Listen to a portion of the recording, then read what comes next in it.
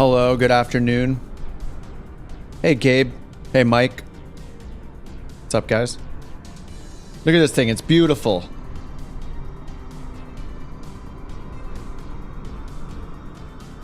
Oh, someone else is here. We picked the same livery.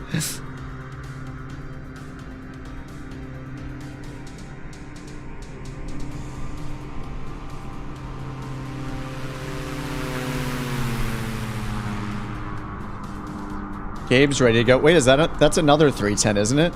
Man, everybody has the 310. I'm late to the party. We're wearing the same thing. We look good, though. Actually, I noticed that if you want your tail number to show up, all the tail numbers are baked into the livery. So I actually picked this one just because the tail number shows up right there when you set it. But I mean, it doesn't really matter. It's just how it is, I guess. Dude, of all the things for Milviz to get not 100% right, which is almost nothing. They pretty much get everything right. There's this oddness. Oh, one that allows for a custom number. Oh, okay. Maybe I'll switch to that one real quick, and then we won't have this awkwardness of wearing the same thing. Hey, Nat Dave, what's up? All right, let me switch over. Let's try that. I don't think I've tried all the liveries. I've tried like 2 or 3 of them probably. All right, we're at CDT5 Charlie Delta Tango 5 on US West. If you're running the beta, if you're not running the beta, then we won't see each other. I'm pulling the time back a little bit because it's going to be dark soon on the East Coast or over here in New Brunswick. So I just want to. Oh yeah, it says custom tail number right here. Got it. I did use this one once before, actually. Let's start on the ramp. Hey, Michael, what's up? Nice, thanks for joining. Yeah, I do kind of random times on the weekend, you know, usually on a Saturday. I intended to start earlier, but the person that cuts my hair asked me to come in like 5 hours early. I was going to do it after the stream, like towards 5 p.m., and she asked me to come in at 1, so it was more important for me to get my hair cut, honestly. It's been a while. It's looking a little bit too long. Hey, Dibby, what's up?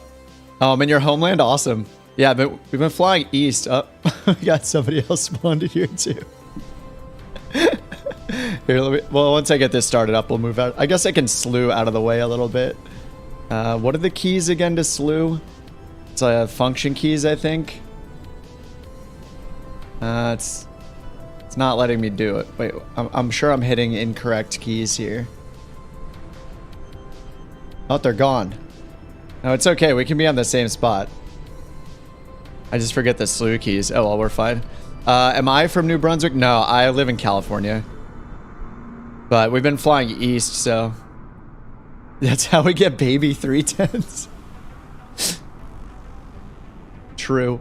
All right, I started figuring out which route to fly before I started the stream, so I know this part's not the most exciting part, but for those of you that use something like OnAir, use NeoFly or Skypark or something like that, or Air Hauler 2 or FS Economy. There's so many. I don't know which ones people use. I think NeoFly is probably, I would guess it's the most popular just because it's free.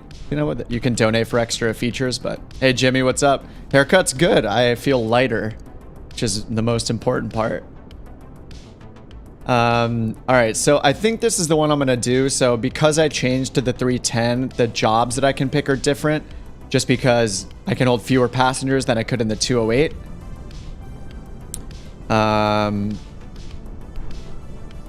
Oh, save Canada for next week. Is there a big Canadian holiday happening or something? This one is the only one I see that goes like kind of north. The other one goes over east to the east here to Newfoundland, which is, it's going to be over the water the whole time. And that seems kind of boring for right now. Hoping we can, oh, for the world update. Yeah, supposedly. I mean, we'll see. Oh yeah, Canada World update is next week too. Oh, I wonder if that's gonna conflict with the Sim Update 10 release then, because they obviously didn't come out this week, and which is confusing because last week their team said next week, we're slated for Sim Update 10 release next week. So this week obviously came and went, and we don't have it. So Yeah, that's cool. Yeah, I'm gonna be headed east here. I think I do really want to like go really far north and cross over to Greenland, Iceland, what is in between the Faroe Islands and then the UK, and like get into Europe a little bit, because I'm so bad at flying outside of the US. As I think everybody knows, I just stick to the US all the time. And having something like Navigraph, I have no excuse for not going across the sea, going across the pond, because we get all those global charts and everything. So all right, so I think we'll just do this one to start. This is only, it's 180 miles. I'll get my get a little more experience in the 310. Hopefully not botch the landing. And this plane in OnAir Company, you can only hold, so when you configure a plane in OnAir, you can choose like no seats, which actually I should probably use that configuration later if I keep flying this, because when you take out the seats, you get extra weight allowance for the cargo. Makes sense. But if you choose, you can choose between eco, business, and first class seating, even in a small GA plane like this. So it's up to you whether or not you do 5 eco seats, 4 business seats, or 3 first class seats. So anyway, I chose the eco one just so we can carry up to 5 people. And it is funny that GA planes have the idea of first business, first eco, like seating. Doesn't really make sense still, but oh well, that's just how it is right now. And then you can see all the jobs here. They're broken down where it says packs by eco, business, and first class. So if you do get into like flying a jet later on, or you fly airliners, like this is more relevant for you. Or maybe it's less relevant because you actually have those seats in your plane. All right, so we're going, I think up here looks good. I'm gonna go check out the flight plan. So Charlie, Yankee, Mike, Echo, CYME. Pop that into SimBrief already. It shows the 310R right here from the drop down. The Metguy says, I've always flown in Europe, crossed to the US recently, loving it. Awesome. Yeah, I'm curious to see, how I feel going the opposite way. See if we have, like, if there are different procedure types I'm not used to. I know the transition altitude is going to be the big thing. In the US and in Canada, transition's always 18,000 feet. So if you're flying airliners or jets, it's a little easier of a rule set, I guess. But yeah, when you go from country to country in Europe, as you're crossing over to different countries so often, the transition altitude changes in every country. I think Germany can be as low as like 3,000 feet or something like that. So that'll be a change for me for sure. All right, so I already put in the freight here. Let me hop in the plane real quick. I have the headphone simulation turned on just because, when I'm using ATC or like Pro ATC, or even if you're using VATSIM, for those of you that are doing that, if you don't know, there's a headphone simulation option. So if you do hear headphone simulation, this is to simulate like having noise canceling headphones in the cockpit, so you don't hear the outside, the engine sounds and stuff as much. How fast can the plane go? I think this one goes around 160, 170, maybe true airspeed cruising. I've only flown it a couple times, but I've mostly been flying the Grand Caravan, but this one is a twin, so this one goes, I think Mike or Chris in Discord was saying it's kind of comparable to like the DA62, which is also a twin, so the extra can keep up with me. I don't know. I hope so. I haven't flown the extra in so long either. But sure, I hope so. Give it a shot. We'll see what happens. You can always do time acceleration to catch up. All right. So I already took this, or let's take this job. And then we'll get it fueled up and everything. Go back to my aircraft. Prepare the flight. Oh, whoa.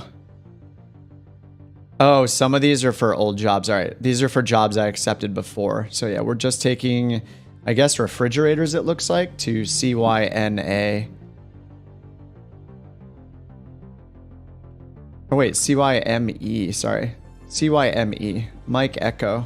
Charlie Yankee Mike Echo. White goods? I don't know what that means.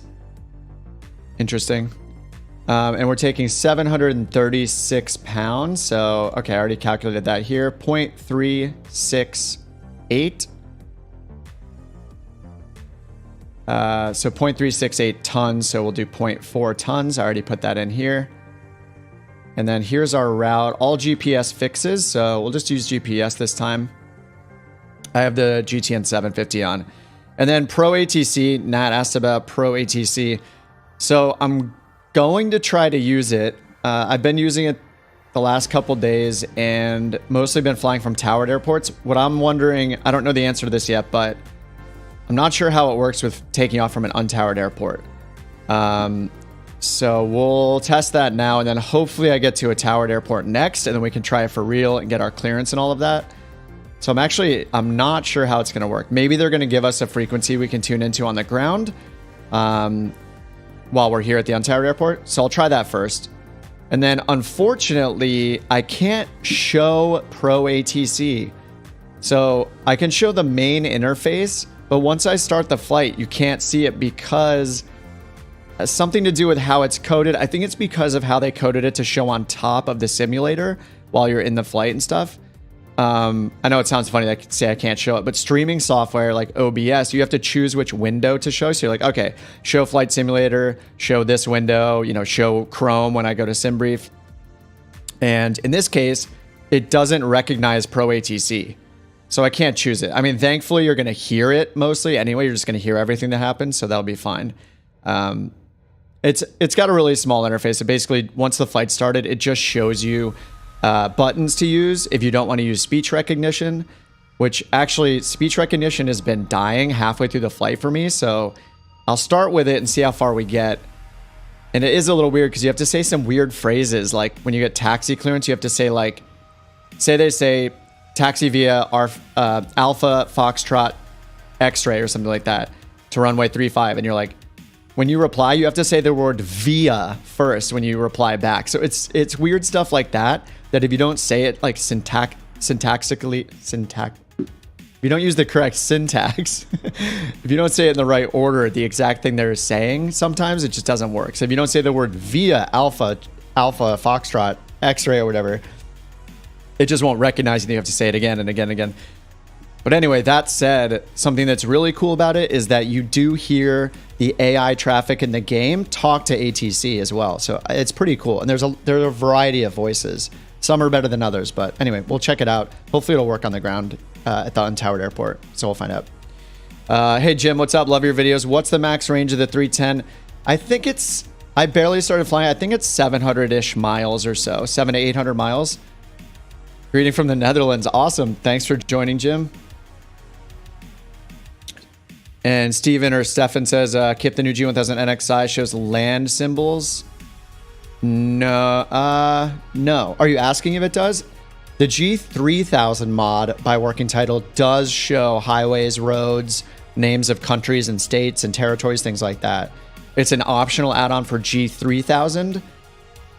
So if you go to the working title site, it's like workingtitle.aero, AERO, or go to my website and I have it linked there, then you can find it and use it. But the G1000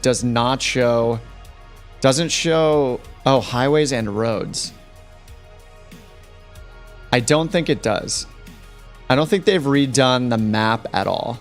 But with the G3000, they did add some stuff onto the map where it shows like city names and stuff like that and highways. So I don't know. Hopefully that'll come. Actually, if that doesn't come to the G1000, the reason for it is that it's not realistic. The working title team is so good at mimicking the real unit. So if it's actually not in the G1000 in real life, then it wouldn't be in it in the working title version either. I'm on USA West. Yeah, Ricky. Hey, Bloomin', what's up? Felix says, I use Sky Park when I fly GA. OnAir looks fun. How much is it? So if you pay monthly, it's expensive. It's $10 a month if you go month-to-month basis. But if you pay for more than a month in advance, it's not that much. It comes out to like $3 a month instead. So I think I just paid for a 2-year term for like $35 or something like that. So the more you pay, the longer term you pay, the cheaper it is, drastically cheaper. OnAir Company, if you guys are hopping in to get giveaway codes, I'll give you a heads up that I don't have any this week. I'll hit them up again and see if they want to give me some for the next month. But yeah, I have been giving them away because the folks over at OnAir saw the stream and gave me some codes to give away. So I've given away, what did we give away? Like 20 codes or something? 15 codes in the last month. Unfortunately, don't have any this time. Maybe I'll put giveaway in the title at some point. It seems a little cringy to put giveaway in the title, so I kind of avoid it. But anyway, yeah, sorry. For those of you here for a code, I don't have any giveaway to give away this weekend. Yeah, Ed, you can join, but only if you're on... It's in the video description. Only if you're on USA West and running Sim Update 10. Otherwise, we won't... Or the 10 beta. Otherwise, we won't see each other. Oh man, there's a bunch of you guys. There's a bunch more people on beta now, it seems like, because they're like, oh man, it's not coming out this week. I better try it. All right, let's get this started. Sorry, I'm trying to read everybody's comments. So we have 5 waypoints here, and then I'll get Pro ATC loaded up and we'll give that a shot. But for now, I'm going to generate the flight. I'm going to have to put this in manually into the GTN 750. Something nice about Pro ATC is it'll import your latest flight plan. Oh, speaking of which, I actually have to put I have to edit this flight. You have to put in an airline. I've just been going with SkyWest, or sorry, Southwest. What did I do last time? 2266 or something? Yeah, SkyWest 2266. So if you ever try Pro ATC or use it, and you're using SimBrief, you're required to put in an airline and a flight number for it to import into SimBrief properly. And, you know, Pro ATC is not really made for GA. Like my call sign this entire flight, if it works for this untowered airport, will be Southwest. Will be Southwest 2266. So anyway, it's just something you have to do. So whatever, it's fine. It feels weird saying Southwest instead of saying like a November call sign, but just have to do that. All right, block fuel 508 pounds. And then here's our route going to the north. So CDT5, that's Charlie Delta Tango 5. And then we're going northwest, Charlie Yankee Mike Echo, CYME. All right, it looks like wind, oh no. M20. We're going to have an average wind component of minus 29 headwinds this whole time. That's horrible. I mean, maybe it'll make for a good landing. We'll see how that goes. A lot of trees on this flight. Oh, awesome. And I have no idea how to say Boost-touche or whatever it is. Sounds funny. I have no idea how to pronounce it. I'm sorry for butchering the names of cities and provinces in Canada. Or I guess provinces are no big deal. I know how to say, well, Quebec supposedly is Quebec, right? Not Quebec like us Americans say it. Or we Americans say it. All right, let's see here. Let me get this thing started up. So actually, the checklists here are pretty good. I compared the in-game checklists to the ones that are in the manual itself and the ones that are actually in ForeFlight, and these are pretty good. So as far as I can tell, oh, Booktouche or Booktouche? Booktouche probably. These are pretty good. So I've been using just the in-sim checklists. All right, so we can remove control locks. Parking brake is set. Got that on my throttle quadrant. All switches off. So this all switches off is actually important in this plane. For those of you that don't have the 310, and I'm a total newbie with it, the people that have this will totally know all of this already. But what's really cool is, and this isn't sponsored or anything, I paid for this with my own money, as I do everything except for those giveaway codes from OnAir. I pay for everything with my own money. But what you can do in the options here for the 310 is this initial state right here. You can set it to default, which means when you load in, everything's set up perfectly for a cold and dark start.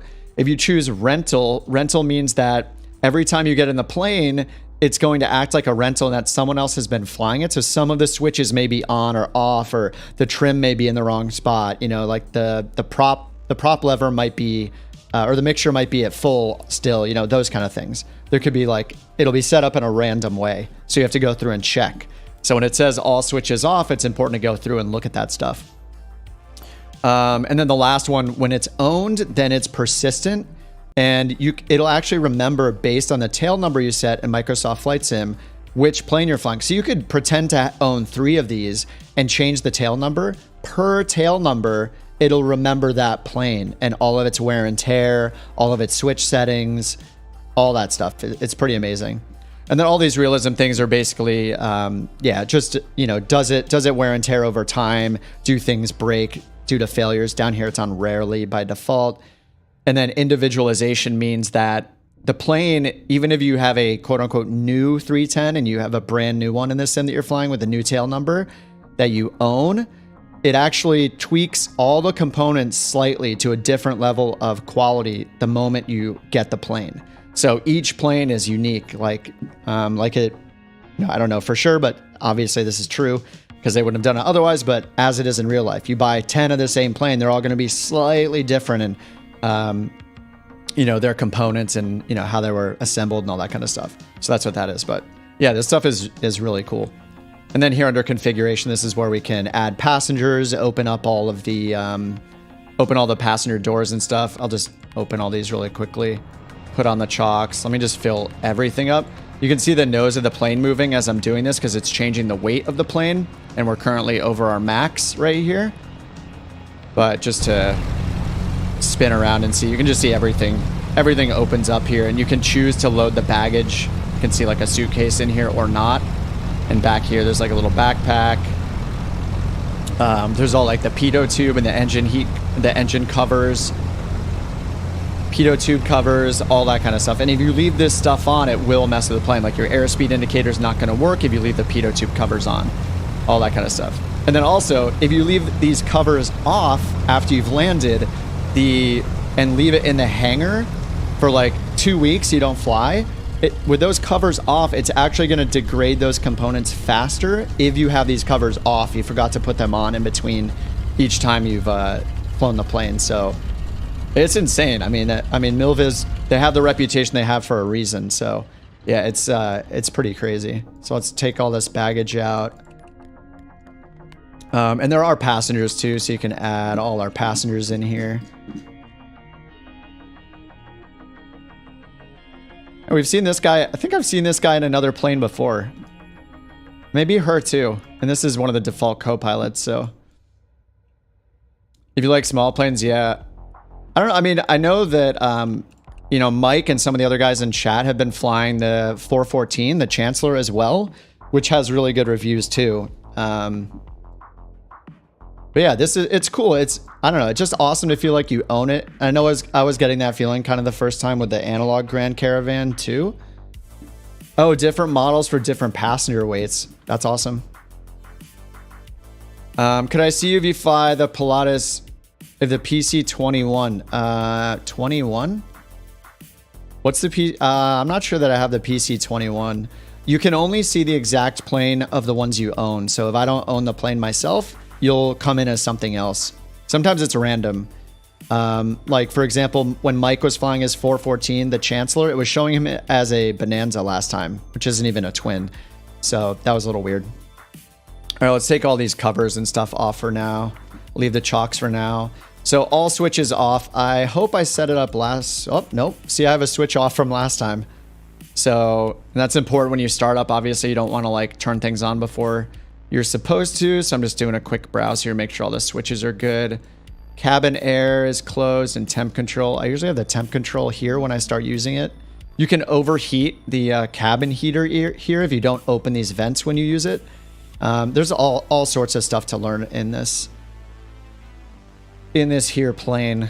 Okay, gears down, all that. You can see my trim wheel is not returned to neutral. I find that I need to keep the trim pretty nose up when I take off. Seems like I need a lot of force to get the plane up. So I've been putting trim wheel at the bottom of the black, or at the bottom of the white square here. All right, all switches in, circuit breakers in, and the circuit breakers do all work in this, like you'd expect from a lot of the higher quality planes. And all of them look in. When they're out, they have like a little red mark near them. So I'm just glancing for that little red mark. I don't see any. These switches are still down. All right, cool. Landing gear switch is down. Check that. Fuel selector, we need left and right main on. Turn those both to the green. Trim tab neutral, I just set that. All right, next we do battery switch on to check our nav lights. I'll just run through this. Battery switch on. And over here we turn on anti-collision and nav lights to check. And then we check the fuel gauges. There's our green light right there. Our beacon right there is flickering, and there's our red light, so we're good on those. And then over on the fuel switches, fuel gauges over here. I haven't fueled it up with OnAir Company yet, but this is where you can choose between showing the main and showing the aux fuel quantity. All right, and then we'll go ahead and turn those off. Nav off, anti-collision off, and battery off. Remove pitot cover, engine cover. We did that already. Intake, exterior inspection complete. Doors are closed. Parking brake is set. And I checked those two emergency switches right down here under the red covers. Sorry, Schwartz, the bot grabbed your message because I have that like spam detection on for the bots we've been getting lately, but it'll catch people swearing, which I don't really care about. But is it 310 available on Xbox? Xbox, yeah, it is. It's on Xbox and PC. I think it's $29.99. I think it's pretty awesome. I've just flown it I flew it like 3 times yesterday. I think 3 flights.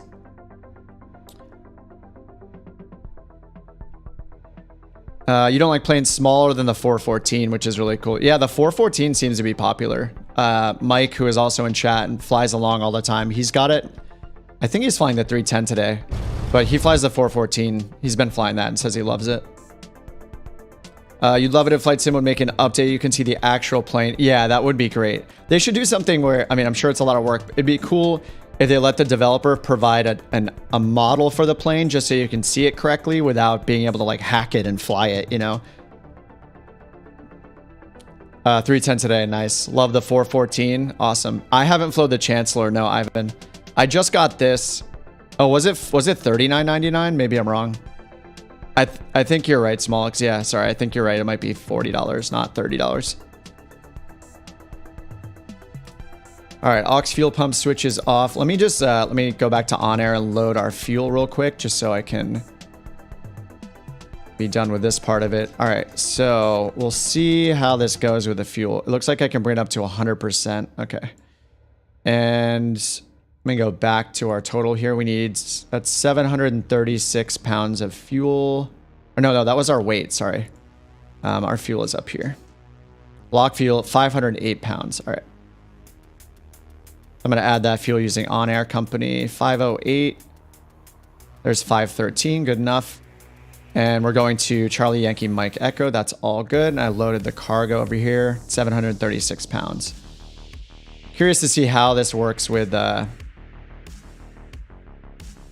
not sure how the engine condition and stuff interacts with the engine condition settings of the plane itself, you know?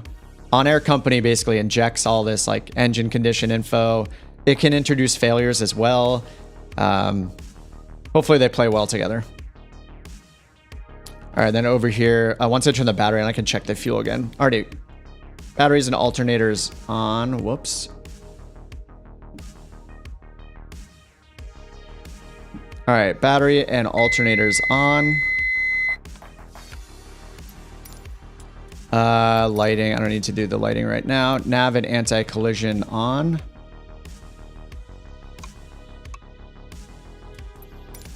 Altimeter, we'll set that in a minute. All warning lights, press to test. Yeah, you're supposed to go through and press all of these guys. But when they're highlighted blue like this, I can't tell they light up, so I can't really test them. So I'm just going to tick these and then I'll look at them. Cabin air control as required. I'm just going to notch it open real quick just to make sure I don't forget later. Fuel quantity, let's double check that. Make sure it got filled.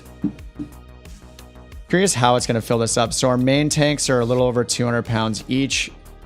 Aux tanks are a little less than 200 pounds each. So suppose... Oh, I didn't hit start tracking yet. That's why it's not filled. And I'm going to rewind about 4 hours in time just so we don't get nighttime here. All right, once I hit start tracking, now it's going to fill everything up. All right, so now our main tank is down to 150. I wonder how it does the fill. Okay, and it filled the aux tank to about 80 each or so. All right, so that looks right. Throttles open 1 inch. Prop full forward and mixture full rich. Cowl flaps locked full open. I think I never touch these, so they should be open. You pull them to close, so these are both open. And left fuel selector and right fuel selector, we already did that, but double checking. All right, cool. All right, now we just do 1 tank at a time, or sorry, 1 engine at a time. So we start with the magnetos for left engine, switch the primer to left, push and hold it. And then we turn the fuel pump to low. All right, so let's start it up over here. I'm gonna lean it just, actually I'm not gonna lean it until I start the right engine. All right, now we just repeat it. Magnetos on the right engine, primer to right, hold to start the right engine. And then fuel pump on low. And then I'm gonna lean it just so we're not at full rich while we're just sitting here on the ground. All right, cool. And that's what it says here is all that. Hold to start, then do the right one, put the aux pumps on low. Check the oil pressure for both of them. So we have 1 gauge here, 1 for left and 1 for right. So we're all in the green there. Looks good. And then throttle set to 800 to 1000 RPM. So I'll pull that back a little bit. So we'll go a little over 800, a little before 900. All right, good. All right, flaps are up. Avionics switch on. It's over here. Set avionics, set lights as required, cabin temperature as required, shocks remove. Okay, we'll remove those, and then brakes release. Okay, cool. So we're good until we're ready to taxi. All right, let's program in our flight plan. I've been having some weird issues with the GTN lately. Hopefully it doesn't happen again. Okay, it looks like it's working now. For some reason, this like set origin wasn't working. It was like grayed out. And then I had to switch over to use the 530. Oh yeah, and you can choose between different avionics, which is pretty awesome. And the G5 is nice too. You can have G5s here if you want them, instead of the traditional, you know, attitude indicator and the HSI. So it's kind of neat. I guess I'll try the G5 this time. I think it'll probably decrease your frame rate a little bit just because it's more digital displays. We'll see how it goes. You can change these on the fly. It supports both of the GTN 750s and then the GNS 530 as well, or just regular radio nav. So if you don't want any GPS tech in here at all, you can hit radio nav. It'll just give you 2 standard like Bendix radios.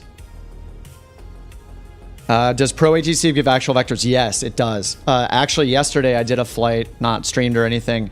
I did a flight into San Diego and, or no, it wasn't San Diego, it was Fresno. But anyway, on my way in, I was way too high and I was ascending for a while. I basically didn't get down fast enough. Like they told me to expect the ILS. Then there was some other traffic and they were vectoring me for like 20 minutes to circle me to get lower and lower. And then they vectored me onto final. And then when I was almost on final, they said clear to intercept final approach course. You know, and then I switched it, and then they gave me, you know, clearance for the ATC, or clearance for the IFR. Oh my God, IFR. Clearance for the ILS. And yeah, it worked really well, actually. So I'm hoping this will work on the ground here, even though we're untowered. But I was actually impressed. It's pretty good. I think the speech recognition can use some work. It's weird to say things in a certain order that doesn't seem right. But I'll try it out. We'll see how far we get. The speech recognition component of it was crapping out on me. After like 30 minutes, I would be switched to another center controller, and then it would just stop recognizing my speech. So I had to use the buttons to reply to them. But it's not bad. Even replying just with the buttons, it's way better than the Microsoft Flight Sim ATC. I don't even need the speech recognition part. It's nice, but I don't know, it can feel a little weird sometimes. Oh, you guys can judge when we try it out. All right, let's set our flight plan here. So we have right here, we're going CDT5.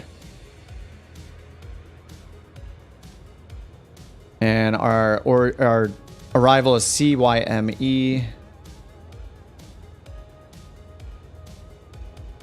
All right, and then here's our en route waypoints. We just have 5 en route waypoints. So Ovixi, O-V-I-X-I.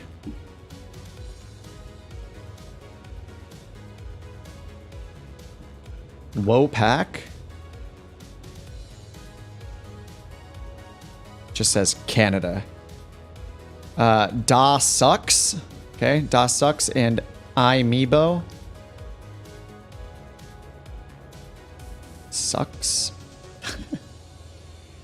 Imibo. See, I'm getting little bugs like this. Like, look, for some reason it says ILS. Let's try the O again. All right, there we go. I think if you type too fast, sometimes it can get confused. And then Anaso. Anaso. A-N-A-S-O. Nah, that's not an A. There we go. Yeah, if you type too fast, it seems to weird out. All right, I think we're good there. Let's check the map to make sure that looks right. Oh, and all these other waypoints are way up there. That's really weird. So it's like lining me up for an approach. It's probably because it's untowered, or maybe they have few instrument approach procedures. All right, let's go look. So we know that the winds are going to suck. We're going to have a 29 knot average wind component, negative wind component, so we'll have headwinds most of the time. That's going to stink. Our total our true airspeed along the route looks like it maxes around 189, even with the wind component. So we'll see if that's true. 189 for that and 156 for our ground speed. Average fuel flow. I've been trying to look at this just to run it a little more realistically. So it's averaging us at 163 pounds an hour. And then if we go down here for the weather. So no weather available for our departure airport or our destination airport.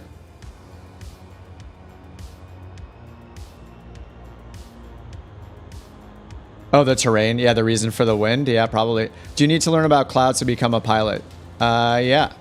As far as I know, yeah. Like basically, pilots are like part-time professional meteorologists. So you have to learn a lot about weather.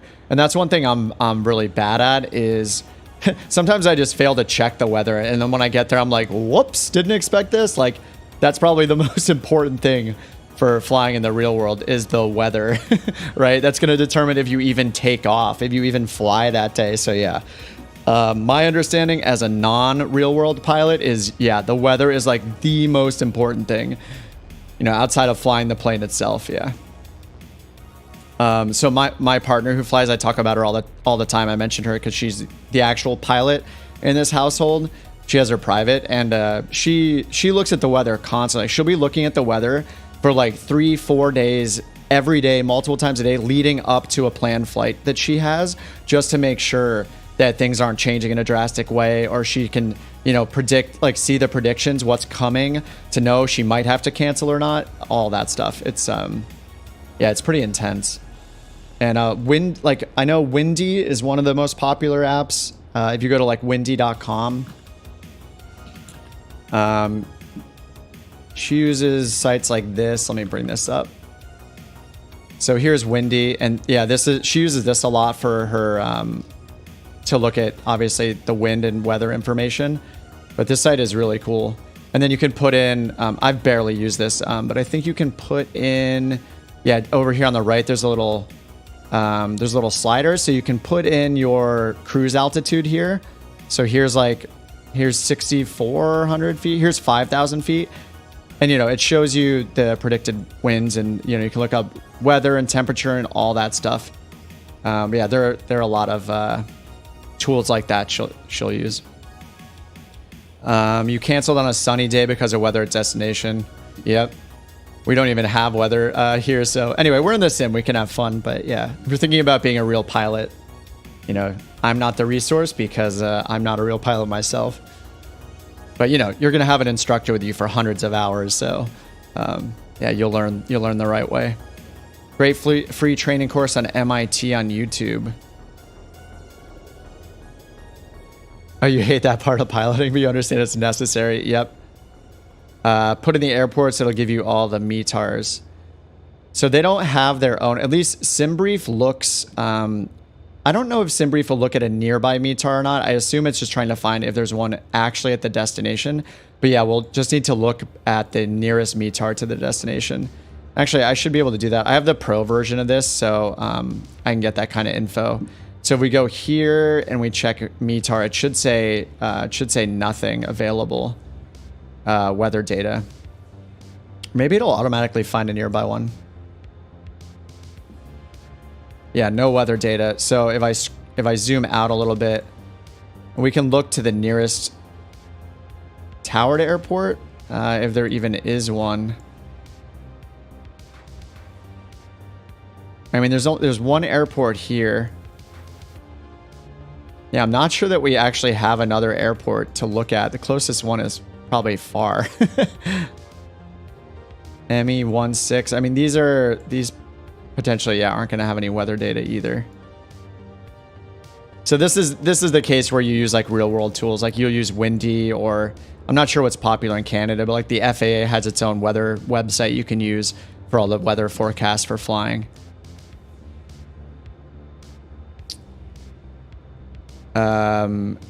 Yeah, I could do it in Windy. Chris says, I fly into Xbox. Can't decide if I should have the Velocity 1 or the Honeycomb. Well, I think it's a budget question because the Velocity 1 has both a throttle and a yoke combined. Whereas the Honeycomb, you have to buy them separately. So it's going to cost you, I think it's more money, right? Each of the Honeycomb ones are 300, I think. Yeah, check the windsock, definitely. So I think it's up to you, Christoph, if you have the budget or not. And then, like, if you have the budget for the Velocity 1 and some rudder pedals that work with the Xbox, I don't know if there are any, actually. I'm not sure how Xbox rudders work, but that would be... I think rudder pedals are more important than getting a higher quality yoke and throttle quadrant. And the Velocity 1 is supposed to be really good. I don't have an Xbox, but there's some people in the Discord that have one, and they seem to love it, so... Sorry, I know this is taking a really long time. It always takes a while, the flight plan, because we're all chatting at the same time, and then I'm doing it in little phases here. The Velocity sucks, really? I heard there's like a little wobble to the yoke, but other than that, people seem to think it's okay. But yeah, maybe I'm wrong about that.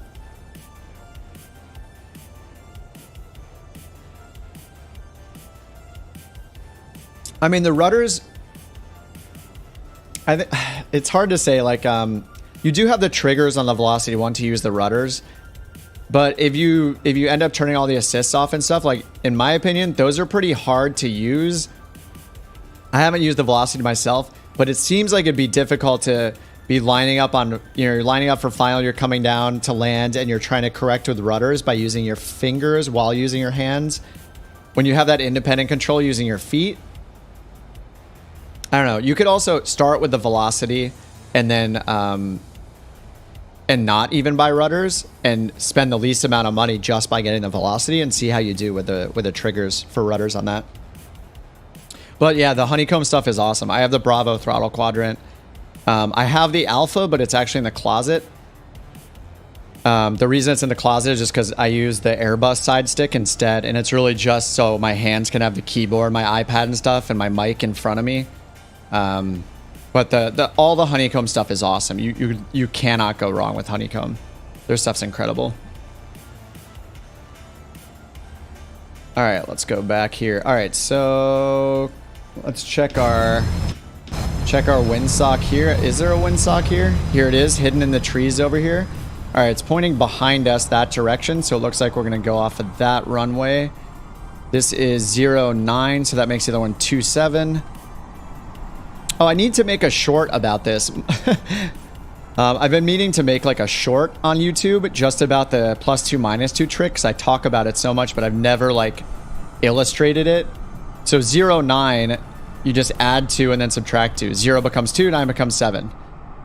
If it's 1, 7, then the 1 becomes a 3, the 7 becomes a 5. Like you just do +2 -2. There is a range of like 20 degrees where it doesn't work, and you end up with more than 360.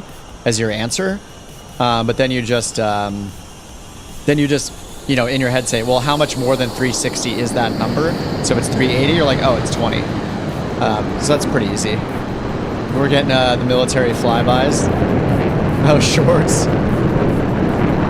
It sounds so good. Some people might think it's annoying to hear the buzzing of like F-18s and sonic booms all the time, but I think it's awesome. Windsocks in the bushes, probably reliable. Yeah, actually, I didn't even look at how many knots it is. I think it's 3 knots per mark on there, right? So that's probably like 10 to 12 knots, something like that. So we have 3, 6, 9, 12, 15. I'm pretty sure is what it shows. So, I mean, it's close to... It's probably around 10 knots or so. And I always think of the windsock as pointing to the direction that you should go for your takeoff. So if it's pointing that direction, I'm like, it's just pointing like, hey, go over there. Take off from over there is what it's telling me. No wind, it's just stuck in the tree. Yeah. All right, we're tracking an OnAir Company already. So you guys can't see this because I can't share it easily on the stream, but I'm setting up Pro ATC right now. The only way for me to be able to show this to you is by sharing my entire computer monitor on the stream. And not only does that scare the crap out of me because, you know, you just literally everything you see is seen. So like you would see my chat on the side with my YouTube graph pulled up. You would see my streaming software on the left because I'm just on one ultra wide monitor. So anyway, I don't really want to do that because it's annoying for me. But anyway, yeah, the only thing it shows once the flight is going is it shows a transcript of what ATC last said to you, and then it has buttons to reply. There's a button to check in with a controller, a button to confirm, and a button to ask them to say again. Besides that, this version is the Pro ATC SR, so speech recognition. So I'm going to try to use that, and I'm going to sound like an idiot using it because you have to say things in a very specific way sometimes. But you'll be able to hear everything at least. So hopefully that'll help you decide whether or not you want to check it out. You know, I've used Pilot to ATC. I'm trying this one out. I feel like I've just used everything and nothing has made me super happy. But this one's been pretty good so far. So I will say it's been pretty good. All right, let me squawk VFR for now. Altitude reporting. They're gonna give us a clearance code if it lets us do this for this flight. So we'll find out. And then let's go ahead and check the airport elevation really quickly right here. 41 feet. So I'm going to set my altimeters. So we're at 41 feet. That's 100. So that's 20, 30, 40 right there. All right. Looks like we're about 2998, I would say. I did... Yeah, Mechine, or if I'm saying your name right. Yeah, I tried it last night. I did a few flights on it. Oh, this was set to 2998 already. I believe this was set to that just because this was what it was set to the last time I flew. I'm pretty sure.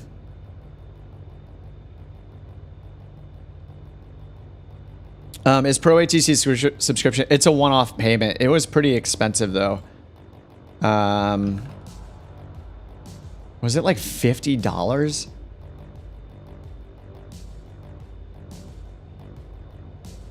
Let me see how much it was. Yeah, it's 50 euros, 49.95 euros. So, you know, oh, 9 or not 9. Sorry, my bad. I'm also reading a lot of the waypoints just using the regular alphabet instead of phonetic, just because it saves time. It's natural, but yeah, you're right. Just leave me alone, okay?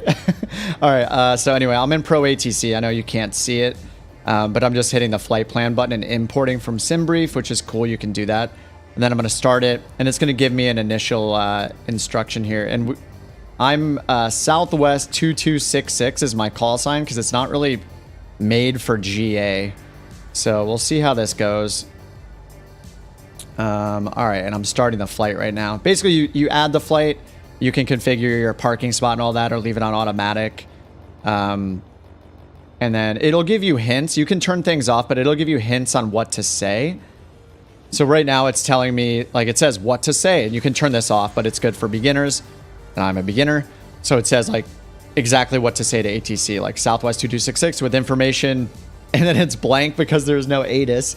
Parking 6, request clearance. So I have no idea what it's going to say to us right now because we're not at a towered airport. And it also gives you like startup permission, startup and pushback permission. So we'll see how it goes. All right, Jim, thanks for hanging out. Yeah, see you later. Thanks for tuning in. All right, so let's see what it does here. Southwest 2266 with information, parking 6, request clearance.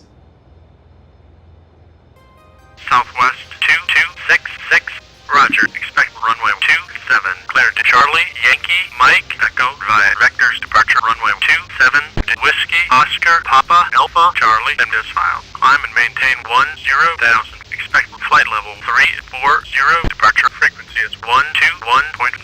Transponder code is 3171, altimeter 30.01. Okay, so you might have noticed that they told me that we would expect flight level 340, and that's my fault. So I'm quitting that right now.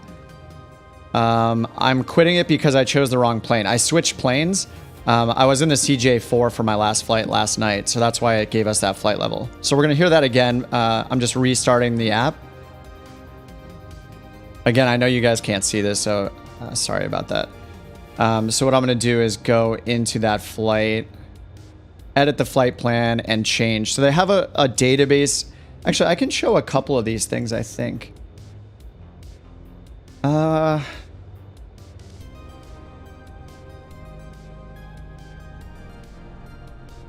right, hold on. Let me check. Let me try something really quickly. Just so you can see me do this setup. Okay, that worked, kind of. That's the database side. So here it's showing like the list of planes that it supports. The window that I can't share easily is the one once we get in, once we get into the flight. And I lost that window already.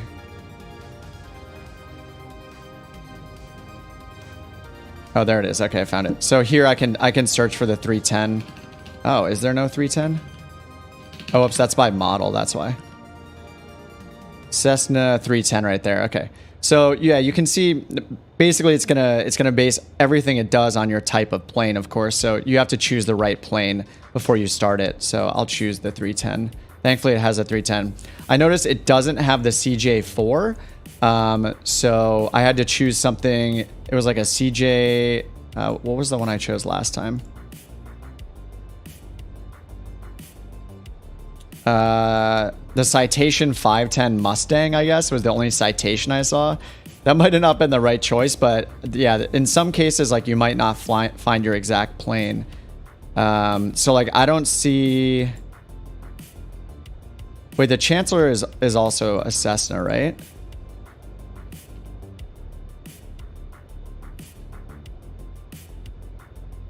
Is the Chancellor a Cessna? Anyway, and I can look at more of this later for you guys to see if the planes you have are in it, but yeah, I can't get the 310 now.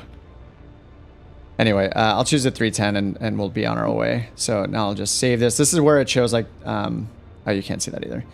All right, so we have Southwest 2266. All right, so I'm just gonna start the flight again.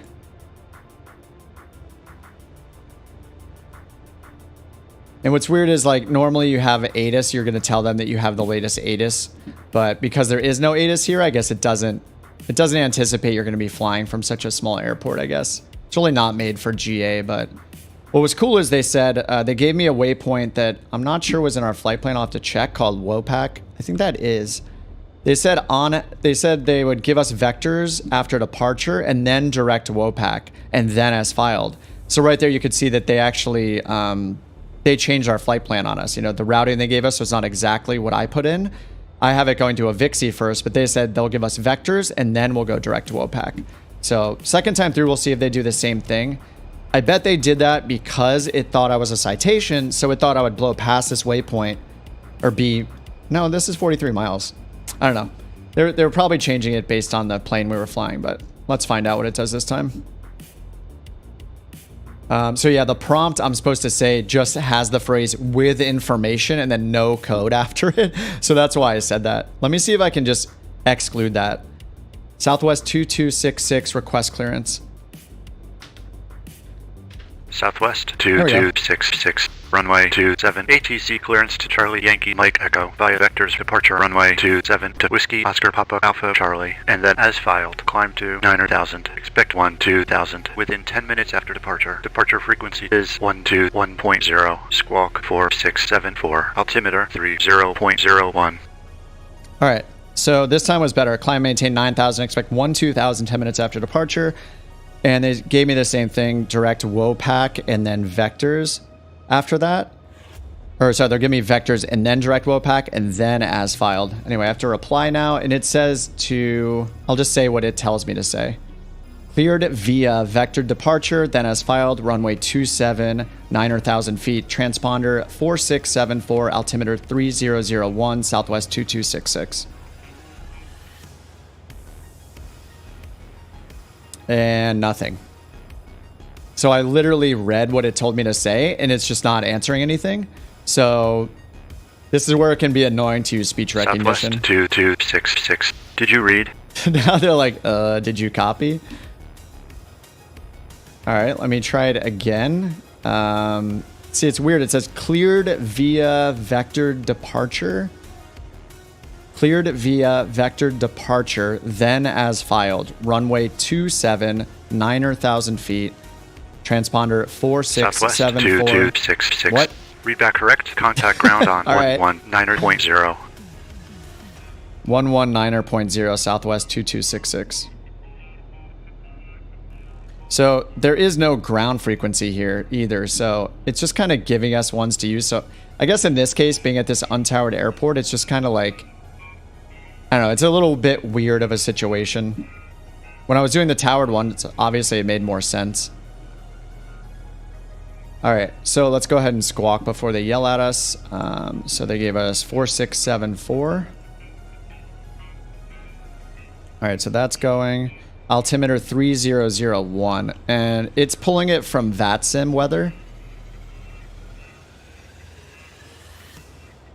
So this is putting us a little higher than airport elevation, but you can have it used. Oh, that's what the. You put a little Einstein up here. Oh, I did notice you can do that in other seats. If you hit this seat, it puts a briefcase. If you hit this one, it puts a cowboy hat. Put our stuff in the plane. I didn't know you could put an Einstein up here. All right, that's funny. A little bobblehead.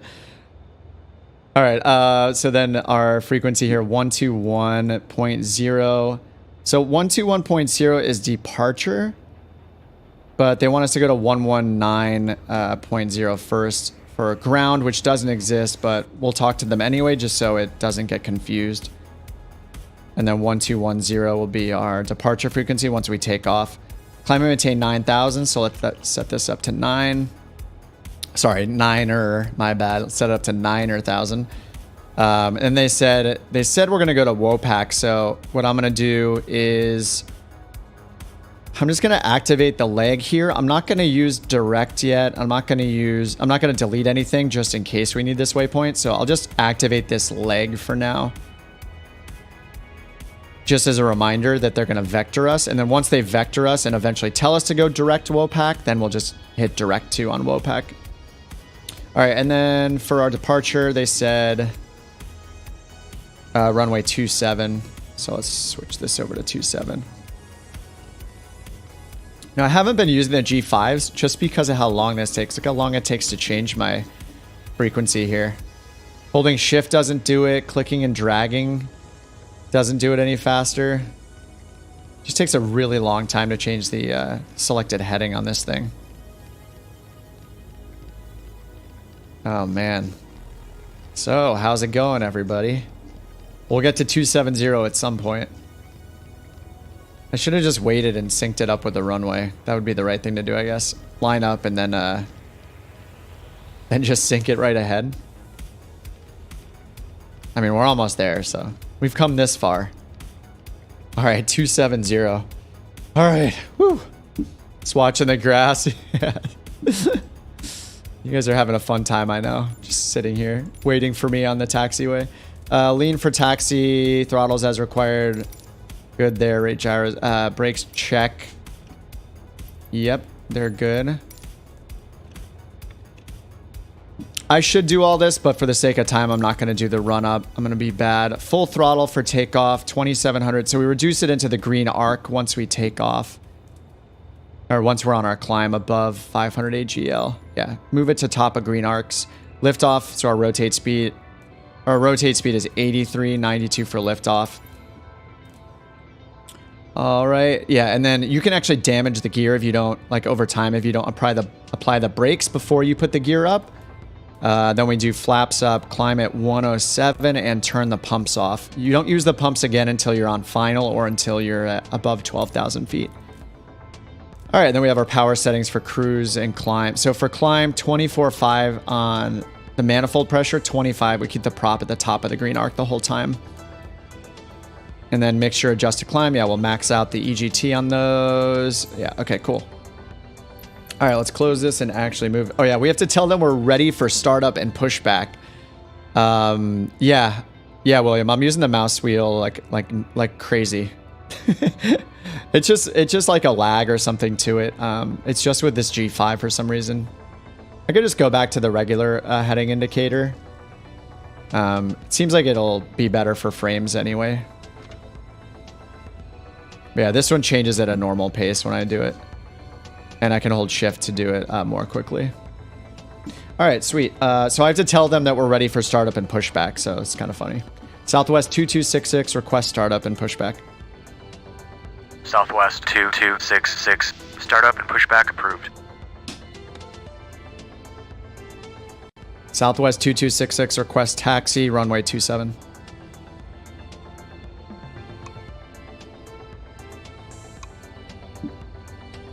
Oh, I didn't reply to them.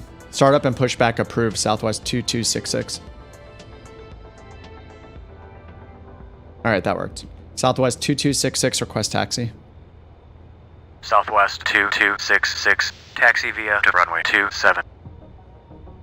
Runway 27, Southwest 2266. Okay, it said they recognized that. Okay. So I didn't have to say taxi via, because they didn't give me a via, because there are no taxiways here. So that's good. All right, so we're going to 27. We're going to take off to... We'll just go in the dirt here. We're going to take off and climb to 9,000. They're going to vector us once we take off. It makes it fast for you. Yeah, like if you do it fast enough, it jumps to like 10-degree increments. Dude, the bobblehead is actually bobbling. That is so good. Could be the best thing in this plane. Guys, all you guys waiting, you have incredible patience. And look at all these 310s and Schwartz and a Hornet, of course. Schwartz, of course, and a Hornet. Thanks for being patient, guys. I know all that stuff's boring to wait through, but you guys are champions for waiting. And I need to remember I have a gear in this. And I didn't set up my Bravo throttle quadrant as a twin right now. I still just have 3 levers instead of 6. So all of these are moving in sync together, just on one axis. If I keep flying this, I know I like to change and try different planes. But if I stick with this, I'll need to, yeah, pull out my other controls, my other...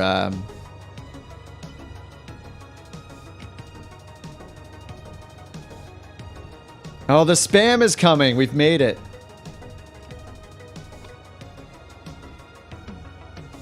Southwest 2266. The porn bots have Contact tower arrived. on 120.0. All right, 120.0 for the tower. 120.0 Southwest 2266. So they gave me a... So that's not departure. So we're contacting some fake tower frequency now. You know, all this is only really weird just because we're at an untowered airport. If we were at a towered airport, it would not feel as strange. And then 1210, I'm gonna leave and let's flop these. 1210 is the one which is our departure frequency. So I want to leave that in standby. There we go. Southwest 2266, runway 27, ready for departure.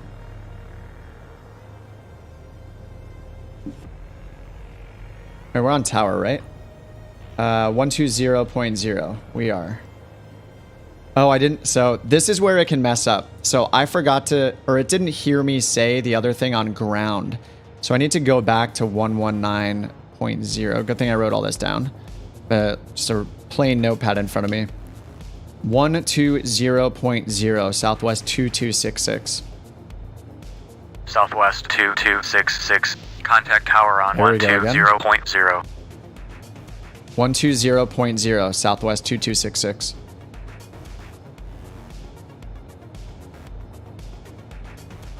Okay, I think I said it. So let's try tower again. 120.0.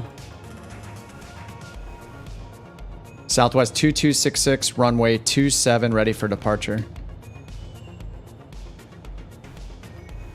See, it's not answering me. This is weird. Southwest 2266, runway 27, ready for departure.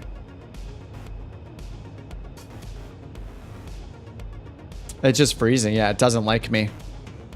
This is the thing I have with speech recognition. It's a cool idea, but I feel like a lot of the time it ends up being kind of cumbersome. Like it should have yeah, I would normally say that, Michael, but what it gives you is like a prompt of exactly the syntax to use to get it to recognize it. So I've been reading the hints that it's giving me. You can't see the window, but yeah, and so that's why some of the things I say sound a little weird, because that's what it's forcing me to say, basically. But what you can do, this is what I did last night. I can set up a hotkey, like I could set up my trigger key to check in with the controller or something like that. Yeah, William, it's Pro ATC. I can't show the interface because of how it works with the sim. I can't easily share the little overlay. But yeah, let me try it one more time. 120.0, Southwest 2266. Yeah, it says to say ready for departure. Did it say to line up? It said recognized by tower, runway 27. I don't know. Let me just line up and see if it says anything once I line up. Once I actually get on the runway.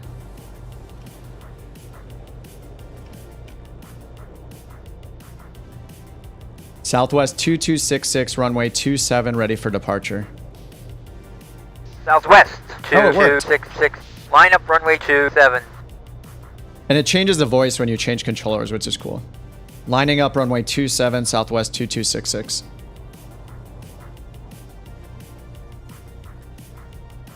So, I don't know if it actually works with other planes in multiplayer, but it would wait. It might actually be waiting for shorts to be off a little bit before it lets me take off.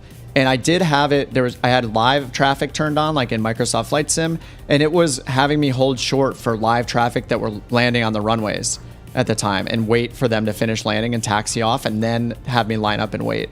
So it was pretty cool to actually have that. Try to fly with real time. It looks beautiful. Oh, I can't change it because I changed it in OnAir. OnAir Company locks it, so I do try to get the sunsets like every time.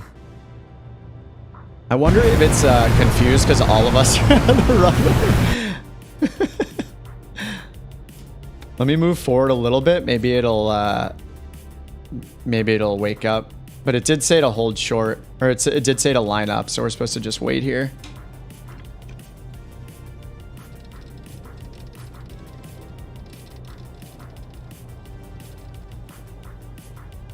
Am I still running the beta? Yeah, I am.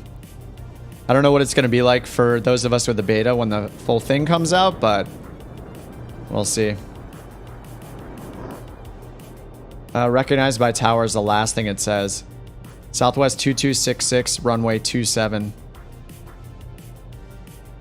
Lining up runway 27, Southwest 2266.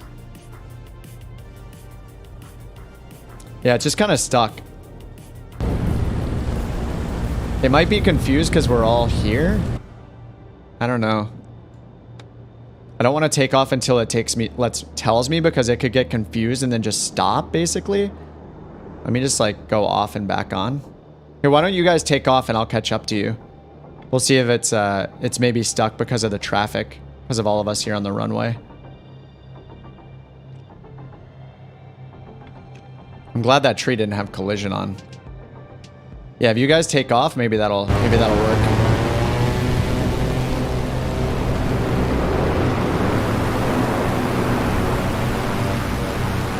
All right, mic is off. Is that a DA62? What's that up? All right, that's Gabe. Maybe that's another. Oh, is everybody in the 310? Gabe. Toxic Farts is back. Don't get behind him, everyone. Who said that last time? Last time someone was like, don't get behind him. Don't fly behind him.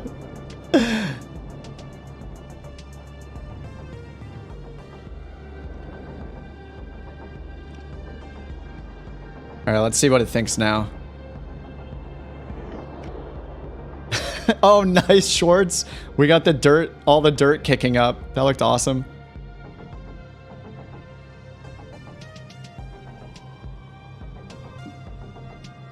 All right, well, we're on 27. We're ready to go here. Lining up runway 27, Southwest 2266.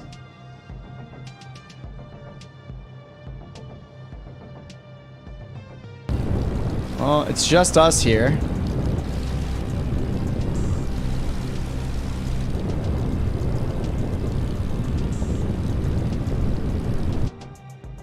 Come on. I mean, this kind of weight would make sense if I'm lining up at a big airport, but I don't know. Maybe it's confused. I might need to open the... Let me open the menu here and say... Let me hit this button. Oh, it does nothing. Confirm. Southwest 2266. I hit the say again button. I'm going to tell it to reply automatically. It's not working either. It's kind of confused. Lining up runway 27, Southwest 2266. It's not recognizing it.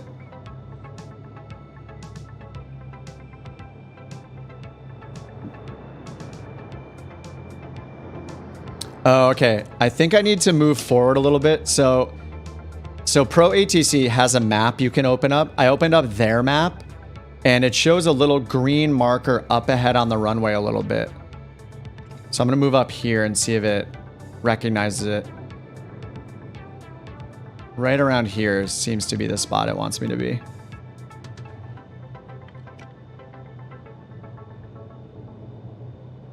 Lining up runway 27, Southwest 2266.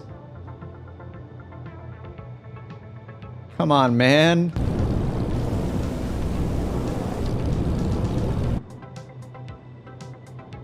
Still a better ATC than X-Plane 12.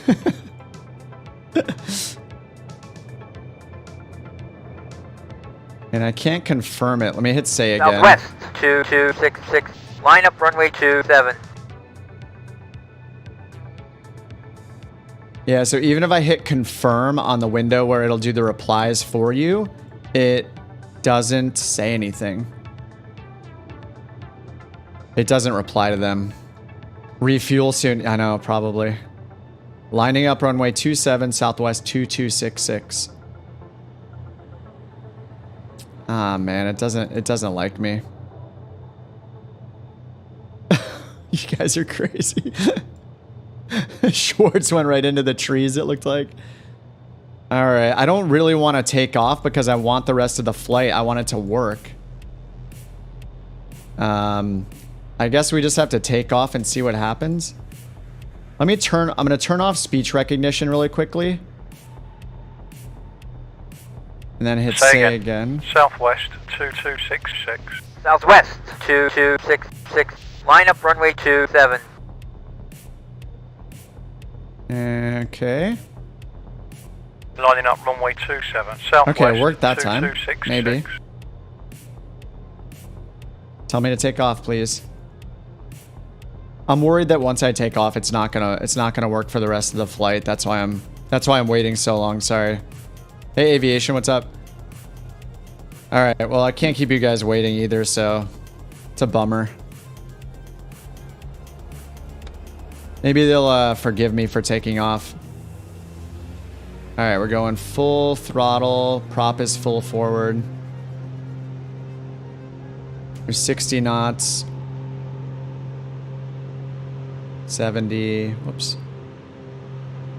That's our rotate right there.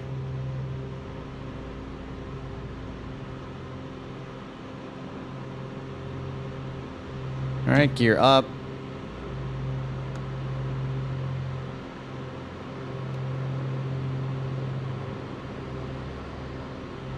All right, we're waiting for 400 on our altimeter, and then we'll pull our prop and our throttle back to the green zones. Southwest 2266. Contact departure on 121.0. 121.0, Southwest 2266.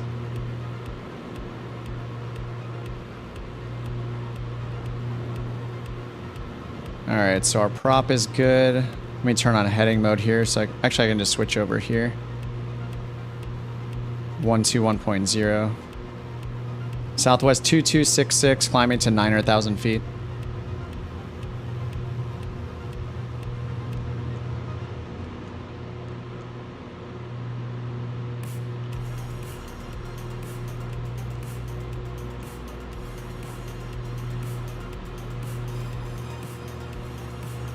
Hey, Hierarchical. I'm using a program called Pro ATC. I linked it in the description.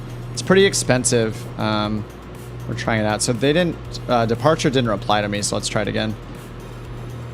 Oh, it's because it didn't get my, so this happens pretty often. So I have to go back to tower.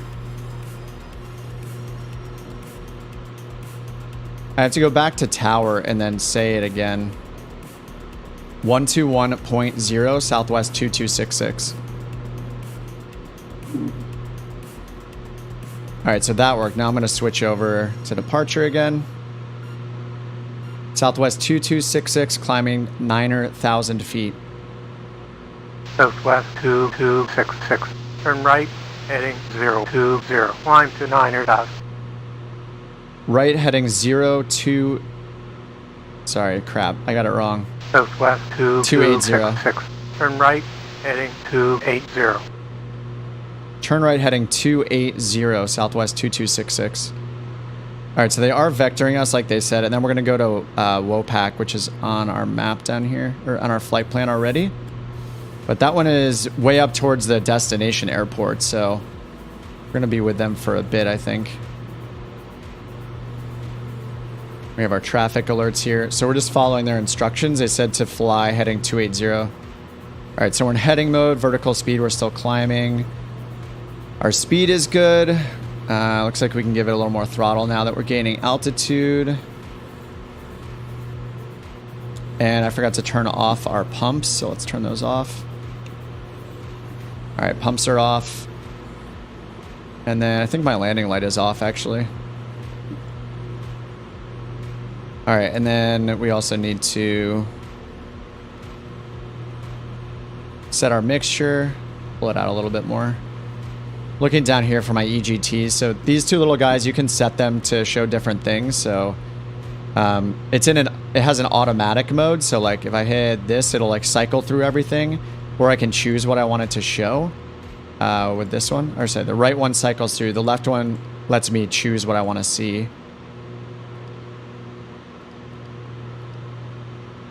So I could leave it on one of the cylinders if I want.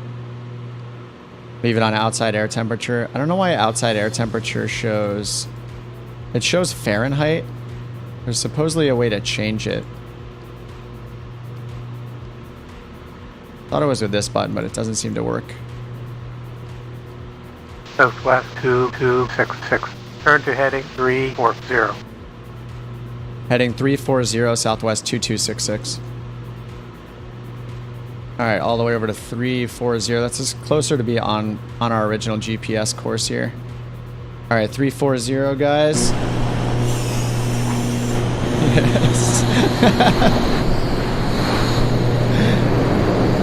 Shorts, where are you going?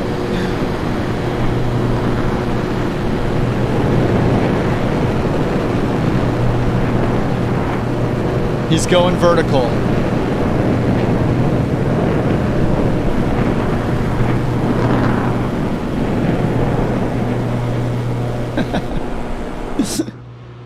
All right, heading 340. Let's see where we are from our original track here. Yeah, so it looks like he's taking us direct. Oh, actually, our next waypoint's right here, isn't it? Looks like he's taking us. Southwest. Yeah, right towards our next waypoint here. Climb and maintain 12000. 2000. Climb and maintain 2000 Southwest 2266. So see, he gave me that climb to instruction well before we were there either. Also, so we're just at 5,000 feet, and he already gave us, the instruction to continue the climb to 2000. It's so annoying. Like Microsoft Flight Sim built-in ATC, it'll wait till you get there, and then you level off in altitude hold mode, and then or capturing your altitude right then, and then it'll tell you. So then you have to go and set your vertical speed or flight level change again.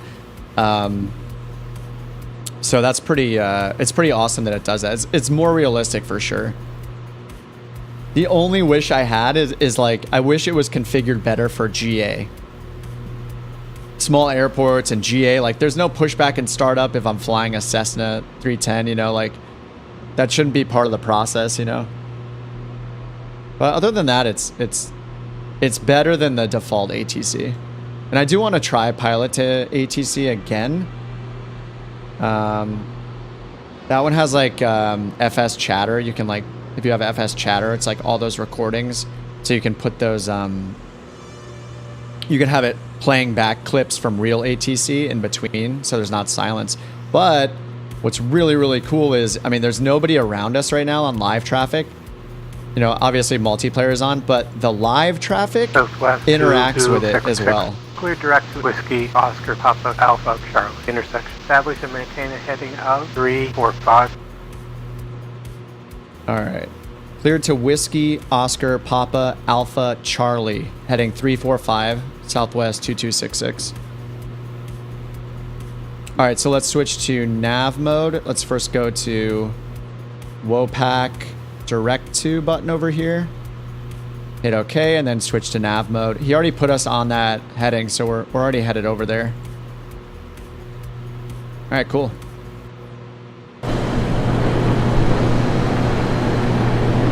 Schwartz is like aimed up in the air because he's trying to go so slow. He probably has his flaps out this entire time just to keep up with us slow pokes.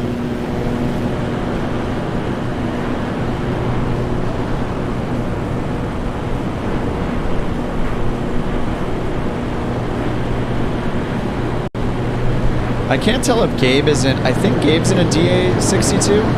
Yeah, that's got to be the DA62. Look how thin the wings are. I mean, I think it is. It's a little hard to tell sometimes. Yeah, that's got to be. It doesn't have pods on the wings. It's not the 310. Yeah, that's a DA62. The G1000 Tech.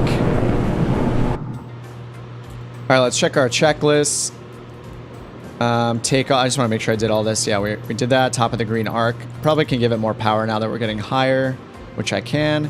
Keep the RPMs here at the top of the green arc for the climb. And then we're supposed to be, I'm almost maxed out on throttle, 24.5 on manifold. All right, so our climb rate should go up quite a bit. Our speed is where it should be. It has a little green tick or a little blue mark right here. That's our VY. And then I assume that's our stall speed right there. Maybe that's our clean config stall without flaps, and this is our stall with flaps. That could also be our rotate. Rotate's 86, right? I think it said it was around 86. 50, 60, 70, 86 would be around here. So that must be like our clean config stall or something like that. And then the white arc is usually this is usually our full flap stall speed. 71 or whatever it is. All right, this is going pretty well. So they gave us, yeah, they vectored us for our departure, which is cool.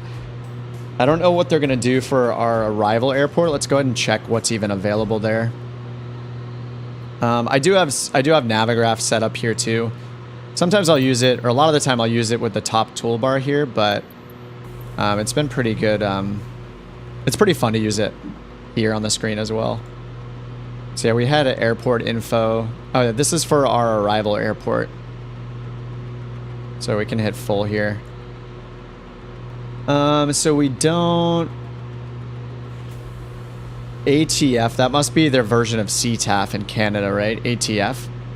Something traffic frequency. It's Southwest just airport traffic 266. frequency, I guess. Turn to heading 345. Heading 345 Southwest 2266. 345 would be right there. I don't know why do they want us on that heading? We're fine. We're going direct to the waypoint. All right, we're turning to 345 just to be good and listen. Aux fuel pumps are off. We got that. 2,500 and 24.5 inches for our climb. We're doing that as best we can. Airspeed 115 to 130. So I'm climbing maybe a tad too fast. I'll pull down our vertical speed a little bit, down to 800 feet per minute. Adjust for climb fuel flow. It's been a little bit, so let me lean that a little bit more.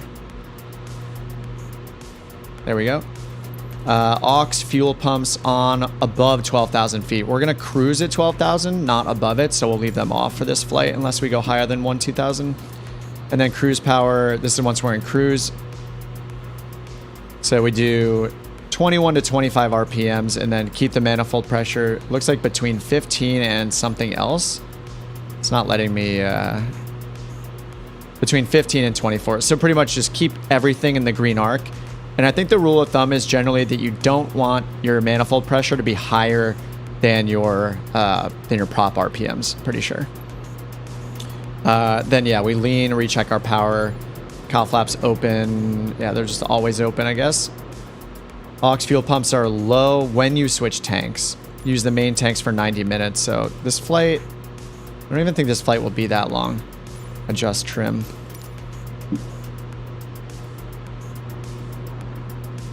Let's see. Can we get the fields on this one? Let's check our fields. Get an ETE field on here. Ground speed, distance. Let's change this one. Estimated arrival at waypoint. Estimated arrival at destination. Time to waypoint. Time to destination. Whoops. Oh, fuel flow. Nice. Why is it doing that? Estimated time to destination. What, an hour and 51 minutes? No way. It's not going to take us an hour and 51 minutes, is it? We're going like 100... What are we going, 180 miles? Did I mess up here? Are we going way too far? I don't know. Is that true? Our ground speed is only 90. That's why it's not helping very much. Look to my left.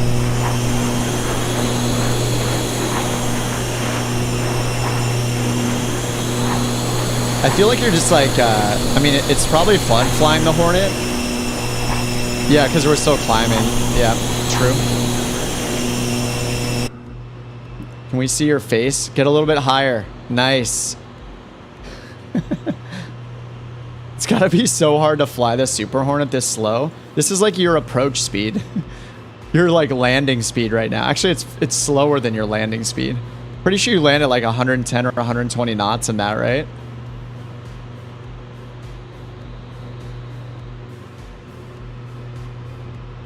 Aren't you supposed to like give me the bird or something?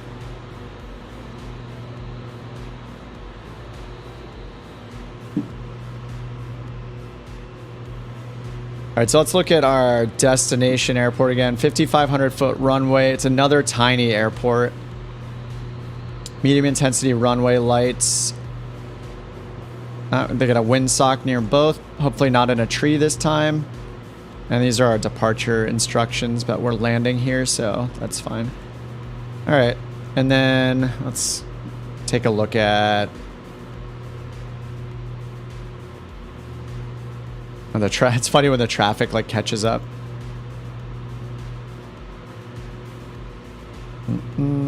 So WOPAC is all the way over here. 266. Establish and maintain a heading out 355. Heading 355 Southwest 2266.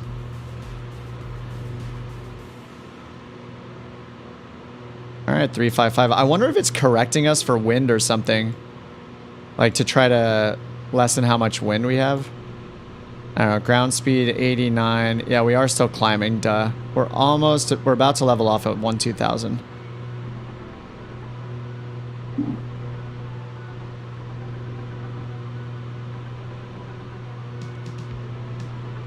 Forgot to hit arm. On this one, the arm button actually works for arming altitude hold mode.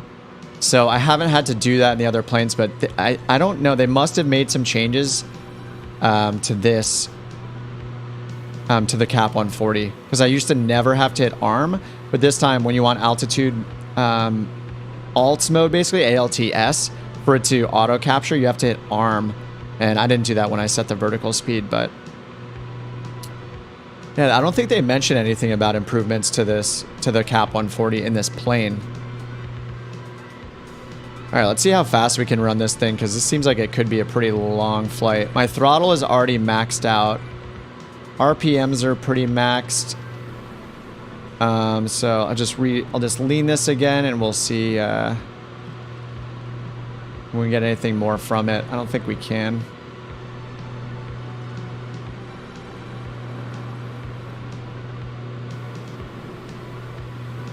I'm gonna go a little rich of peak anyway, because the engine will remember for me. It'll remember if I don't have if I don't treat it well. Turn to heading 350. Why don't they just have us stay on GPS? Heading 350 Southwest 2266.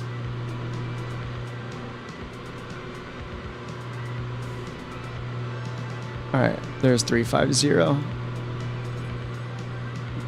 mean, they just have us a little like diverted from our course just a little bit. I'm not sure why. They're probably, I mean, if we're going north like this, he's probably just lining us up for final, basically. Go in this direction.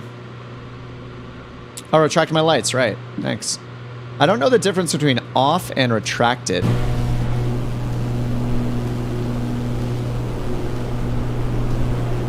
Like, I think how these landing lights work is they physically move in or out from where they're installed to change the direction the lights were. Nav strobe, anti-collision's on. Oops, I should have pitot heat turned on probably. Airspeed indicator is still working, but having a hard time figuring out the temperature because it's all in Fahrenheit. And it's kind of weird. Southwest 2266. Turn to heading 350. Heading 350 Southwest 2266. We're on a heading of 350. 345, right there. I don't know what this guy's talking about. He just wants us to oh, it's probably really cold in here too. I forgot something that you have on this tablet is this comfort index, cold and getting colder. So we don't have any passengers, but anyway, we'll turn the heat on here.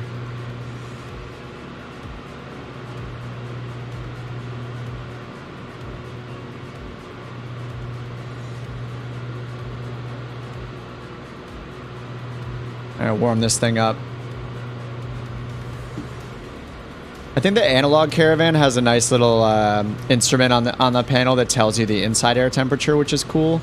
And it has those little lights on the left that tell you if it's too hot or too cold. They just light up blue or red. So I always forget about this just because it's only on the tablet, and I mostly want the... Southwest 2266. Oh, whoops, I have baggage in still? Heading out 350. Loaded payload is lower than due payload. Oh, whoops. 800 instead of 926 pounds. Oh no.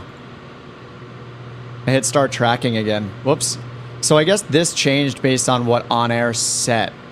That's why I was confused. I was like, I thought I turned all these off. But what's happening is OnAir Company is setting the payload for the cargo we're hauling. And this is reacting to it by just auto ticking things here. What did they say? Fly heading 350? Say again, Southwest 2266. Southwest 2266. Establish and maintain a heading out 350.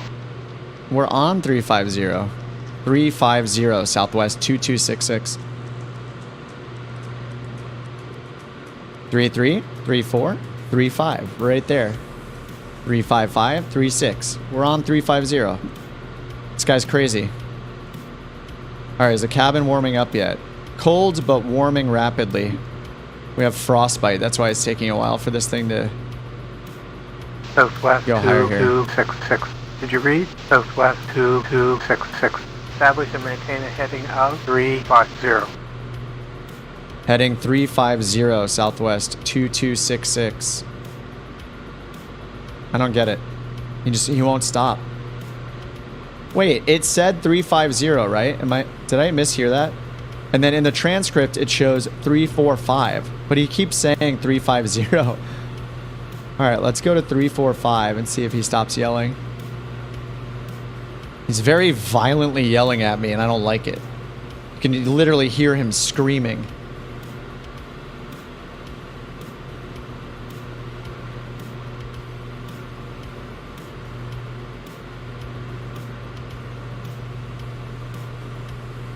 And the diamond is so pretty.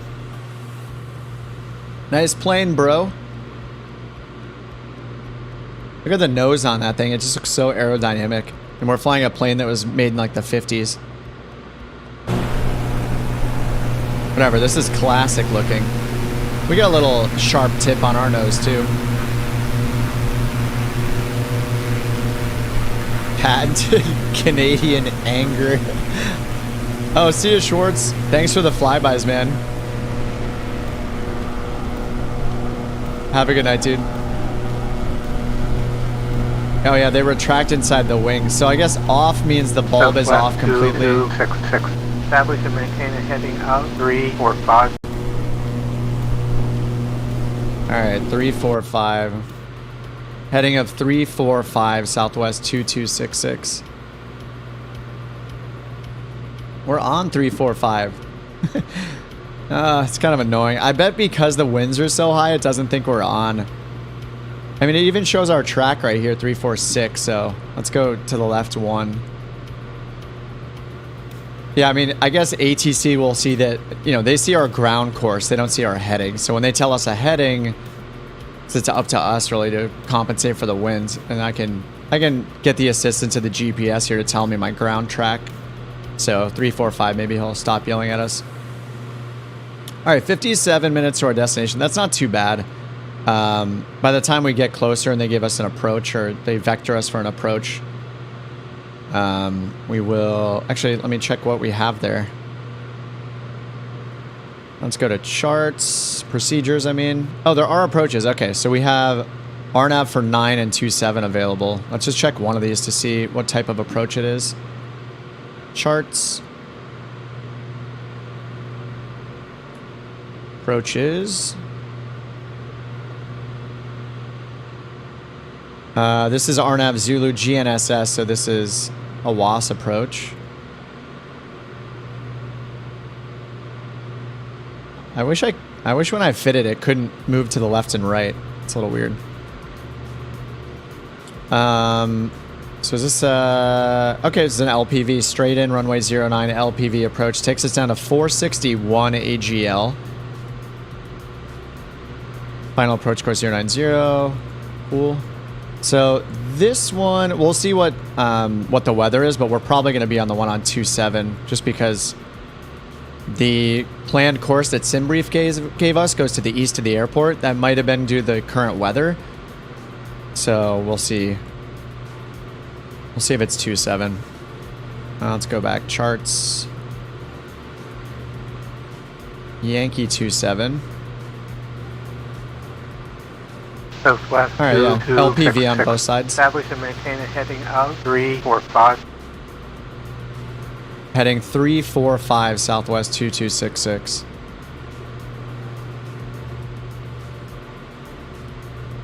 And what is our track right now? Let me do this. Change fields. Current track. Ground magnetic check. We are 345. This guy is high on the reefer. There's something wrong here. All right, so here's the one for runway 27 then. Montreal Center 13465. We'll probably end up being at 13465. We'll see what happens. Just put it in on standby.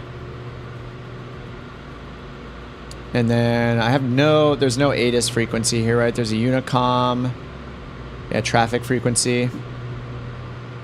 And this one's going to DOS sucks. That's the one we had before. We had DOS sucks to Amiibo to Anaso. So we had put in... It's interesting, yeah, I guess part of the SimBrief flight plan was to put the first 3 waypoints of this approach into our GPS, so it's interesting. And then, yeah, it's an LPV straight in. Decision altitude 603 and decision heights 500 feet, AGL. So, yeah, hopefully we get a cool little approach. We could try that out with the 750. Hey, Cyber Rider, what's up? Dude, I love this thing so much. The bobblehead. What if they had like hundreds of bobbleheads and you could like, you know, you could pay $1 for the bobblehead that you want? I would totally do that. Give me like, I want like, what do I want? Give me like a Game of Thrones bobblehead. I want like Daenerys or something. Or I've been watching the new one, what, House of the Dragon? Give me like, give me Damon or whatever. I want him, like with a sword. That'd be cool. I wonder if people will make mods, like put a different bobblehead. Oh, they probably already have that. I don't know if that's possible. That would be cool.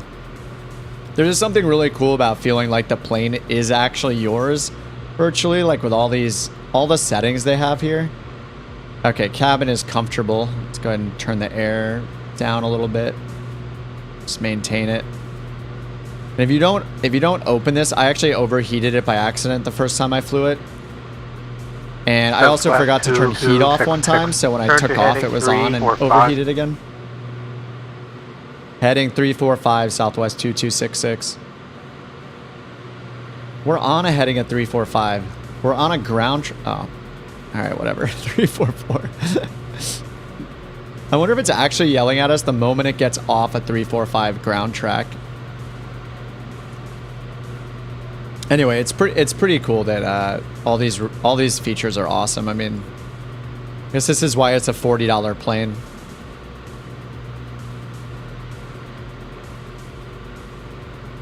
And then whenever you get damaged, this isn't shown because, like it says, you can only look at this when you're powered off and on the ground. But you can look at the status of all the components, see what got damaged. You can overhaul it, replace the components. And I think even if you replace them, though, there's like certain things that can't be overhauled where like it's just how the plane is, like how your individual plane is. Oh yeah, and then there's the dirt level too, which I guess over time we'll see this accumulate. And yeah, it's pretty cool. You know, I haven't been tracking our flight time. Is the flight time accurate on here? We haven't been going an hour and 40, have we? No way. The stream has been on an hour and 40, but we were on the ground for a half an hour, so we're probably at like an hour and 10. So unless it's 2 hours, I probably need to switch to the aux tanks. I think that's just part of the procedures. I'm checking the checklist right now. Fuel selectors for 60 minutes on the main tanks. Another 60. Oh, okay, if you have the auxiliary tanks installed, use the main tanks for 90 minutes. Southwest 2266. Establish and maintain a heading out 345. Heading 345, Southwest 2266. Yeah, this is kind of annoying. This is like the Microsoft Flight Sim equivalent of climb 1,000 feet, descend 1,000 feet over and over and over and over again. He's not having me follow our flight plan. He's just having me on a heading. Yeah, every time it gets 1 degree off because of wind, he's checking in with us and telling us to correct it. That's a little bit annoying.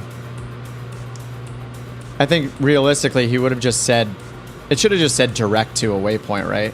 But he's having us go to like, what is it? Something sucks, whatever that waypoint is. Then he should have just, yeah, he should just have us go direct to that waypoint. We're going to Wopak. Oh, DOS sucks, I guess. Yeah, I don't know. Still not worse than Microsoft Flight Sim ATC, though. Oh, yeah, ground speed is up. What are we at now? 154, nice. Let me turn on this highlight. It like puts a background behind it.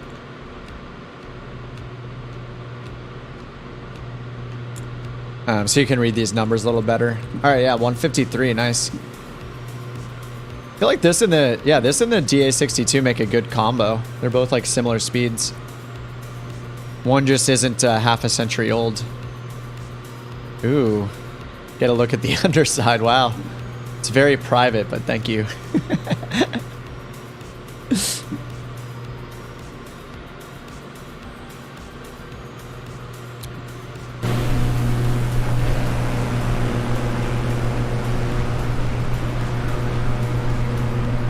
Yeah, we are flying pretty high. We can't. Actually, we could ask to descend if we want to see the trees a little better. Southwest 2266. Turn to heading 345. Heading 345, Southwest 2266. We're on a track at 345. We're perfect. Southwest 2266. Request flight level 090. Southwest 2266. Descent to 10,000. They usually make you say it in flight levels, which is why I said flight level. All right, they'll give us 10,000. Descend to 10,000, Southwest 2266.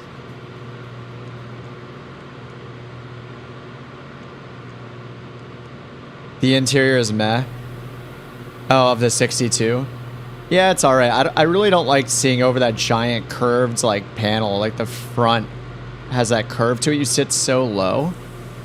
All right, we're going down to 10,000 feet so we can see a little bit more of the terrain. We're just a little too high where it's kind of whatever. But it's cool. I requested 9,000. They gave us 10,000. Descending to... Oh, it's telling me to say descending to flight level 100. Also a weird thing. And it's not a flight level. At least not in Canada. Not until it's in the 18,000. Above 18,000. Anyway.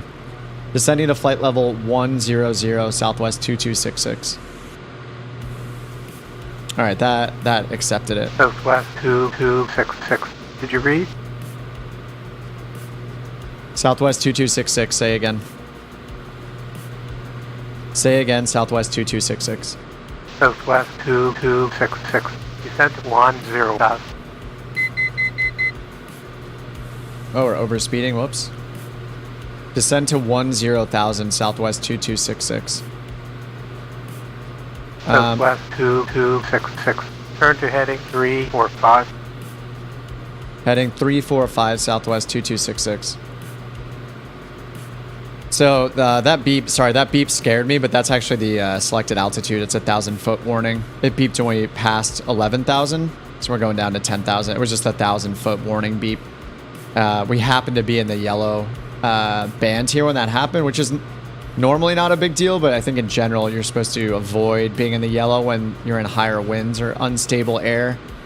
So because we have a crosswind, like we have a headwind of like 30 knots on average, I think, this flight, so I'll just leave it in the green until we level off. Hey Nat, what do you reckon? You think I should hold out for Sim Update 10 or just go to the beta? I guess it depends on how much time you have. If your internet speed is decent and you don't really worry about having to reinstall the whole sim potentially, then I would say go for the beta. For me, like, I don't have all that many mods installed, so if I like reformatted my whole hard drive, it wouldn't worry me very much. I think the upside is get all the new Sim Update 10 stuff. If you're having crappy performance, like who knows, it could be middle or end of next week. If you got a lot of time to fly between now and then, I don't know, I would say go for it if you have the time. And if you're not going to be frustrated, if you have to reinstall the whole sim. You know, when the beta came out, I figured, you know, I did it right away because I was like, well, we're going to have like a month until this comes out, so... For the first time, I installed the beta. 2266. Turn to heading 340. Heading 340, Southwest 2266. All right, 340, right there.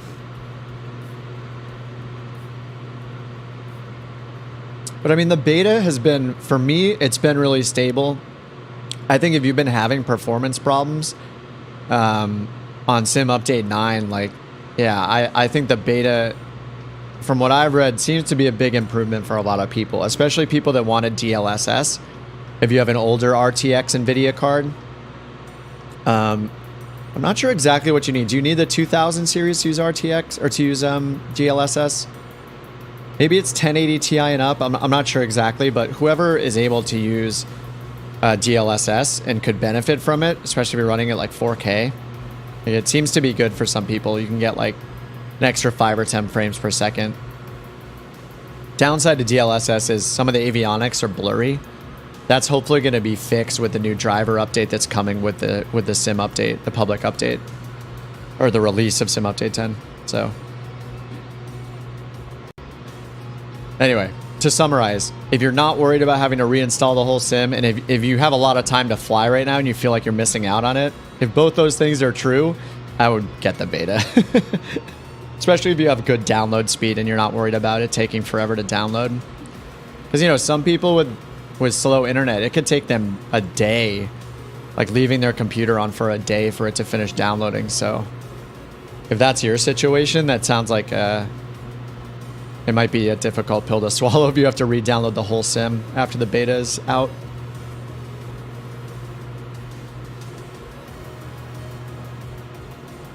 Make sure you aren't in the Insider. Oh, I'm on the Insider. Am I supposed to not be? I saw someone post about that, but I thought they had a unique problem. I have the Insider app. Let me launch mine and see. I'm still opted in as far as I know. I mean, that's how I have the beta right now.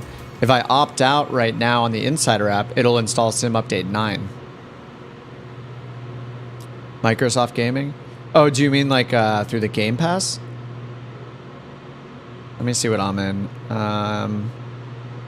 Yeah, I'm still in Microsoft Flight Sim Beta. Oh, Windows Gaming Insider. Is that for Xbox? Windows Gaming. All right. Yeah, I'm using the Xbox Insider. Specific Windows Gaming Test Flight. Oh, that's problematic. Oh, I gotcha. For the PC. So there's another program. There's another beta program that's conflicting with the Sim Update 10 beta program. To test the Xbox PC Game Pass app. I see. Makes sense. Oh, that's good to know. Can you get the charts on the Garmin? Yeah, I can, but the only reason I can is because I paid for the premium version of the GTN 750. So as far as I know, so there are two GTN 750s, right? There's the PMS 51. So right here, the PMS 50 GTN 750, that's what I'm using. There's another one called the TDS 750 XI, which has, I think, some more features. It's kind of like the NXI version of the GTN. So I think there are some more features, but I did look at their site, and I think I think this one's like $50, $40 or $50. The PMS one has either like an annual payment you can do or a lifetime payment. I did the lifetime one. As far as I know, though, only the PMS 50 gives you Navigraph charts. That's what I'm pretty sure that's the case. So anyway, I do have the paid version of the PMS 750. So yeah, I can go to charts here and yeah, pull up the charts. They're a little difficult to read when you're zoomed out, like mattering which plane you're in and stuff. They can be, you know, hard to read, but the thing about Navigraph that's great is you can use it in so many different ways, which is why I think Navigraph is so awesome. You can use the standalone app on your Windows, like on your Windows desktop. Like it opens as its own separate app. So you can tile it on a second monitor if you want, whatever. Or, and then you have the iPad app, and I think, do they have an Android app too, I assume? So you can run it on your tablet, almost like you have ForeFlight, you know, and you're in a real plane. Or you can use the toolbar version up here. So you click this and it just opens it up. And the benefit to doing it this way is VR compatibility. And also, you can see right here, when you have a flight plan loaded in to your avionics in the plane, you can just hit load and it'll do its best. It didn't load the whole thing. I've actually been having some issues with the 750. I think this might be a 750 bug where it doesn't get the full flight plan. But like in the NXI, it usually pulls the whole flight plan perfectly for me. Right, so then you can use this in, you know, right here, which is great. And you have more functionality this way too. So like if I open the charts list, what I can do is pin things with this little pin button to the bottom here, puts them in this little drawer. So I can pretty much set up for my landing, like put in the approach I think I'll get, runway 27, so I'll pin that one. I'll hit taxi, I'll pin the taxiway diagram. And then, you know, when I'm doing the approach, I'll just click here to see the whole approach. You know, I can make this window bigger if I want. And then you can also overlay them. So this is something you have to pay extra for in ForeFlight is when you click this little tiny button that says overlay, it's like this little tiny icon, it'll overlay it on the moving map. So it's just part of it. So now as you're flying, you just see it overlaid on the map. I didn't choose the departure or my approach here yet. So here I'll choose Yankee. Oh, let's go Zulu 27. There, so now it'll update it. So it's overlaying, you know, everything onto those points right onto the chart. So anyway, yeah, this way is most of the time I use it like this because, you know, you can use it with any plane. You don't need to, if you're using the free GTN 750 and you want the charts, well, you have them up here. You don't have to pay extra just for the charts. So I like the toolbar version for the charts. But it's also cool to see it, like, you know, if you're in VR, this is another reason you might want it here, but you're gonna have to lean in really far to see this clearly in VR. Also it could be a little bit weird, but it is in there. It's cool that it's in there.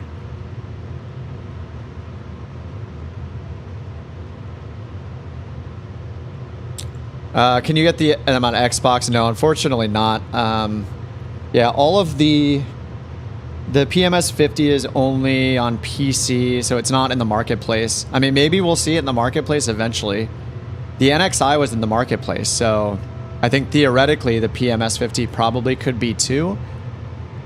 I think the reason it probably isn't is because the way the developer made it, you have to put in a license key for it. And you have to type that license key in on here. I'm not sure if that plays well with the marketplace or their terms of service. Heading 340 Southwest 2266.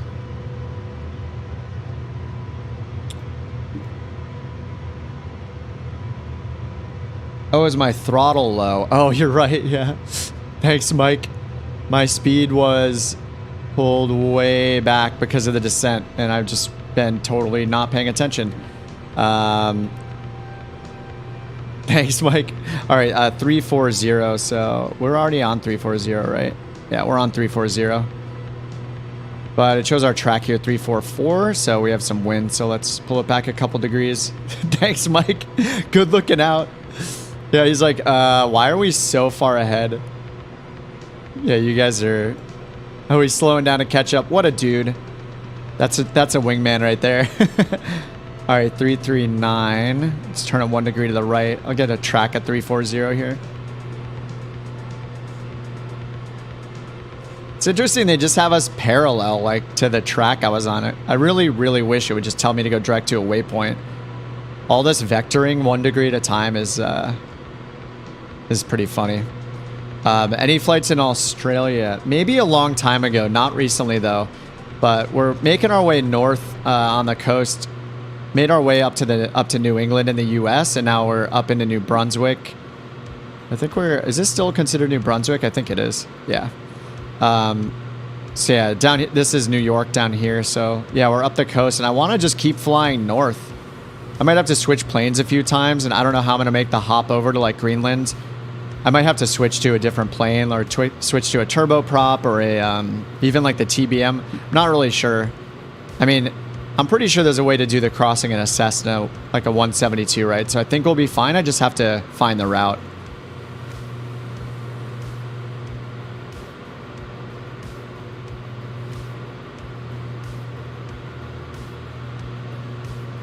And before we get over to Europe, I'm going to have to go through all the world updates, make sure I have everything installed there. I tend to only install the things that I like know that I'm using regularly. So right now I just have the 2 US world updates installed, but yeah, there are a bunch of world updates for the rest of the world, especially in Europe. So I want to turn those on before we fly over there.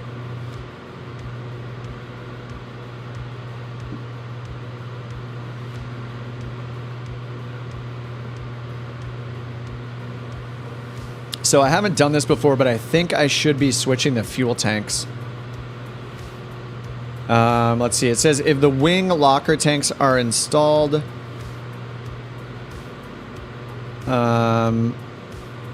after the wing locker tanks are transferred and the main quantity is less than 180 pounds each, switch to the auxiliary tanks.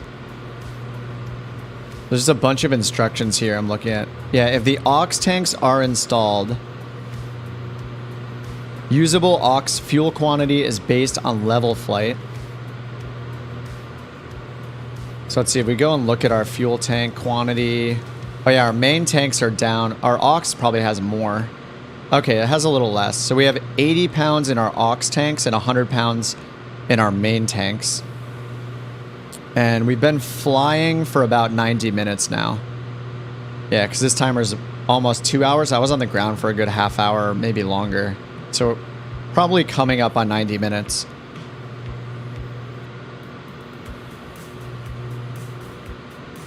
So I think what we do is cross feed, right?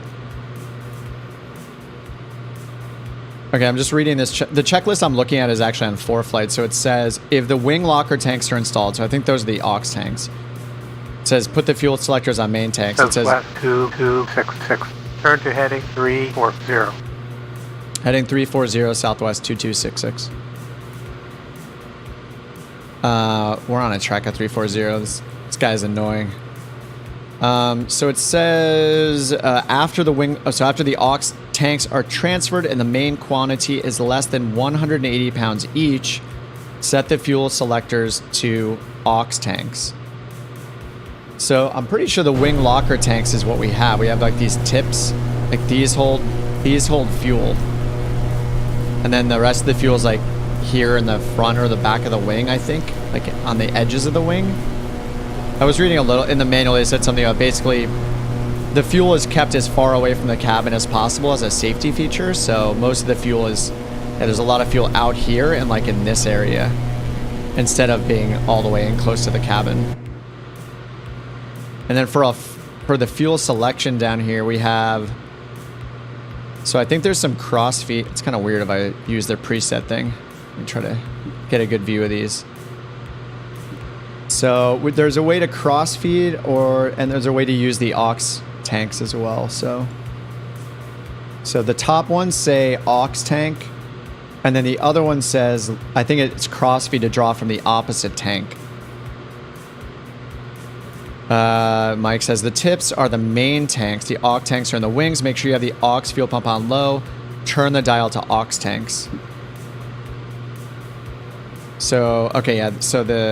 So I do one pump at a time. I assume I turn this aux pump to low. I think I'm supposed to do mixture rich or something. Or enrichen the mixture at least, and then switch over. So the aux tanks have still have less than the main tanks though. But I'm not sure exactly. It says after 90 minutes. I wish it was based on how much fuel there was. Yeah, it says if wing locker tanks are installed, then cross feed as required to maintain fuel balance after the wing locker tank fuel transfer. This is confusing a little bit. I'm gonna bring up the actual manual here.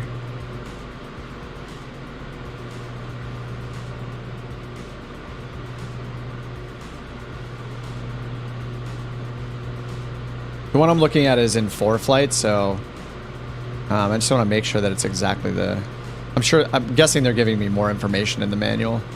If it'll load up eventually. I'll just wait for that to load. And I wonder, does this give me fuel info?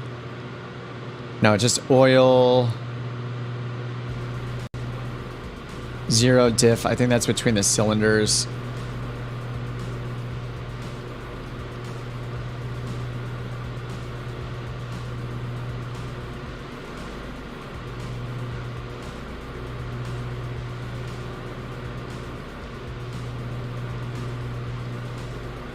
Okay, oh, I got it to go Celsius, it looks like. -3.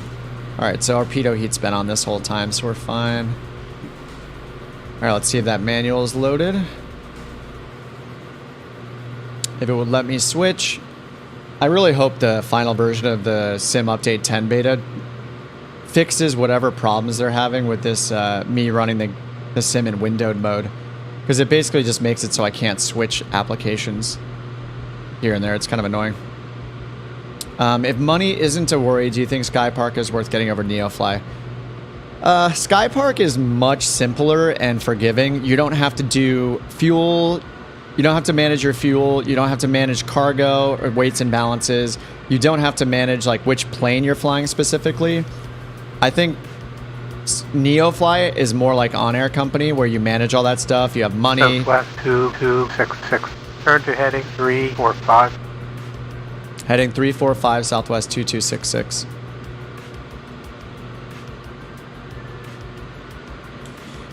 So what's nice about Sky Park is, yeah, it's a one-time fee, but it's basically a really good route finder, I would say.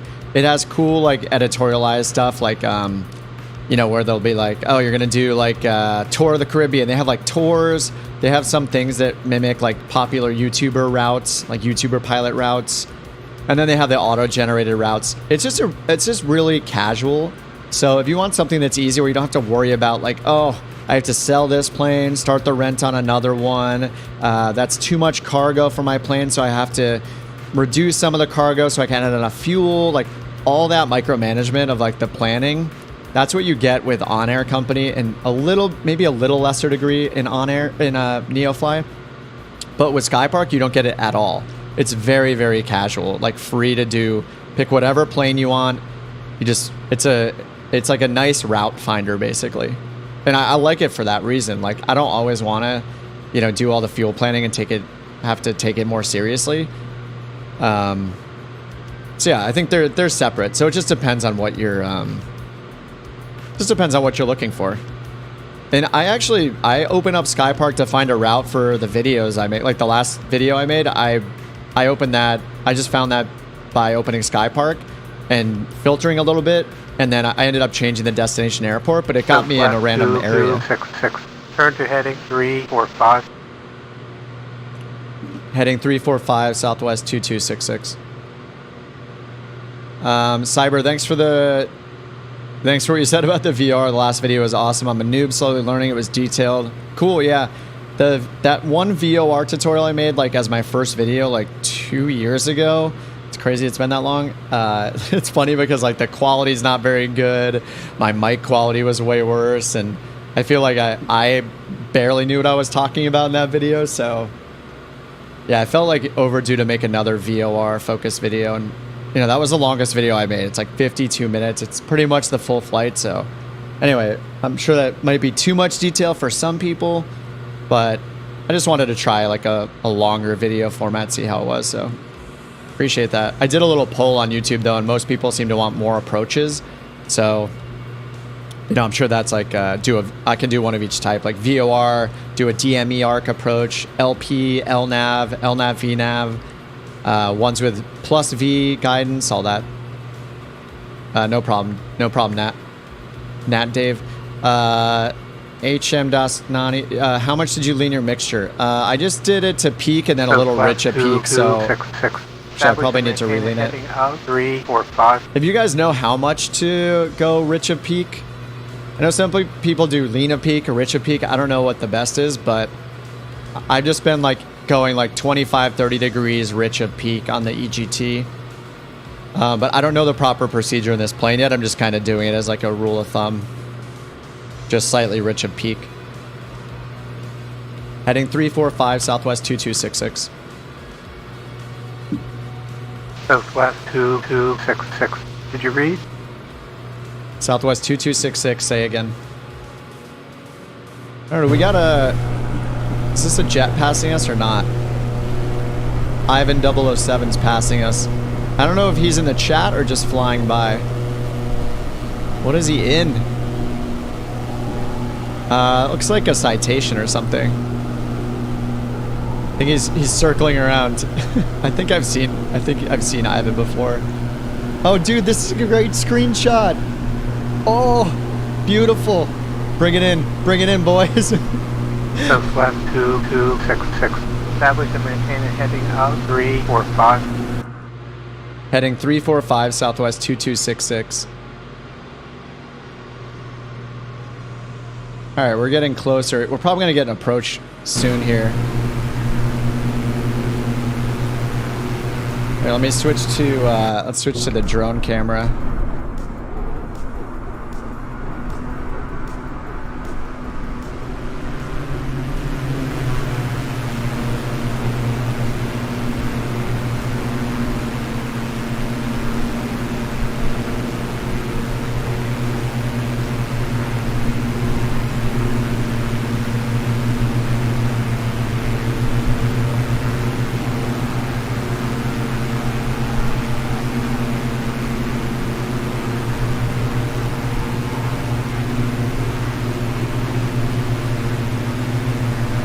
Oh, we gotta play cameraman for a minute.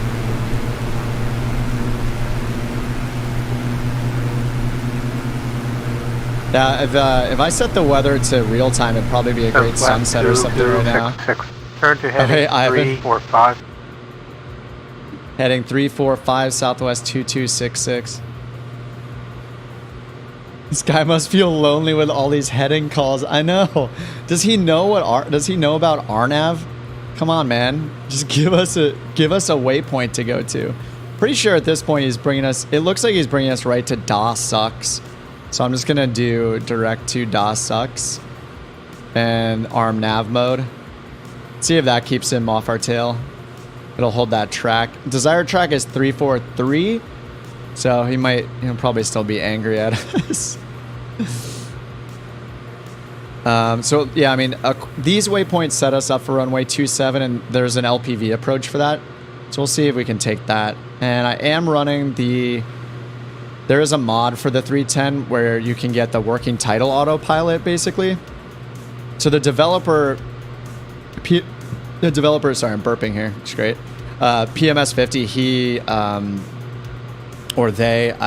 they were recoding stuff, using the working title tech, because working title puts out the guts of their avionics as open source.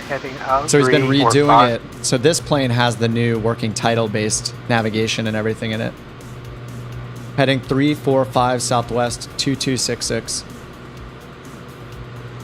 He's just not going to leave us alone. Anyway, not all of the planes have the working title guts, or not all of the planes that use the GTN50 have the guts of the working title stuff in it yet. But it looks like he's slowly doing it, so.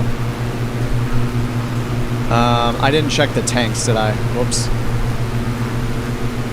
Sorry, let's hop inside, switch over here, and check the tank switch.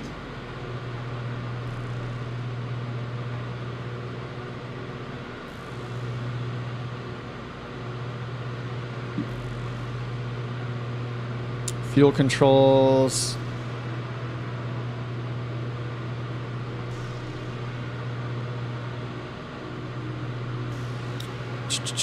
Manufacturer recommends aux tanks not be selected until after 90 minutes of flight time.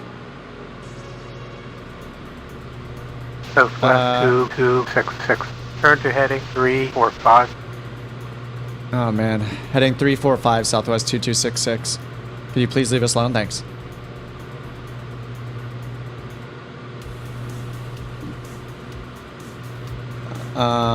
So where does it say about switching here?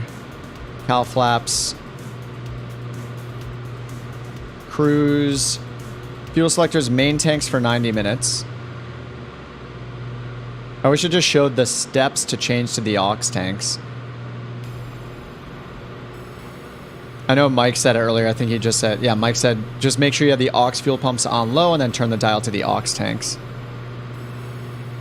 All right, let's just do it. All right, fuel pumps and aux tanks. Fuel pump low, low, Then down here, I hate that I actually can barely see these. All right, that works. Left aux and right aux. And then I think these are the crossfeed settings, right? So we can balance by going from one tank to the other if one tank is higher than the other. All right, and now I assume I take the fuel pumps back off. Oh, max rich, whoops. Switch without richening, it went okay. You may risk losing fuel for a moment. Whoops. So the main tanks have a little bit more than the aux tanks. I don't know the rule for when you use what, you know. I guess you generally want the main tanks to have more than the aux tanks, so you have that kind of weight balance on the edge of the wings. Heading 340 Southwest 2266.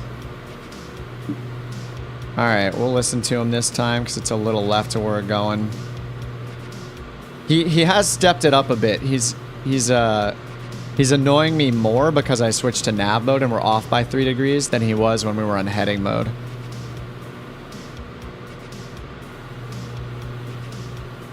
If you want the tip tanks to have the majority of the fuel, that makes sense. So I'm probably late on switching. I'm probably a good like 10 minutes late on switching them. But we still have 23 minutes remaining until destination, and I assume we want to be on main tanks for landing. I'll check that real quick too. Let's go back here. Cruise, descent. Yeah, fuel selectors on main tanks for descent. So we're just meant to burn the aux tanks during cruise. Heading 340 Southwest 2266. All right, a little more to the left.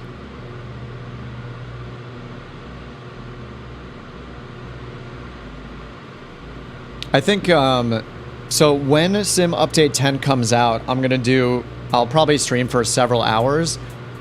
And I think what I need to do is figure out some cool group flights for us to do. Somewhere really scenic where we can fly low and like fly dipping around mountains like we did like, when's the last time we did that? Like, we did some Alaska stuff. We did some stuff in British Columbia.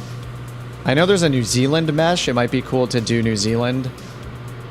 But I think it'd be cool to do like a group flight when Sim Update 10 comes out for real, because then we'll all be on the same servers again. I'll be on the same version again, you know, since we're kind of split between beta and the public release right now. Hey, Loris, what's up? New Zealand's beautiful. Yeah, I don't know if I bought the mesh. I like impulse bought the mesh because the Alaska one was so good, but I don't know that I've flown with it yet. You did gliders in New Zealand with a huge group of people? That sounds awesome. Dude, in November, that's going to be amazing. Heading 340 Southwest 2266.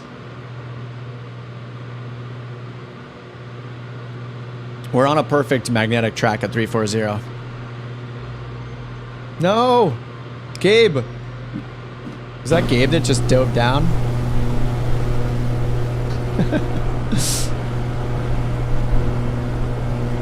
Southwest 2266. Did you read? Southwest 2266 heading 340. Sim update for Xbox. Yeah. Sim update 10. I mean, you can join the beta for Sim update 10. Same as PC. So I've been running the beta since it came out like 6 weeks ago. I don't know. It's been a while. But Sim update 10 is supposed to come out. It was supposed to come out this week, kind of. They made it sound like it was coming out this week, but you know, obviously that didn't happen. So we are still waiting for it. Hopefully sometime next week. I think what it had to do with was NVIDIA is making a driver update to support Microsoft Flight Simulator better. So DLSS and DirectX 12 will perform like they want to. So I think they're waiting for the driver so they can do final testing and then it can go out. That's my understanding. But yeah, people in the forums are talking about it on the Microsoft Flight Simulator.com forums. Or is it just, sorry, it's just flightsimulator.com. Heading 335 Southwest 2266. All right, we're going to 335 now. It's kind of where I was already. We have a pretty strong wind from the west, so I'm going to have to turn a little more to get that as our track here. It's nice with GPS. You can kind of cheat, get your magnetic track, your ground track right here. So we don't have to guess about the wind component. We just turn until we are there. South Island is more scenic than North. Okay. Yeah, maybe I'll check, you know, there are those sites like, what was that one site I used? I have to look it up again. It had routes, scenic routes to fly. Oh, it's called like worldtour.flights, I think. Expect NDB Alpha approach runway 09. NDB Alpha? Expect NDB approach runway 09er, Southwest 2266. Uh-oh. Southwest 2266. Establish and maintain a heading of 335. Heading 335 Southwest 2266. NDB approach. I didn't even see that in the list. How is there an NDB approach? All right, so it wasn't, I don't think it's in the list of charts. Let's check again. There's not. Well, it's for 09, so let's first see if the 09 chart shows it.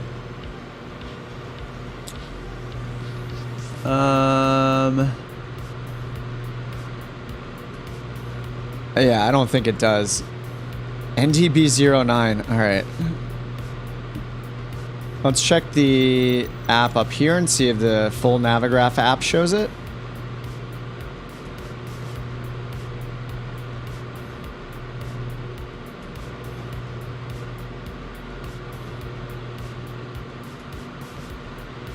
No, this just has the RNAV approaches. All right, let's check the charts and see if it's in the charts. All right, 09. No, there's only RNAV. Well, I have no idea how to do this then. All right, let me check chartfox.org. Just doing this in the background really quickly to log in with my VATSIM account. Southwest 2266. Turn to heading 335. Heading 335 Southwest 2266. All right, and our arrival airport, CY.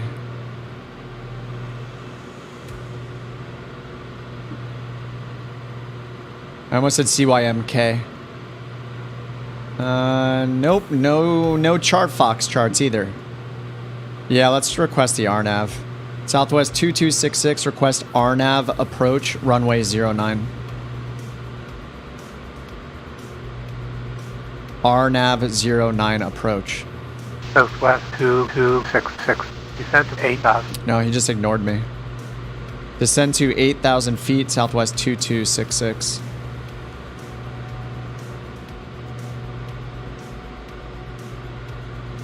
All right, let's try that again. So there's a menu where I can click buttons, so I'm gonna try that. Yeah, other approach.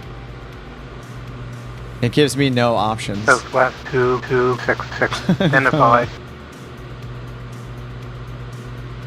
Southwest 2266, request approach RNAV runway 09. 09er. Southwest 2266, request different approach. All right, let me turn off speech recognition and then try to press the button to request another approach. 2266. Turn to heading 335. Nope, that's not working either. Heading 335, Southwest 2266. Sounds like a robot. All right, that's a 1,000-foot warning for 8,000 feet. Yeah, it's not letting me choose another approach. It's almost like it doesn't have any approaches in the database for this besides the NDB, which... All right, let's look at... I think the only thing I can do is just look on SkyVector.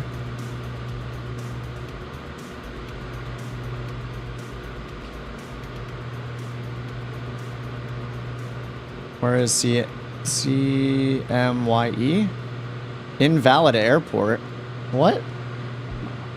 Oh, CYME. I'm smart. Southwest 2266. Establish and maintain a heading of 330. Heading 330 Southwest 2266.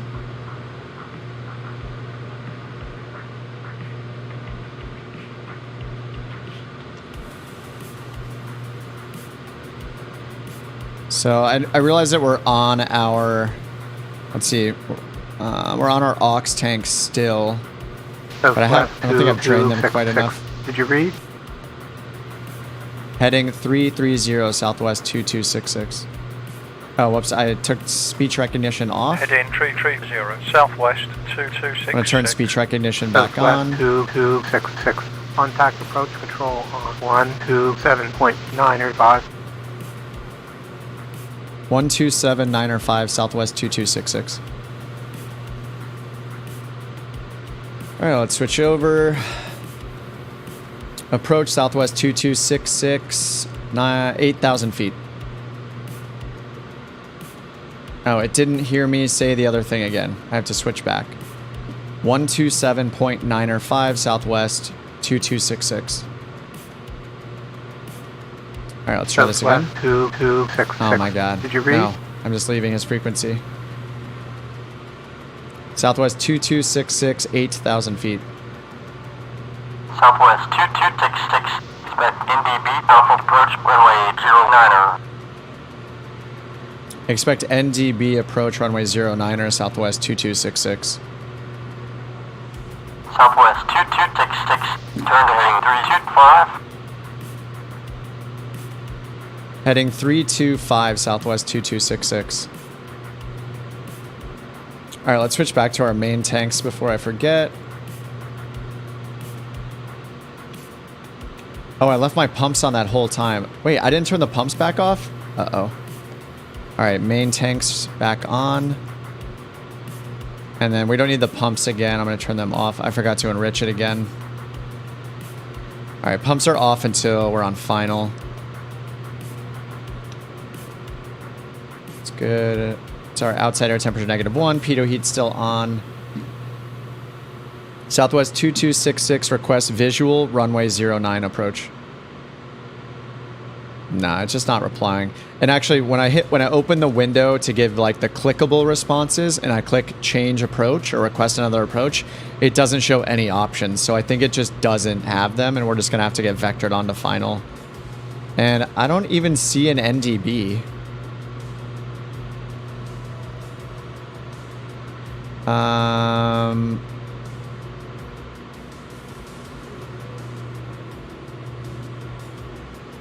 And which NDB would we use? Oh, there's one up here. Okay, we have St. Anne de Mon. I don't know how to say it. 211.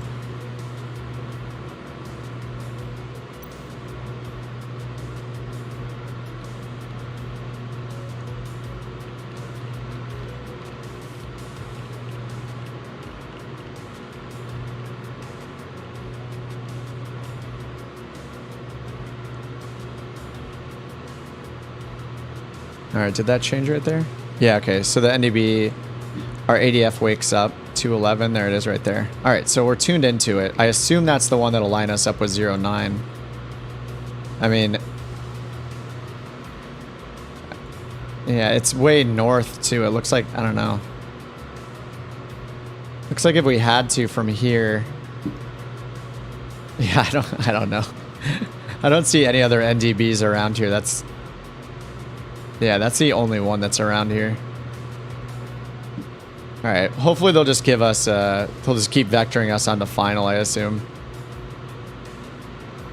Forgot to put my power back in. Classic. All right, so descent, power as required, cal flaps as required, prop. Southwest 2266, We don't have that. turn to heading 325. Heading 325, Southwest 2266. Now we're on 325. What's he talking about? All right, we're on the main tanks again. We need to... Whoa. That was probably the METAR updating in the sim and changing the winds, and then it just jerks us around. All right, we're on the main tanks. That's good. And then let me enrich the mixture a little bit since we've been descending.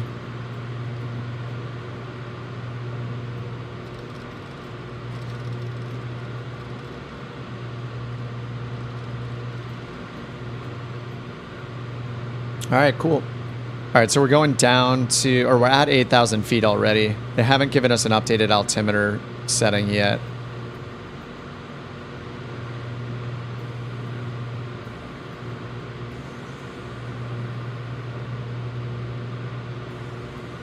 And I don't think I can put in anything. Let's check. We can get the actual runway headings here. It just says 09 and 27. Yeah, it's not going to give us the actual magnetic heading. Let's see if we can find that in Sky Vector. That's the wrong airport.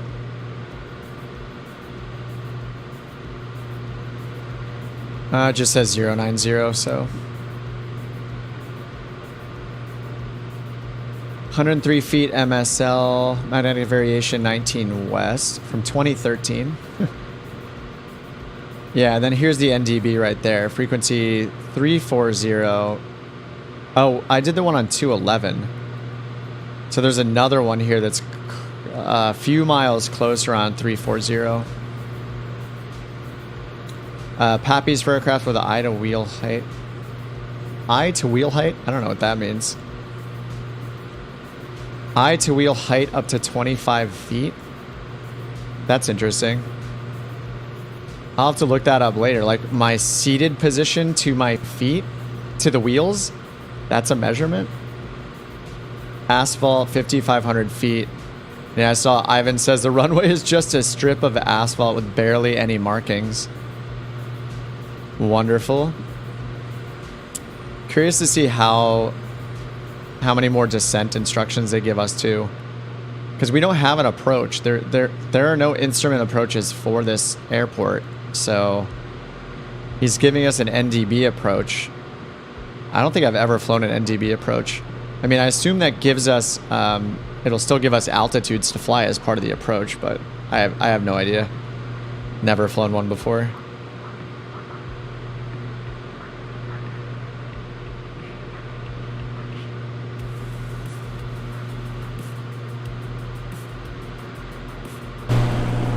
The airport's at like 100 feet, so maybe I'll just dial in OBS 090 for now. I mean,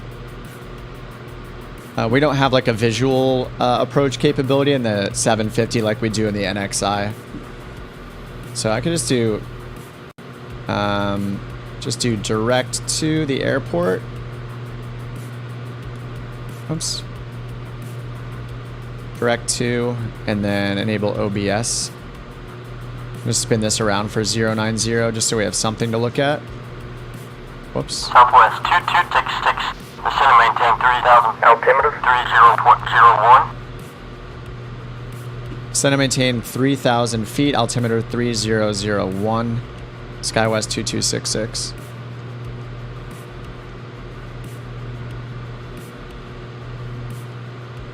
Uh, 3001 still, right?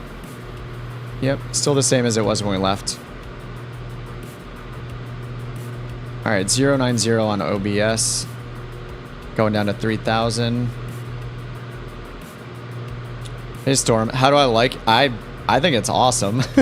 I never fly twins either, but I mean Milviz is one of the best, so I mean, I don't know, I think it's incredible. I love that. I've only had it like 2 days or something, so this is probably my 4th flight with it. So yeah, I'm still learning quite a bit about it, but I read the instruction manual pretty thoroughly, like once through before I even flew it. Left heading 310, Southwest 2266.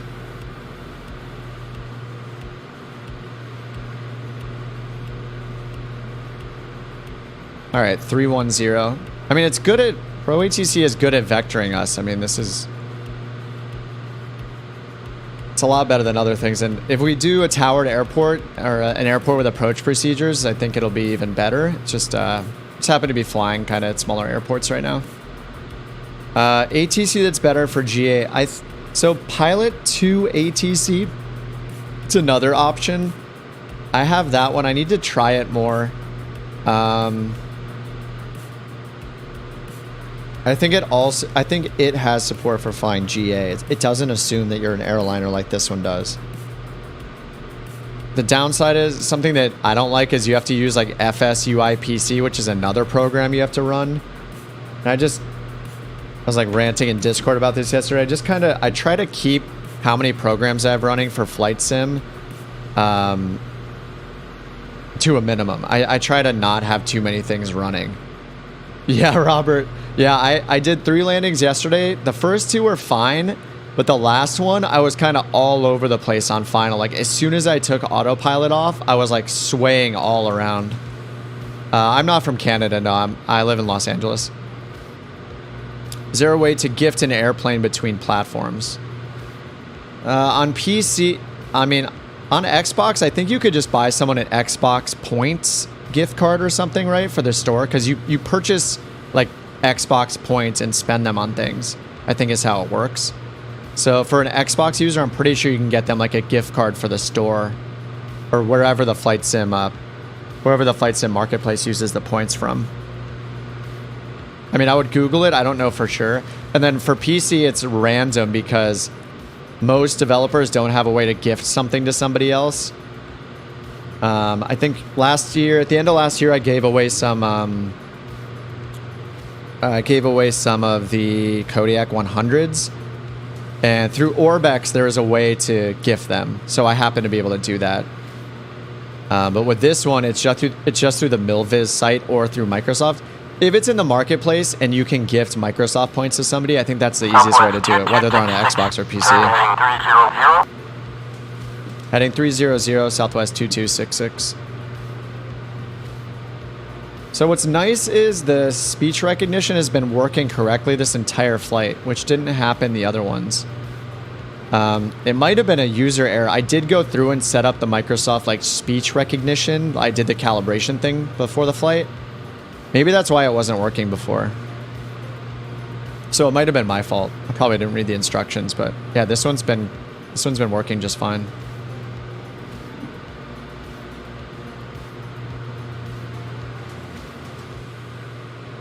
All right. Got a bunch of windmills out here. Is that the airport, like right over here? Oh no, it's completely off our right wing. So it's over here somewhere. Maybe over here. Actually, I think it's over here. Or even way over there. I don't know. Who knows? We'll know when we turn. I don't know. Airport elevation is near sea level, though. I'm pretty sure it said 100 feet. 103 feet MSL is the airport elevation. All right, that's 1,000 feet to go. We're at 4,000, descending for 3,000. Descending 3,000. Shouldn't say the number 4. You'd also prefer not installing more bloat. Yeah. You know, a lot of the... I don't know for sure, but my hunch is a lot of people that have crashes probably have a lot of mods installed or something. I try to really keep it to a minimum. Navigraph is probably the most intense one that I have installed just because it uses like its own SimLink program or whatever to interact with the sim.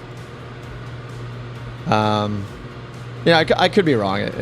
I'm sure some people have problems even with no mods, but I think there's a tendency to just download tons of mods. I mean, I get it. There's a lot of really cool mods out there.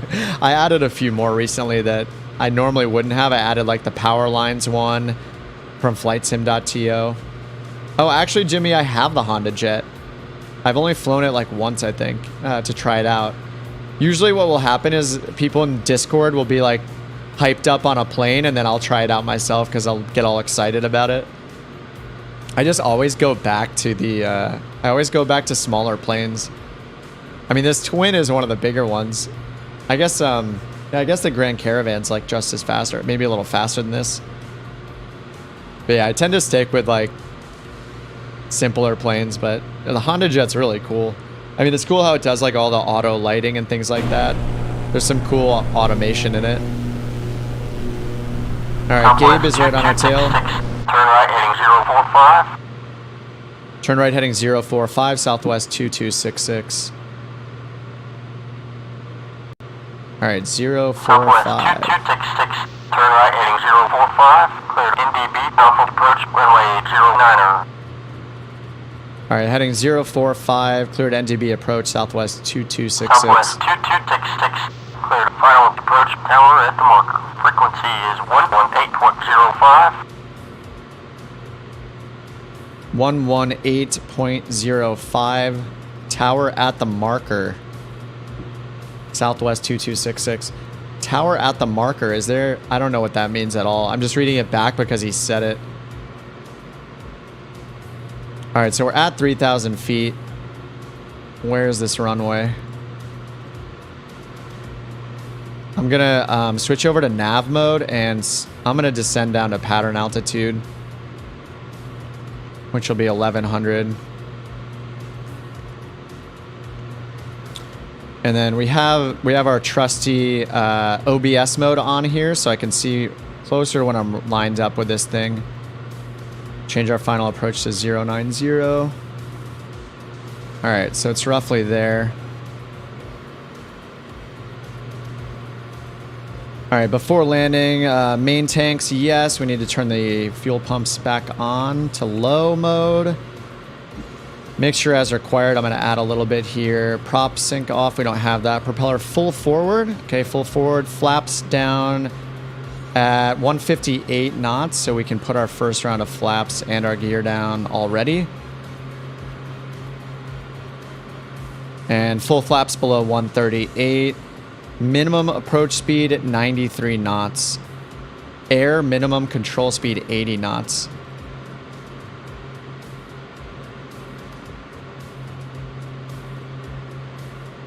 I don't like having the prop full forward right now. I'm going to pull it back to 2500 in the green arc just for now until we get like established on final. All right, so we're going to have to turn to the right here soon. Contact tower on 118.05. 118.05, Southwest 2266. Yeah, the bobblehead came with it. You click here to add it. Just click right here in the center. All right, we're at 2,000 feet. I see the runway right there. All right, gears coming down and flaps 1 coming down. Autopilot's off. Whoa. Prop is full forward. All right. First notch of gears down. You can't change it. No, sorry, Graham. Not as far as I know. It looks like you just have Einstein. Hey, Trip, what's up? Did I buy the sub or the full license? I bought the lifetime license.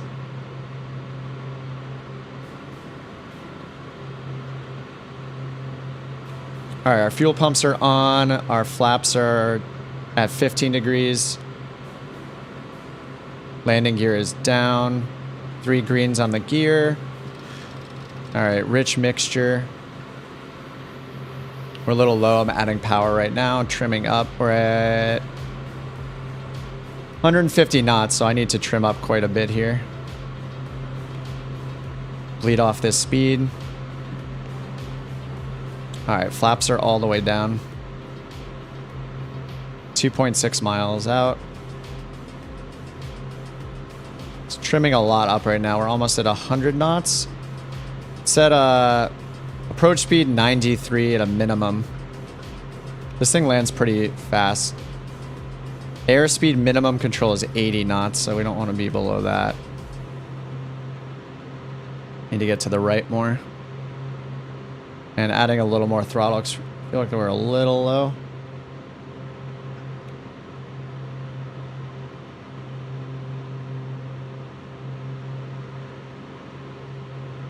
It's not live ATC. I'm using this app called Pro ATC. So it's kind of like Pilot 2 ATC. But it has speech recognition. It worked pretty well even though we're at untowered airports, but it's kind of made for airliners. It assumes you have like an airline call sign and stuff, so it's a little weird. All right, we're at 100 knots.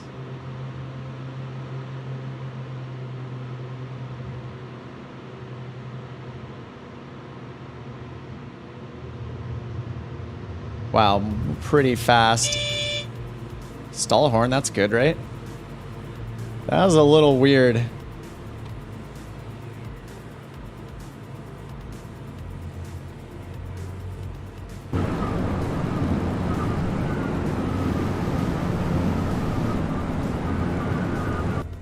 feel like I sank really fast there at the end. Oh, looks like we got a little crosswind from the right side. Guys on final.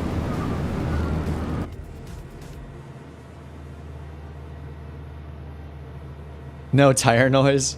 Oh, I need to be nice to the brakes too. Uh-oh. As I slam on the brakes. You can wear the brakes out on this plane.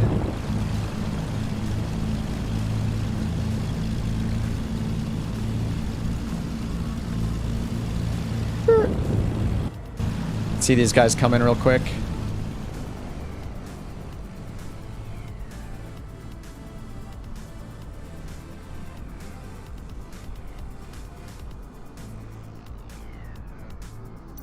If I can make it over there fast enough.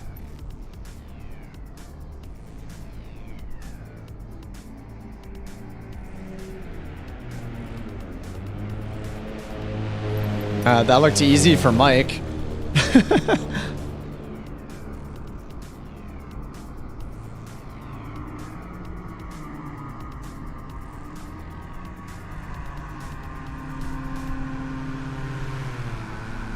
Gabe in the DA62.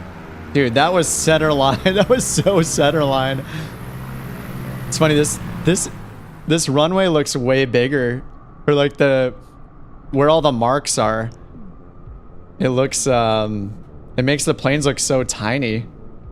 The livery is not custom. No, it's the last livery that comes with it. It's like the one for custom tail numbers, so it has the Milviz logo on the back. I don't know if Ivan was a little shorter, it's the internet. Oh, is he in the TBM? Or no, he's in, yeah, this is the TBM. He's just keeping it going.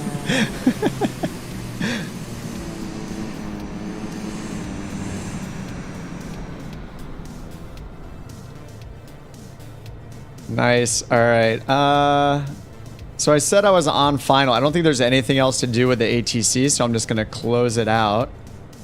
Yeah, I mean, that worked pretty good. I mean, they vectored us to final. They gave us an NDB approach, which doesn't, as far as I can tell, it doesn't seem to be a real approach, though. When I was flying it yesterday, I did have they made some assignments that weren't in the database. So I have Navigraph installed.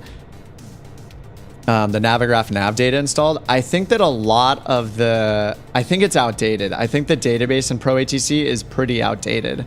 They were giving me like departure procedures that didn't even exist at some of the places I was at. So that's my biggest concern, is that it doesn't have an up-to-date nav database. And as far as I can tell, you can't like supplement it with Navigraph. So I'm not sure how. It's a little weird to not have the updated database.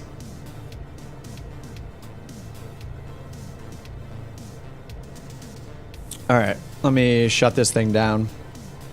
Aux fuel pumps are low. Wing flaps up. All right, turn aux fuel pumps off. Avionics master switch off. Throttles to idle, mixture to idle cutoff. Magneto switches off. Oh, that was an hour and a half. It's weird, it didn't... Why doesn't it say I have a takeoff or a landing? Oh, it just says vicinity. I guess I didn't stop in the right spot, so it didn't count as a landing. I don't know. Something like that. Alright, it says Magneto switches off after the engine stop. They are stopped. Alright, so all the magnetos off. Battery off. Alternators off. Parking brakes set. Control lock install. We're not going to do that because we're going to take off again. And fuel selectors off. Close cabin door. Cabin door was closed. We should open it. Where's the handle? Right there. Open the window for a minute. It's probably super cold out. ATC is not free. It's kind of expensive. It's like $50. So Yeah, it's definitely better than Microsoft Flight Sim ATC. I mean, my biggest concern is really the database, because I did a flight in like the CJ4 last night. And it gave me a departure that didn't exist, but it vectored me, which was cool. Like on departure, it did it this time too. It vectored us before our first waypoint, so that was pretty awesome. All right, let's check on air. All right, smooth, not very smooth landing. I'll take it. 1300 and reputation is a negative for some reason. Oh, because I stalled the air. It was on final though, really? Isn't that like the ideal landing that you hear the stall horn right before your touchdown? Anyway, I guess I got dinged for that, so my reputation went down. Bleh. Strange looking runway. Yeah, I have the runway enhancement pack or whatever. It's funny, I say I don't have a lot of mods. I don't have a lot of third-party like community installed ones. I have a lot from the marketplace though.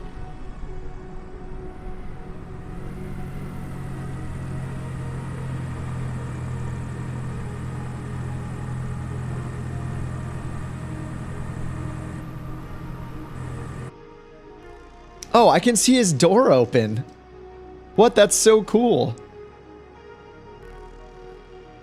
I can see him, Mike. I can see you moving the door. I didn't know it actually like modeled that in multiplayer. That's so weird. Look, he's moving the door.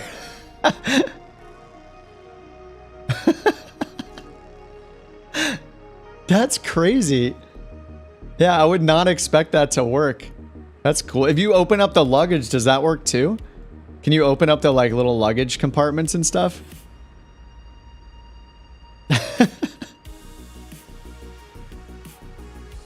Or like the wheel chocks, all that? Maybe it's only the door. Oh, luggage is all open. Okay, it's just the door somehow. All right, let's see what's next here. Let's do one more flight. Oh my God, it's 5:20 already? Wait, how long is this taken? All right, 2 hours and 52 minutes. Can I do another flight in a half hour or so? I meant to be done by 6. Because my girlfriend has family in town. They're gonna be back in the next hour or so. And they'll just close me in here and just let me do my thing. Let's see, maybe there's like a short flight we can do. I kind of wanted to use ATC again though. It just takes a bit more time, but. All right, let's see it based on heading first.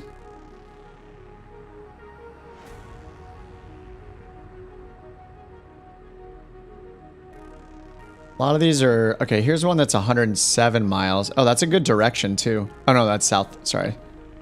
Wait, no, yeah, that's to the south, whoops. Let's go the opposite way here on the list. Heading out to an island, Prince Edward Islands. We want to go north if we can. Looks like this is our only option for north. Oh, or this one.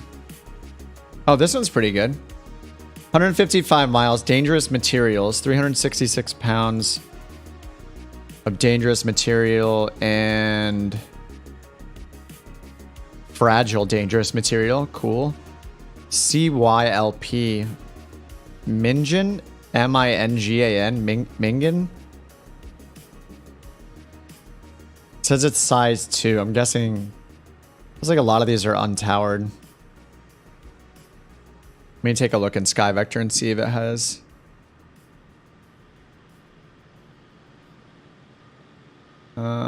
It opened it in the wrong browser. Let's see, airport code CYLP.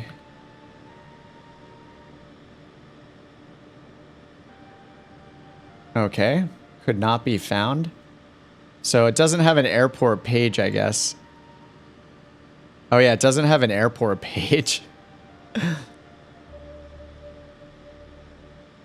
So that's, I assume that's 71 feet. Yeah, pretty much near sea level, 5,000 foot runway.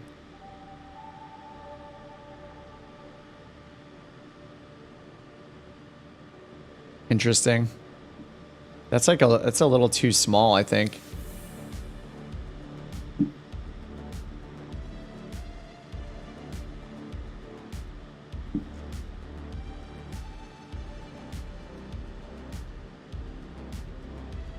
This one, 188 nautical miles again. And I feel like if the winds aren't in our favor, the next flight's gonna take a lot longer. Hey Bob, what's up? How's it going, man? Alright, Skyvac CF or CYFV. And I don't see ILS listed. In general, if it doesn't show an ILS here, it's probably not a huge airport. I feel like most of them have an ILS approach. CYFV.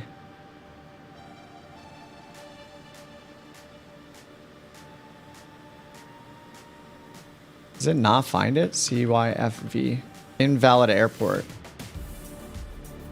Charlie Yankee Fox Victor. Charlie Yankee Fox Victor. Invalid airport on Sky Vector. Alright. Kip was in the air, now on the ground again. Every time I say on the ground, I'm like, oh god, no, I didn't mean to say that. I'm not trying to say that on purpose.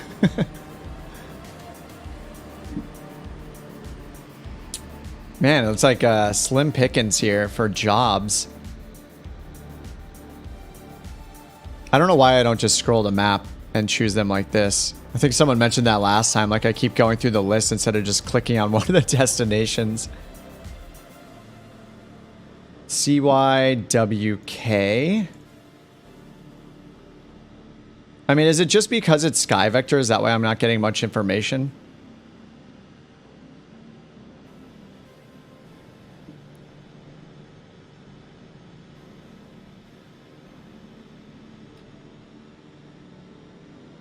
Well, this one has a VOR, which is cool. From what I can tell, Sky Vector isn't helpful outside the US. Yeah. Yeah, actually, they link to another site here, right? Oh, let me take a look. On OnAir, they have buttons at the top to like open it up. Yeah, they have one called Airport Data. CYWK.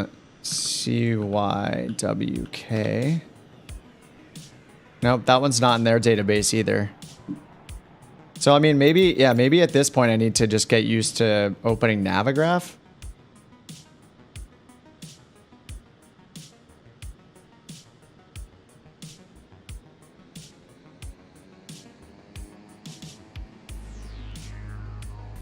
All right, so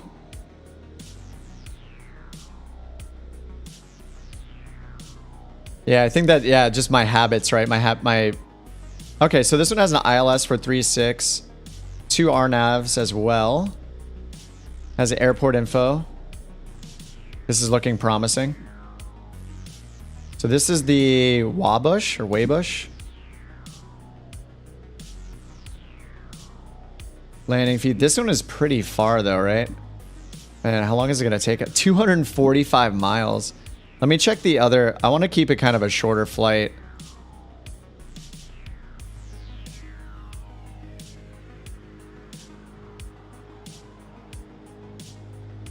So let's look at this one up in Navigraph, CYLP. Yeah, no results found in Navigraph. So this airport doesn't exist or something. Let's try CYFV again. Fox Victor. No results. So Navigraph only has this airport over here. Maybe I could turn on military airports or something like that. I've had those off for a while just to keep it a little more realistic. Like we weren't going to be landing at military airports.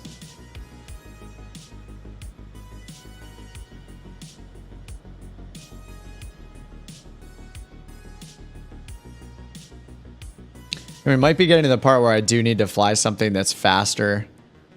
Yeah, we're not really getting many more to the northeast.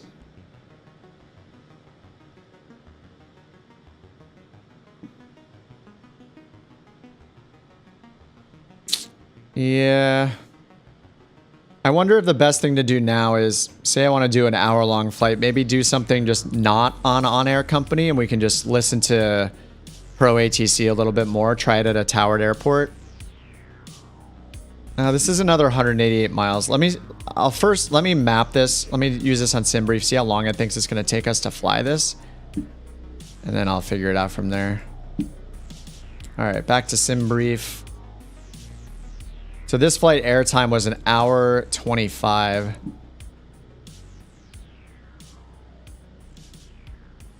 All right, Cessna 310R.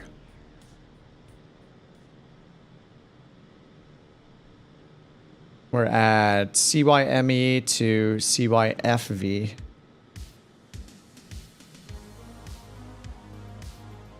Unknown destination. Oh, that's the other one I was looking at, right? Oh yeah, this is the one that's also not in the database. So my only option is to go the 245 nautical mile one. I'm better to go west. The problem is I wanted to go north to cross over the Atlantic. So I know that makes it really limited. It's going to limit us in what's in OnAir Company as well. So, oh, let me untick this hide unavailable jobs because I could fly to any airport, not necessarily get one that has an actual job. I mean, it doesn't actually matter, right? I don't have to find a job to fly to another airport. I could just open Navigraph and find an airport to the northeast. I don't need to find a job for it. That's just normally what I do. So if we wanted, we could really just use the map. I need to start researching like how to do the Atlantic route in something that's a small plane. So we could just fly up the coast. So I could just start choosing airports along the coast up here, just flying to the north. So here we have, well, I mean, right here we have, this is obviously going to be a much larger airport. We have all these Victor Airways leading to it.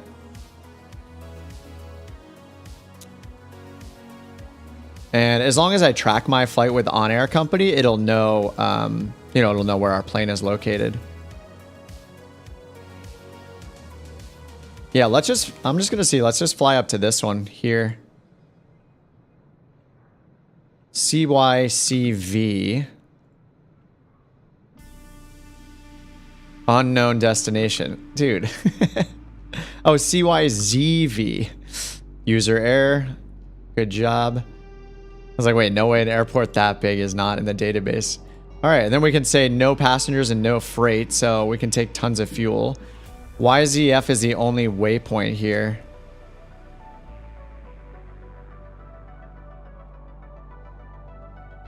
Let's see if there's another route that's more interesting than that.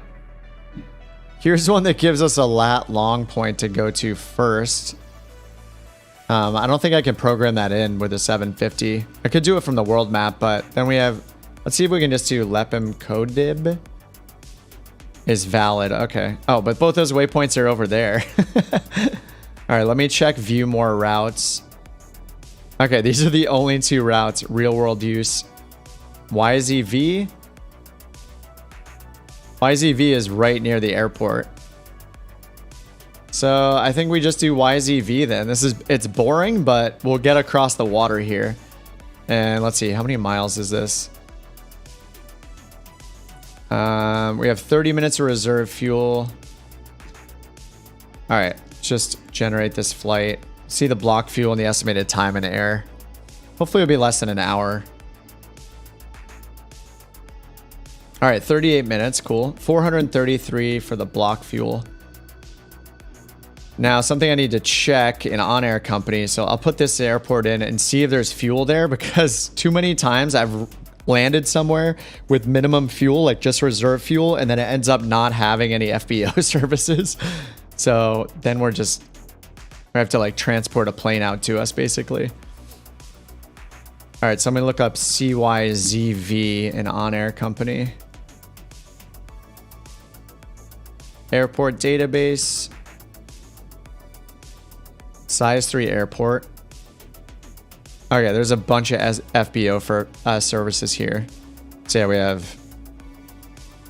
100 low lead, jet fuel, available, yes. And then they have the maintenance place. All right. Hey Greg, what's up? You keep screaming on forums for them to add a career mode. I know. That would be the ultimate. I mean, I think the two biggest things that Microsoft Flight Sim could do over the next few years is they have shared cockpit on the roadmap. Who knows when that's actually going to be done? It's not in development. That's still listed on there as planned. So shared cockpit for real will be awesome. When you're actually physically in the same plane, left seat, right seat, passenger, whatever. And then, yeah, a career mode that everybody can use. Like, wouldn't it be so cool if you could actually like upload your own, you could start a virtual airline in Microsoft Flight Simulator, upload your own livery. And then of course there'd be options to see this as a person, you know, just flying around and seeing these other planes, but you could see the uploaded livery of other virtual airlines and stuff. Yeah, that would be amazing. Shared cockpit. Yeah. I think that stuff would be awesome. And then you could have it so like, you know, someone on an Xbox, like I have friends on Xbox that don't do PC gaming. I could invite them to fly along, you know, with me, and we can just fly along and hop on Discord together. Like, it sounds awesome to me. All right, we need 433 pounds of block fuel, so let's go to plan our flight. This is probably the first time I've done this on the stream, which is prepare a flight without a job. So here we have no cargo or anything. All I'm going to do is put in our departure airport in the bottom right. Charlie Yankee Zulu Victor. Put the destination. It's automatically picking an alternate for us. I'll put in the one that SimBrief said. It's got to be 8 p.m. over there, 8 or 9 p.m. So let's go 4 hours before, maybe.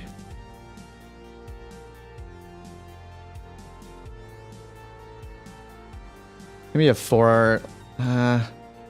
I'll do a 4.5 hour offset. Very specific. All right, we have 285 pounds of fuel. We need 433. So let me top that off. 434. All right, validate fuel. What airline livery is something appropriate? Oh, they would have to like moderate those, I guess, when you submit one.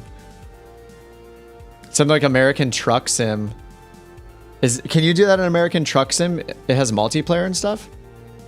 What if the livery is inappropriate? They would have to.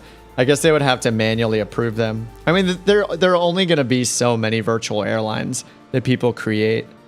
They could even have a requirement that you need to like invite 5 or 10 friends or something before it'll even let you create one.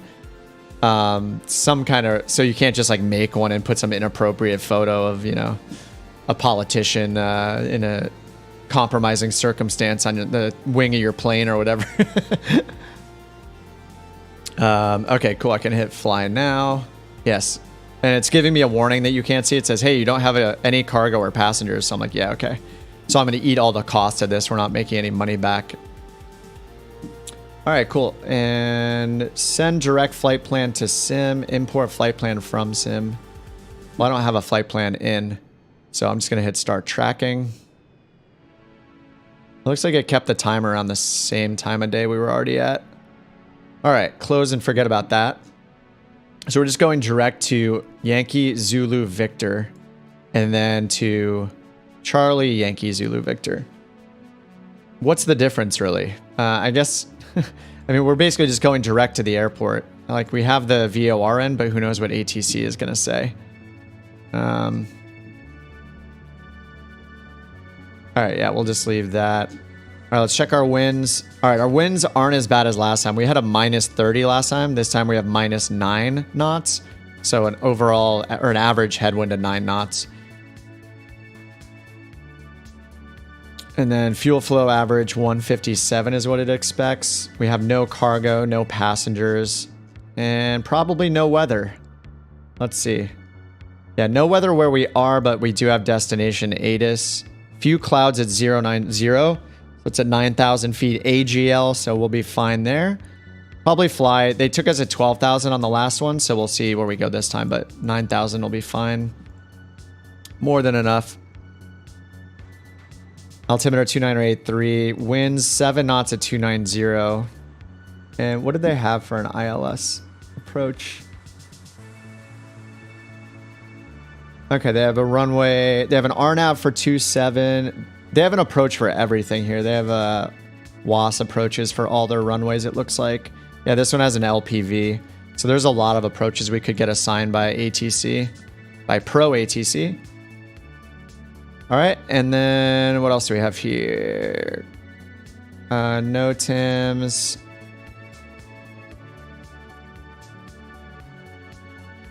I mean, none of this gets followed. I'm just trying to learn to look through this stuff a little bit. Runway 13 and 31, all instrument approach procedures, departure procedures, and departure routes are not authorized.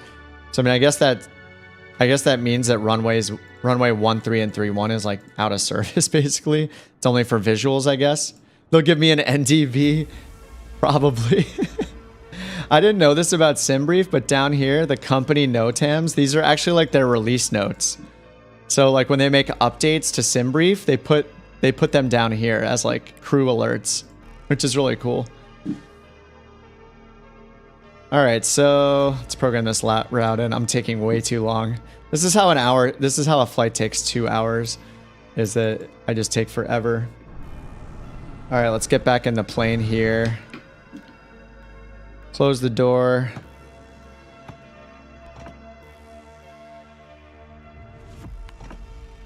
Wait, what? Oh, lock it this way. There we go. All right, let's go through our startup checklist again. All right, control locks and everything I left off. Let's just double check. Okay, all of our weight is different now, so there's no passengers or anything. All the control locks, chocks, and everything are taken off. Covers, blah, blah, blah. Good. All right, before starting engine, remove control locks. Done. Seat belts are secure. Landing gear switch is down. Emergency alternator switch and avionics power switch are both off. I haven't touched these. Anti-collision is going to be on with our nav light right away. Pitot heat will be off. And I'll close the cabin air. Actually, I'll leave it open and then I'll turn heat on. Oh, heat was still on. Turn the heat off for now. Leave that there. Okay, we're going to need the heat again once we get up. All right, all switches off. Yeah, that looked good. Avionics is off. Aux fuel pumps are off. Altimeter and clock, we'll set those in a minute. ATC will probably give us those again, the altimeter setting. Even though we're at an untowered airport, it'll just hopefully work like it did last time.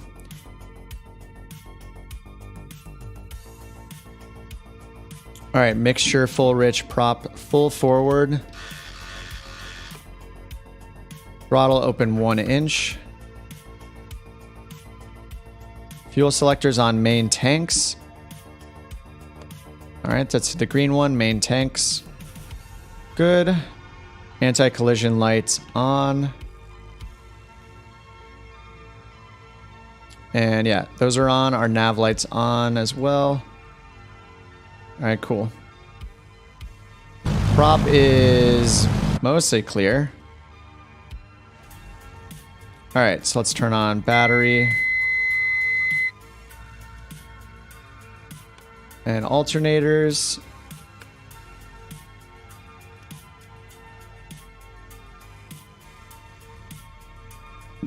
All right, left magneto, left switch on. And fuel pump to low. All right, right engine, magneto's on. Whoops, forgot that switch. Uh-oh. Sorry, engine. Primer to right, right engine start. Good. And fuel pump to low. And then we'll lean that out a little bit. Okay, cool. Props full forward. Alternators. Yep. Batteries at 0. All right, cool. 3 lights on the gear. Avionics aren't on yet. And check the oil pressures in the green. We're good. And then we want the engine at 800 to 1,000 RPMs. Pull that back. All right, there we go. All right, we'll set the altimeters in a minute. Prop is full forward still. All right, good. All right, let's turn some more lights on. Strobe, taxi. Oh, I had the landing light retracted. Let's turn a taxi light on now.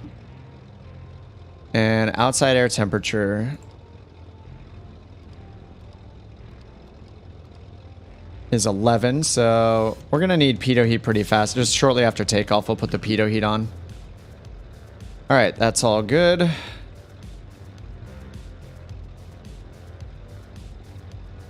Check, check, check. Alternators check. All right, wing flaps. Flaps are up. Avionics master on. Lights on, cabin temperature. Let's just turn the heat on now. We can see if it's cold. It's not too bad. It says cool and steady.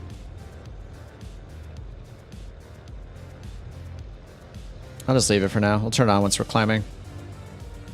Defrost knob, temperature, cabin heat switch. That's all good.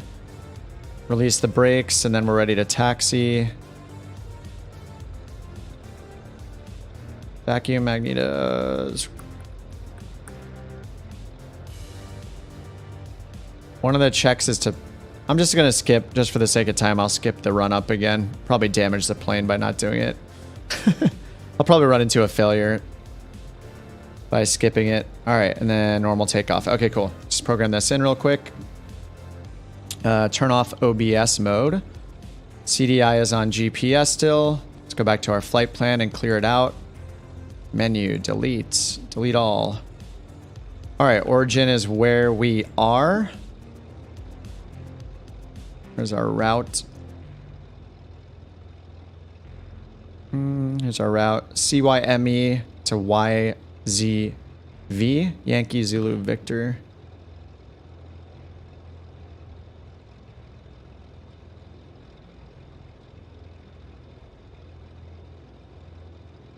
And then we had an en route waypoint of Yankee Zulu Victor. For some reason, SimBrief wants us to go there. And I'll just activate the leg. All right, cool. All right, so many steps here. All right, I'm opening Pro ATC in the background. Einstein is ready to go. Flight plan, I'm importing from SimBrief. No flight plan found, and that's because I didn't put in our SkyWest name, even though we're GA. Let's just do Southwest again. 2266. Generate again. If you don't do this, then Pro ATC doesn't let you import the flight plan. All right, import.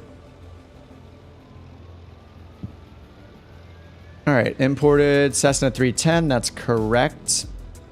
YZF direct.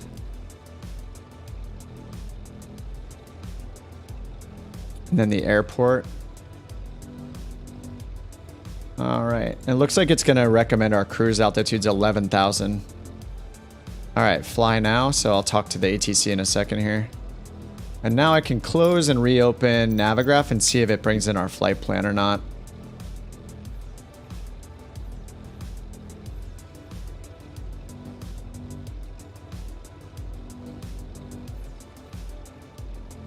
For some reason, it thinks we're leaving from CDT5 again, which we're not. This is... Maybe it doesn't have this airport? Yeah, so... Alright, Pro ATC is now yelling at me in the background saying that I'm not at CDT5, which is not where we are. So I have to force close it, it looks like. Alright, I'm going to reopen it and see if it gets the right flight plan this time. Maybe, you know, I might have chosen the wrong one. I think I might have chosen the wrong one. The way they appear in the list when you import them is not sequential. I wish that there's, yeah, the sorting is a little weird, so I think I picked the wrong one. Yeah, I did. Okay. All right, fly now. Here we go.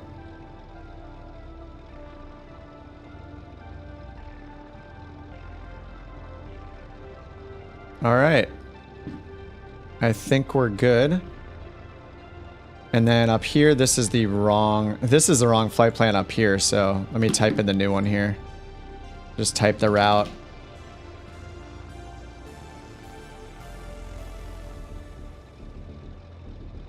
CYME. YZV, CYZV. Save. Destination airport has changed. What? Oh, right. Okay. All right. Clear route. Lights.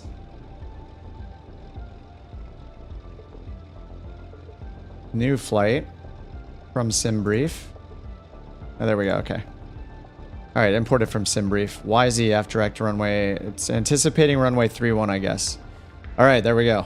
Okay, so we don't really... I don't think we have anything for this airport, do we? CYME charts list. Oh, we do have airport. We have a taxiway diagram. No SIDS. And then they had the RNAV approaches, which we didn't use.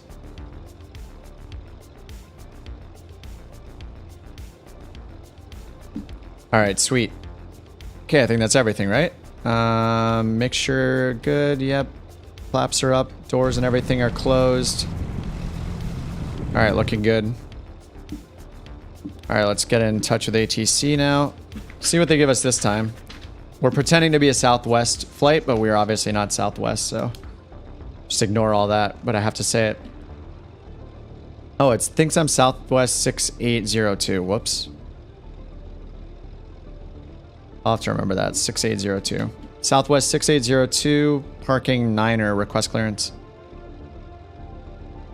Southwest 6802, runway 27, ATC clearance to Charlie Yankee Zulu Victor, via vectors departure runway 27 to Yankee Zulu Victor, and then as filed, climb to 8,000, expect 1000 within 10 minutes after departure. Departure frequency is 121.5, squawk 1612, altimeter 29.95. Okay, altimeter is 2995.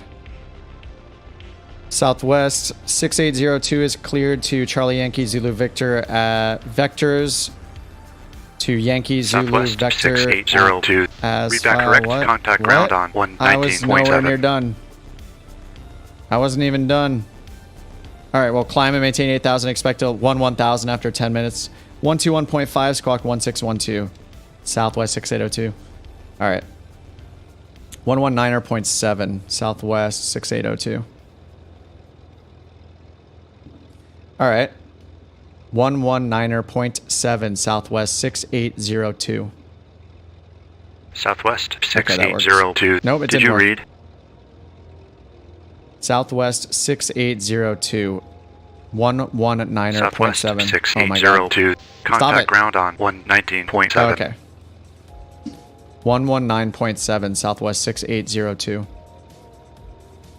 So if you don't say 0, like I said, 6802, that messes it up. So I just have to learn to say things in a robotic way, which I don't think is the best training, especially because when you do a flight number, you don't say, you say it like you say a Victor Airway. You say like 6802. You know, you say the numbers in pairs of 2, basically. You say 68, not 6802. Like you say Victor Airway, Victor 114, not Victor 114. But it forces you to do the latter so it can recognize it or something. So it's a little weird. All right, I'm just going to hit B to set the altimeter, but it's 299.5. Let's see if that's the same as the sim. 2994. All right, we'll up it 1 notch there, 2995. All right, let's enter our squawk code 1612. Up here, 1612. Altitude reporting is on. And then he said to contact ground 119.7. We don't really have a ground, but we're going to do it anyway. And then once we take... Oh, he's going to give us a tower eventually, too. So I have to request startup and pushback, which is weird. Southwest 6802, request startup.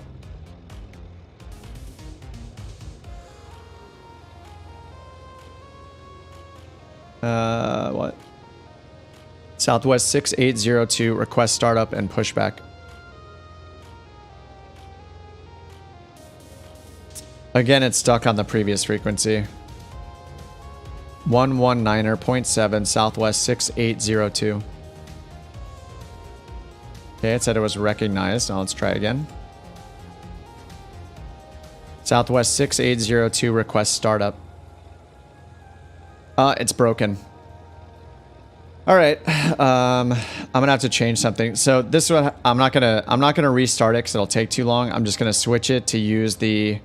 I'm gonna use the hotkeys because the speech recognition engine, whatever, it died. It's giving me an error now, so I can't use it. Which isn't a huge deal. I actually would prefer if it didn't even have speech recognition, honestly.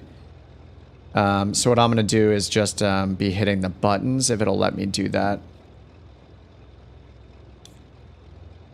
All right. So yeah, unfortunately it doesn't like Oh, there's no request options. Say again. Let's try this. Southwest 6802. Not recognized. Yeah, see, every time I run into a problem like this, I can't say I recommend buying it because, like, this is just so frustrating. And I'm trying to do this quickly so you guys don't sit here waiting forever and watch me do all this stuff because it just, yeah, it's just slowing down the whole process. So it can be really frustrating. Yeah, I turned speech recognition off and it's not revealing the options to... Say again. Southwest 6802. Yeah, now it's not replying to me.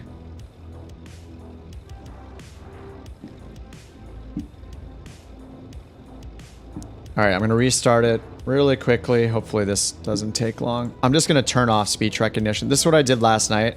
I just disabled it and I set my trigger finger on my yoke, or sorry, on my stick to just do the most normal reply, which is like a confirm reply. So I'm going to do that really quickly. Change that over. It works better that way anyway, I think. Confirm instructions will be my trigger finger right there. All right. Sorry, guys. All right. Fly now. So you're not going to hear me say all the instructions. I'm just going to hit a button. The AI will say the instructions. Yeah.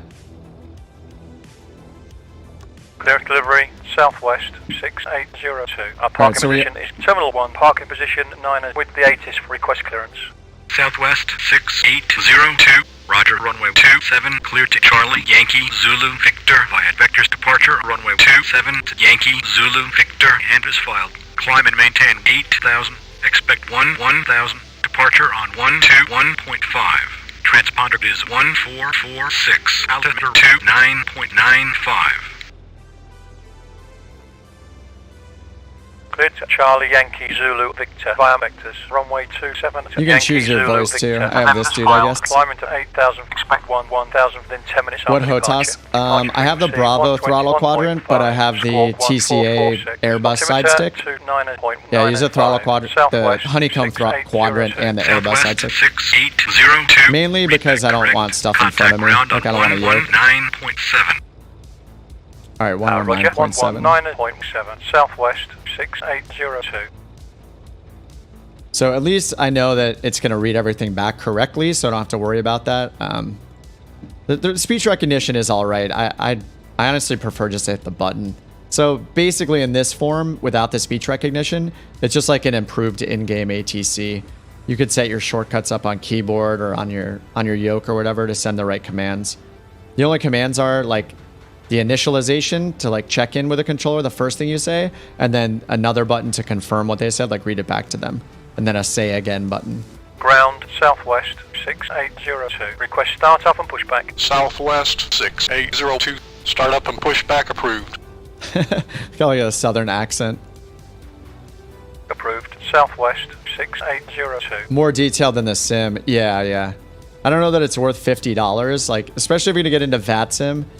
I think the thing is, like, without speech recognition, you're not saying this stuff yourself. So are you gonna learn it really well by hitting a hotkey? I don't know. You know, probably not, because we have in-game ATC where you hit buttons, right, instead of saying it yourself. And people still don't feel anywhere near prepared for VATSIM. Like, even I don't. Like, I'm worried they're gonna give me an approach I have no idea how to do. All right, I'm just gonna turn my landing lights on now. Okay, just gonna switch over to the next controller. They said startup and pushback approved, so we're gonna do the next request. Southwest 6802. Request taxi. Southwest 6802. Taxi via to runway 27. Via runway 27. Southwest 6802. Southwest 6802. Contact tower on 118.05. 118.05. Southwest 6802. Can we fly yet? What server? Yeah, Steve, about to take off in Canada. We are at right here, Charlie Yankee Mike Echo, CYME. But you have to be on the beta still because the full update's not out yet. So unfortunately, if you're not on the beta, we won't see each other yet. And I'm on USA West as usual. All right, so they said to contact tower 118050, so let's do that. 118050, transfer, check in with controller. Tower, southwest, 6802. Holding Yeah, sim short, runway update 10 27, should be out request next week, we're hoping, Southwest so then we'll all be on the same servers again. Line up runway 27. All right, line Lining up up runway 27. 27, southwest, 6802. Another thing that Pro ATC has, which is unexpected, I'm not sure why they put all the time into making it, but it has a co-pilot. I guess it's because, okay, I guess it's for airline use, but they made it so there's a co-pilot that will like do the briefings, brief departures and approaches. I think they'll do the flaps and the gear and the lights and the autopilot settings for you and everything. And you can turn those things on and off. I turned them all off, but it's just interesting that you can do that. All right, so we're lined up, but I'm guessing that it's gonna kind of freeze again. It's gonna wait for me to just take off.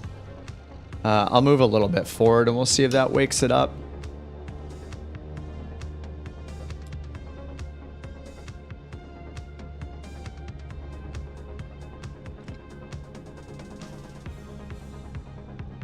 All right, let's see if they say to take off yet.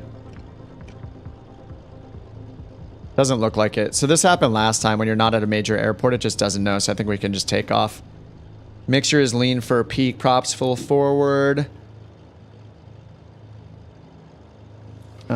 Before takeoff. Should our fuel pumps be on? They should, right? Let me double check that. Fuel selectors recheck. Alternate air controls in. Brakes. Shouldn't we have fuel pumps on? Yeah, auxiliary fuel pumps on for takeoff. Oh, I had them on already. Right. Okay, they're still remaining on. All right, let's go. Let's finally go. Sorry, guys. You guys are all super patient. Appreciate it.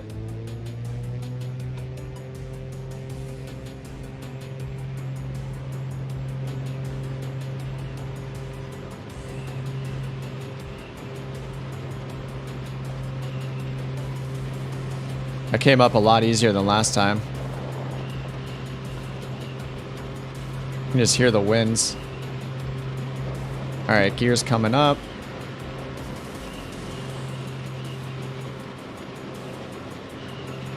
Southwest 6802. Contact departure on 121.5. All right, 121.5. Southwest 6802.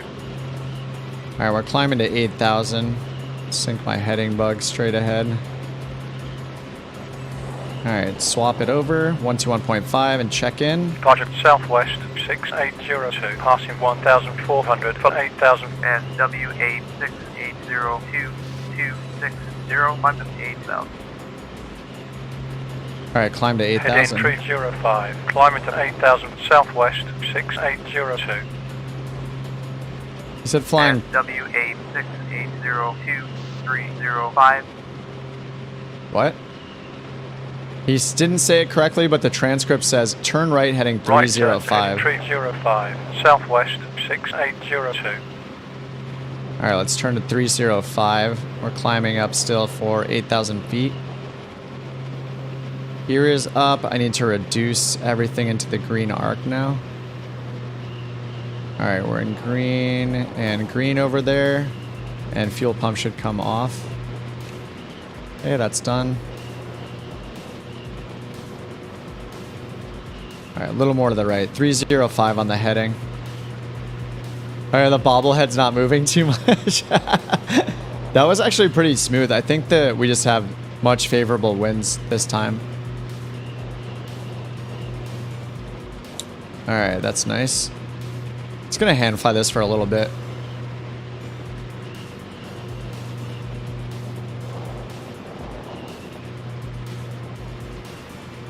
All right, we're on a 299. I need to be on 305. There's 305 around here. All right, we're at 4,000 feet, climbing 8,000 feet. W868022, climb and maintain 1,000. 1,000. All right. Climb and maintain 1,000 southwest 6802. It is nice. Like I like just, just like with Microsoft Flight Sim, I put my, my push to talk key on my stick. I put that as the response button. Microsoft, it's a little more complicated, I guess, because you can have so many different options in the ATC window. In this one, you just have 3 buttons you can bind. And, the main one is just called confirm, so it's just reading back what they said to you. I wonder why they have us on a 305. I mean, this is like some kind of departure procedure, I guess. Not really sure.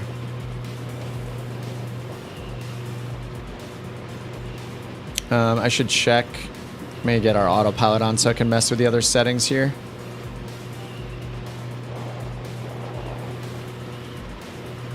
SW86802360. This guy has a problem saying right turn heading 360. Right turn to heading 360, southwest 6802. Alright, we're going directly north now. 360, boys. Alright, let's check. Oh, my window is open, isn't it? Uh-oh. Oh, God. I mean, that's actually not a big deal to have it open in flight. Especially when we're lower. I mean, we're at 5,500. It's not a huge deal, but at the same time, in this sim, usually when you open this window, it just ends the flight completely. So, yeah, like, when my girlfriend was flying last one, I think she was, I don't know if she was at 6,000 feet, something like that. And in her photo, her little side window was open. She's like, yeah, it's not a big deal. I was like, in the sim, you have that open. You're just, it ends the sim. It just ends your flight. All right, let's turn the heat on in here. Cabin air, temp control. All right, that's good. After takeoff. Oh, another thing I keep forgetting to do with this plane, and it's going to damage my gear over time, is I forget to tap the brakes before I raise the gear. I'm just not used to having gear to raise at all. So, yeah, I keep forgetting to do that. All right, flaps are up. Climb speed 107. We're right about 107. I'll just reduce it a little bit so we can get a little bit faster. Ground speed, or a little bit faster indicated. Aux fuel pumps are off. Already did that. Cruise climb power should be 2,500. So we're still there, but I can increase my throttle up to 24.5. Which is just increase it. Basically, just max these out for climb. Max them at the top of the green arc for both of them. It's pretty straightforward. And then aux fuel pumps on if we're higher than 12,000 feet, which we're not. We're going to 11 right now. And good. Prop synchro phaser. We don't have that. All right, cool.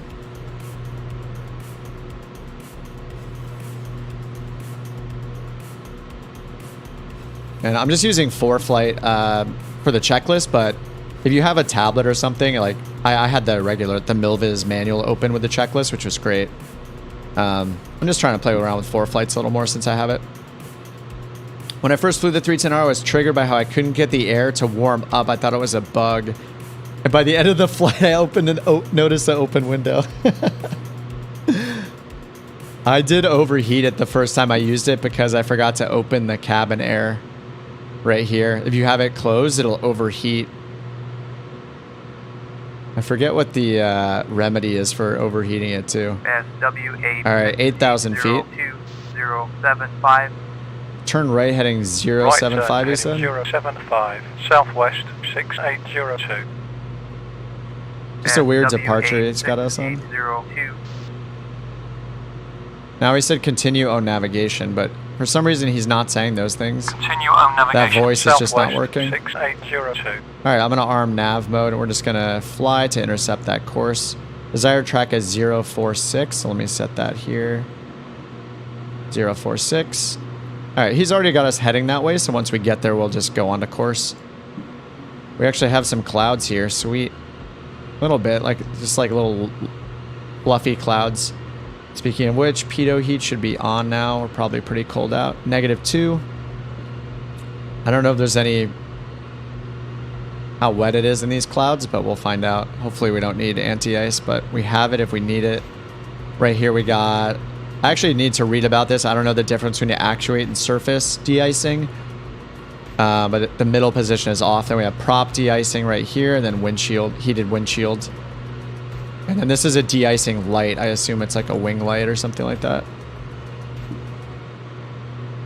All right, and we're gonna go, I'm gonna put this to retracted because we're about to pass 10,000, not quite yet. Once we get past 10,000. All right, 9,000 feet. Speed is good. We can actually climb a bit faster than this. Turning the vertical speed up a little bit. 090. Heading Right. 090 for Yankee Zulu. That's Victor. actually Continue exactly on right. navigation. Southwest 680. That's right for like a 45-degree intercept right now is 090, so that's nice.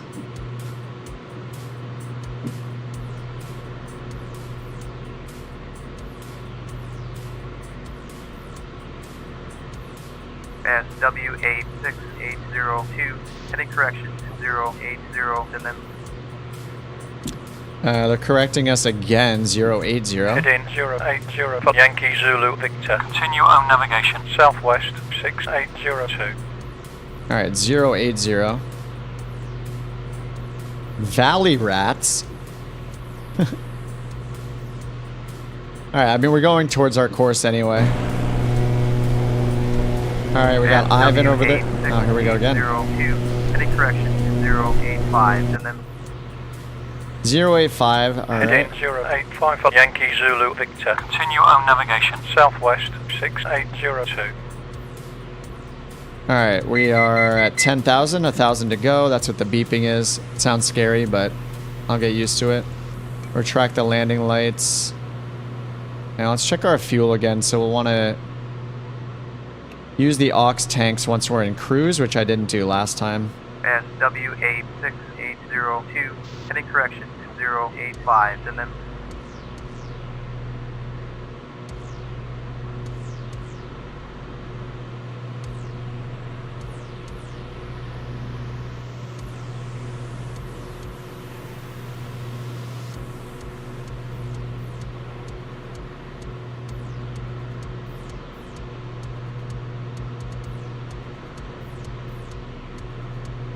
SW86802, can you read?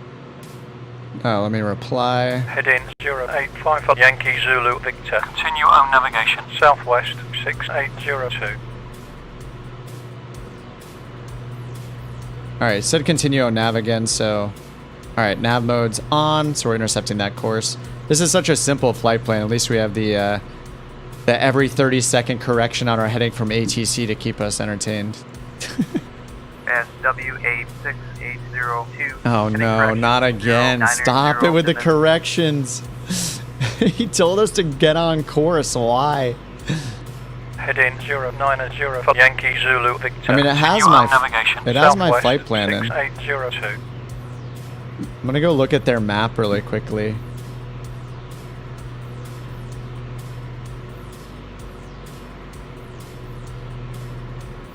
I don't know what it has in here. Direct YZF is what we have in the flight plan, so I'm not sure what it's doing.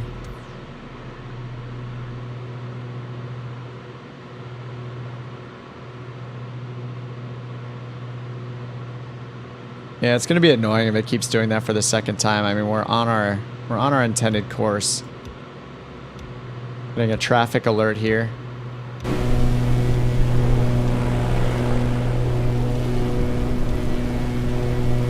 There's a boat down there.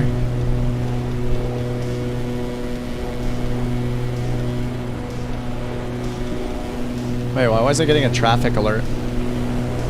Whoops.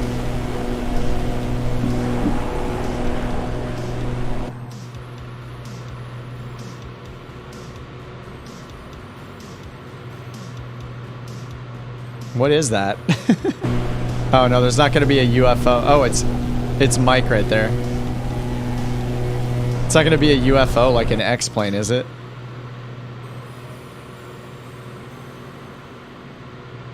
Alright, crossing the water.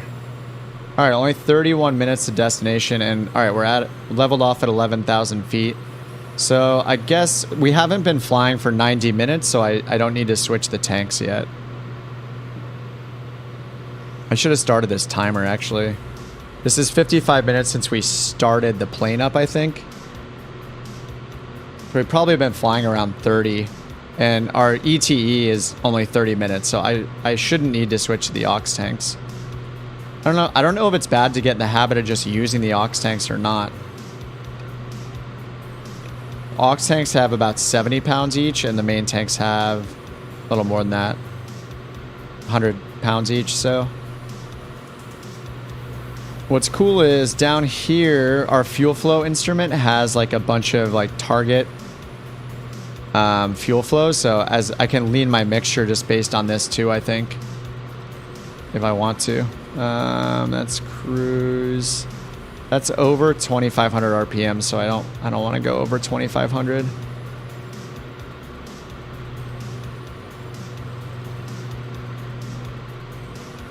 Can lean it even more than this. 560 is that peak. All right, 560. So let's go down to like 540. Little rich a peak. I also have to look on. I'll have to look up more manuals about the 310 to figure out what the best, like how to run it in flight. Actually, it should be in here. I think there's performance charts and stuff down here in the actual manual. Yo, Bandit, what's up? It's awesome, dude. I think this plane is awesome. I never fly twins, really. I think I've flown the DA62 a little, but I'm usually in the Grand Caravan, and this thing is really cool. I think one of the things I love the most is just all the failures and the wear and tear. All these options for realism and like it remembering the state of everything. Or you can do rental state where it randomizes like where the switches are when you first get in the plane as if someone just rented it before you. And then it has this whole overhaul section as well that I can't see unless I'm on the ground, but it'll show you what components need repairs and stuff based on how you're flying it. If you're damaging things or, you know, you're fouling the spark plugs by running the mixture too rich, all this kind of stuff. It's pretty cool. I think it's, I don't know, I'm having a lot of fun with it just the last like 24 hours. Yeah, it's pretty awesome. I should actually check if there's some custom liveries for it already. There probably are. Mike says you can lean using the two computers. Yeah, I can see my EGT right here. That's what I've been doing. Yeah, lean based on lean, and I should do them independently probably, right? So after the stream I'm gonna have to do this. I think I'll probably end up flying this more.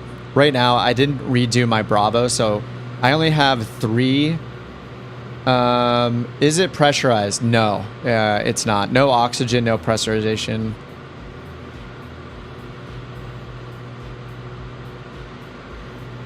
So I just, on my Bravo, I only have 3 things. I have it set up for GA, so I only have 3 right now. So all of these are synchronized with just one lever. So I assume what I would do is, you know, I would lean the engines independently. And as things get out of sync, like right now the props are perfectly in sync. But if these were out of sync, yeah, I would need to use them independently from each other. So I realized that I'll have to do that at some point. It probably makes sense to do it for the mixture right away. Just so I can, yeah, step through them like this. Right now they are equal as well though. So I think that's what that diff says. When I scroll through, oh, minus 17. This is the difference, I think, between the cylinders in each engine. So one of them is 17 degrees hotter than another cylinder is. 532, 531. Oh, maybe that's total. I'll have to look that up again too. I usually like leaving this second one on outside air temperature though. So yeah, I was leaning it. So what I'm wondering though is, do I lean it, you know, generally you're leaning a certain number of degrees rich or lean of the peak EGT, but I'm not sure what number that is. So I kind of want to look that up, like what the rule of thumb is. So this is peak. So I don't know if I want to do like a 25 degree difference, 50 degree difference when I enrich it a little bit more, but wanted to see if that was over here inside in the charts here. Weather window, altimeter corrections, recovery factor. conversion chart, stall speed, wind component for calculating your heading based on winds. Takeoff distances. What else do we have? Rate of climb, mattering the temperature. So yeah, so we have weight, sea level, and then our climb speed. Cruise climb speed, same things. 1 engine operation. Oh, here we go. Recommended lean mixture. All right, so we're at 11,000 feet, right? Okay, 11,000 feet, and we're at negative 10 Celsius right now, so we want this left column. 10,000 feet is right here. 15,000 feet is here. I'm not going to interpolate right now, so let's look at the 10,000 feet. Standard is -5 and 15, so it's going to be between these two. So then we look at our RPMs are 2,500, manifold 21. And this is, what is this in? Percentage and total pounds per hour, 2,500. So mattering our manifold pressure, we'll look at our expected pounds per hour on fuel flow. So let's see. I mean, this is all notched right here on the cruise section, I guess. So each of these, I could just look at these to know. Oh wait, that helps me with percent BHP. So our manifold pressure is at 20 and our props at 2,500. So there's 2,500 and 20 right there. So it says 63%, 183 true airspeed, and 160 knots per hour. So what's our fuel flow at right now? I need to get rid of this. Did it say 160? So it must be 160 total, so that would be 80 on each side, right? So if we do 160 total, then that's right there, right? 50, 60, 70, 80, 90. No, 80 would be over here. Whoops. So it would expect us to be around here. So does that mean I think that means I leave the manifold pressure up to 2,000 where I had it, or 20 inches where I had it. So 20 and 25, and then I go rich of peak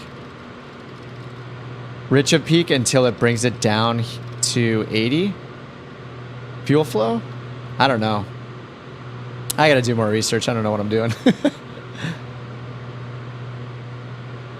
Yeah, because it shows here target fuel flow pounds per hour, 20 inches and 2,500 RPMs is 160. So that pounds per hour would be 80 pounds per hour on each side. So this would match here. But that's pretty rich though. Like, I don't know. It's weird. I'm not sure. I have to learn more about it. Because when I lean it all the way to peak EGT, the temperature down there, we're getting 560. So from 560, if I enrich it until we're down to 80 pounds per hour on each tank right there, we're down to 410. So it's like 250 degrees, or sorry, 150 degree difference. So I'm not sure if that's too much or not.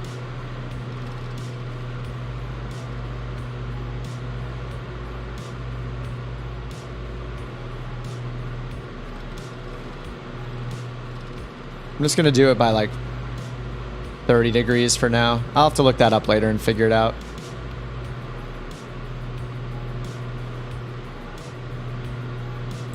All right, we haven't heard from ATC for a while, so that's nice. They kind of left us alone on the altitude or on the headings. Yeah, our crosswind is pretty crazy. We're just crabbed in like a 10 degree. Man, how many degrees is this? It's like a 15 degree crab to the left or something like that. You can see it right here. This is straight our track straight ahead.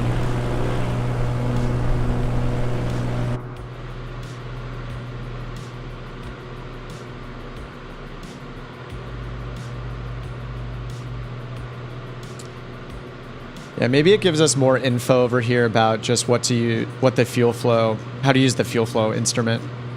It probably just tells us like to use one of the targets that are shown on the instrument itself. This manual is great. Yeah, here's fuel flow gauge.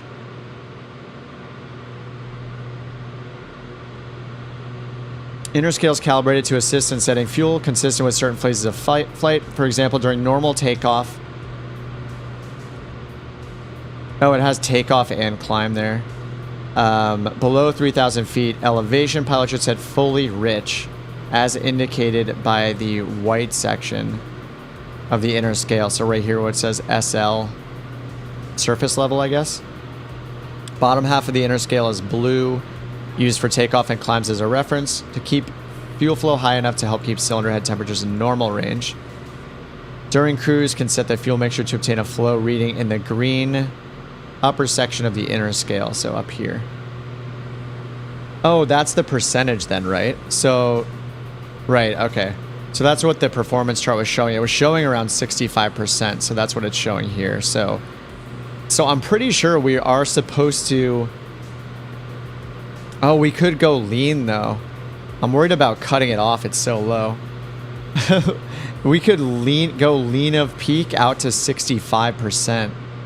Oh my god, it's almost nothing. I feel like it's going to like cut off at any moment, and it kind of scares me to do that. Oh, I guess we just gained a bunch of ground speed doing that. Just flew through a mic. Yeah, it's interesting. I'm gonna read more about it. It's just I feel like we're supposed to lean it to 65 for our ideal. It's just scary to lean it that far, and it's lean of peak by doing this. Or we can enrich it a lot more and go rich of peak. And but I feel like I don't know which one is worse for the engine.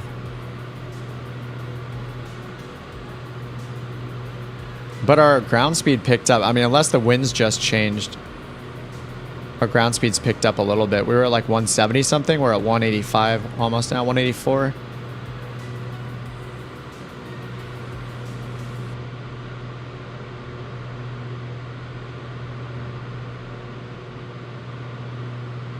All right, we're more than halfway there. 14 minutes to destination, so we'll see what we get from air traffic control. So we have some approaches on this, so if I bring these up again. Yeah, there's like an RNAV approach for every runway. And then there's also, is there an ILS? Oh, sorry, that's the wrong one. Charts list. Yeah, there's an ILS for 1.9. We have a VOR DME approach on 1.3. And then we have a RNAV for all of them. Rich gives you more speed and performance, but fouls your plugs over time. Lean is more economical, but slower. I see. So I wonder if what it's based off of is leaning it then, because, well, I guess it could be either, right? As long as you get the desired fuel flow per hour, it's up to you. Yeah, it's -8 outside air temperature at 11,000 feet. So I'd have to interpolate a little bit because the chart's for 10,000. Oh, I guess as long as it's in the green range, you're probably fine, right? Like,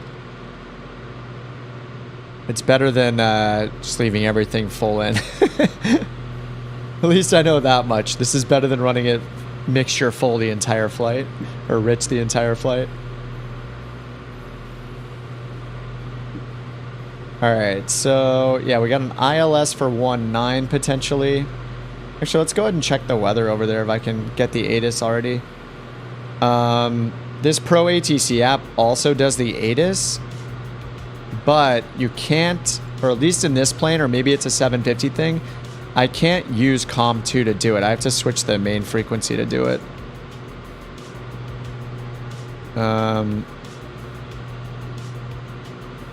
All right, let me see if these frequencies are correct as well. ATIS 124.8. All right, let's swap over and see if we get it from... nope. Not getting it. We should be in range. We're only 12 minutes away, 36 miles. Oh, pilot's discretion. It'll matter depending on weather conditions. Got it. Yeah, I have to... That's the beauty of flying in the turboprops. It's just like, yep, just set whatever RPMs you want, pretty much. Just keep it all in the green and you're good.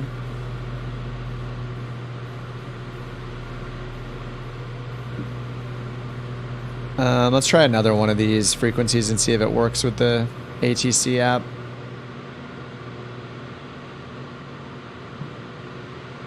Nope. Not getting it.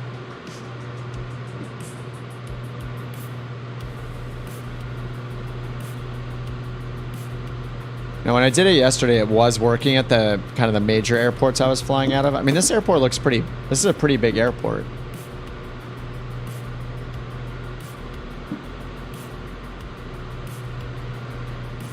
This ATIS says 124.8. Let's see if that's what we got over here. 24.8. Oops, frequencies. 124.8. Yeah, that's the one I tried. It shows it up there as the ATIS frequency, so...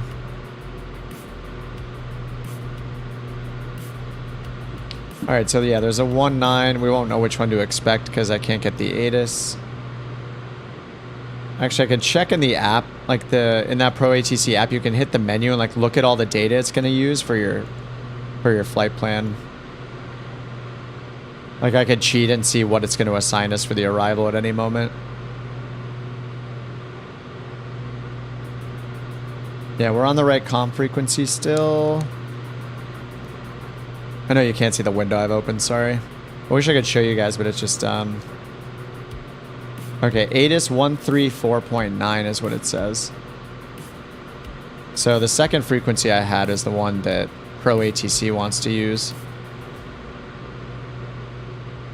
Alright, so let's try it again. And maybe it was out of range still, who knows? 1349. Let's try that one again. Nothing. Alright, I'll check in a few minutes. Probably hear from the controller before then. Alright, yeah, so we got an ILS and we got... Let's see if there's an LPV on every approach. Yeah, I think there's an LPV on all four... For all four approaches. LPV, LPV... Yeah, they're just all LPV approaches. And then we also have an ILS on 09. Nice. And all the LPVs go down to 250 for decision altitude, or decision height, I mean. And for the ILS, it's 200. Alright, cool.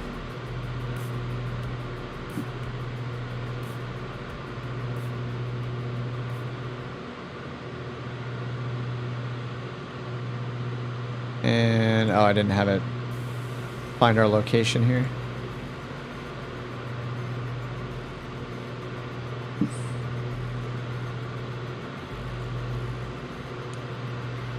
Oh, wait, it said expect RNAV 31, but I didn't hear anything. Say again. Southwest 6802. SW86802. Expect approach runway 31. It said expect RNAV runway 31. RNAV approach runway 31. That one voice it's using for that controller can't say some of the phrases for some reason. SW86802. Expect approach runway 31. Okay, he said it again. I'll confirm it again. RNAV approach runway 31. Southwest 6802. SW86802. 316. Approach on 131.6 is what he said. All right, let's just we'll just leave this one for now. No, I'll just load it without a transition point for now. All right, 131.6. 131.6. Southwest 6802. All right, 1316. All right, contact. Approach control, Southwest 6802 at 1000. Northwest 6802. Expect RNAV approach runway 31. All right, RNAV runway 31. RNAV approach runway 31. Southwest 6802. So they didn't give me a transition waypoint, so they might vector me. Turn to heading 270. Heading 270. Southwest. All right, heading 270.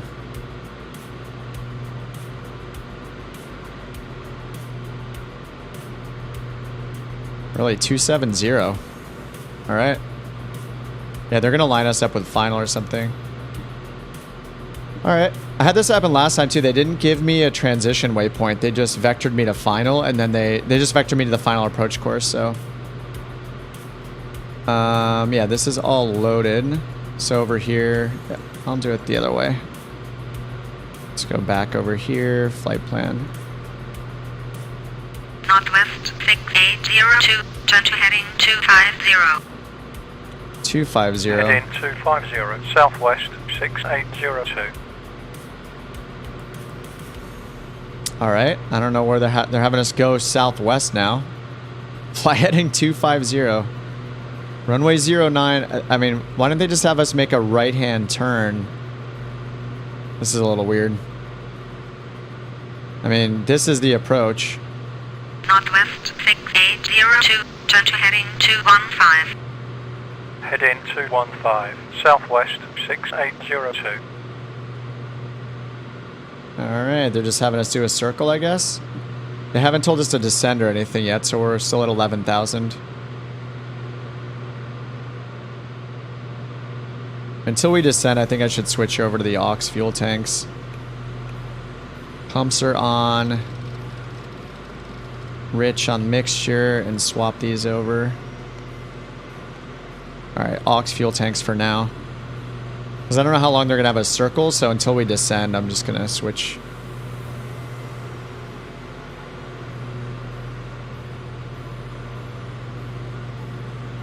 Alright, I don't know what they're thinking right now with this. Northwest 6802, turn to heading 210. Alright, 210. Heading 210, southwest. So we're going the opposite way we were going. I wonder if they know that I can make a right-hand turn. Let me make sure the approach is loaded correctly so I'm not just thinking of the wrong approach here. Yeah, they said RNAV 31. I'm gonna review that just to make sure. Yeah, RNAV 31 approach. 6802, turn to heading 210. Heading 210, southwest 6802. Alright, I'm on heading 210. We just have some crazy winds here. Why are we going backwards? There are no rights in Canada. Oh man. Should I just... I mean, I feel like I just want to go... I actually don't... I honestly don't have time to do this. I'm going to fly this direction towards final. Northwest 6802, turn to heading 210. Heading 210, southwest 6802. I have to be done in about 20 minutes, so it's not helping me right now to get to my destination. 11 minutes.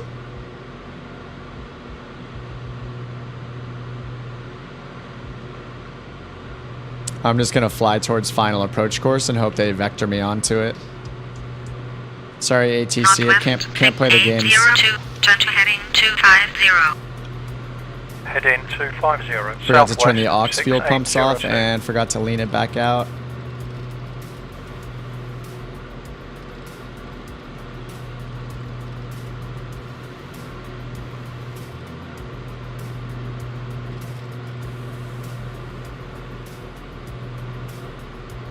Yeah, I'm just going to go for the final approach course up here. It's loaded in up on Navigraph as well. Northwest 6802, turn to heading 270. Heading 270, southwest 6802.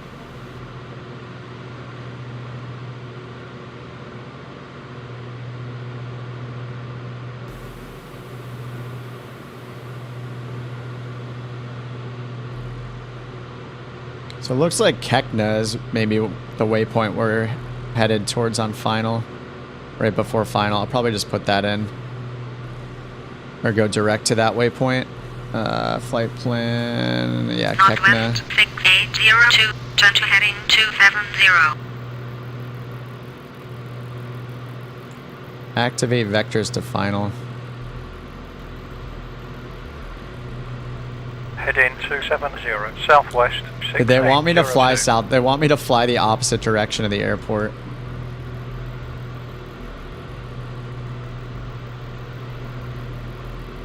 Definitely not going to do that. I'd prefer to land at my destination airport. Thank you. Yeah, it's runway 31.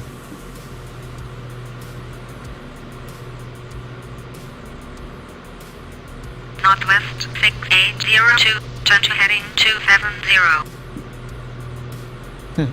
Just say again every single time. Say again? Really? Southwest Really? 6802. Alright, get my descent checklist ready. It's just maintain, set the power as required. Cowl flaps as required. They're just open, mixture, adjust, altimeter set. That's it. Before landing, we need to switch back to our main tanks. Yeah, so for descent on this checklist on ForeFlight, it doesn't tell me to use main tanks. It only says main tanks before landing. But I think the Milviz one said to use main tanks on descent. Northwest 6802, I'll leave it on aux for now. Turn to heading 270. Heading 270, Southwest 6802. I'm just gonna like switch to the tower controller myself. Just get permission to land and not worry about the rest.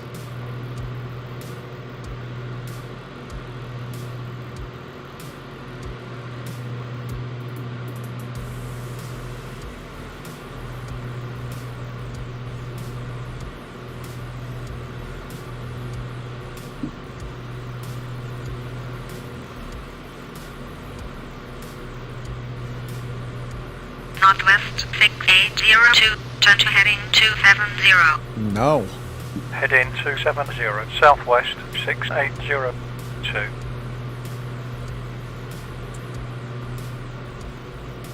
That's interesting. So I'm looking at their map. This makes no sense. I'm looking at their map and where it's showing me.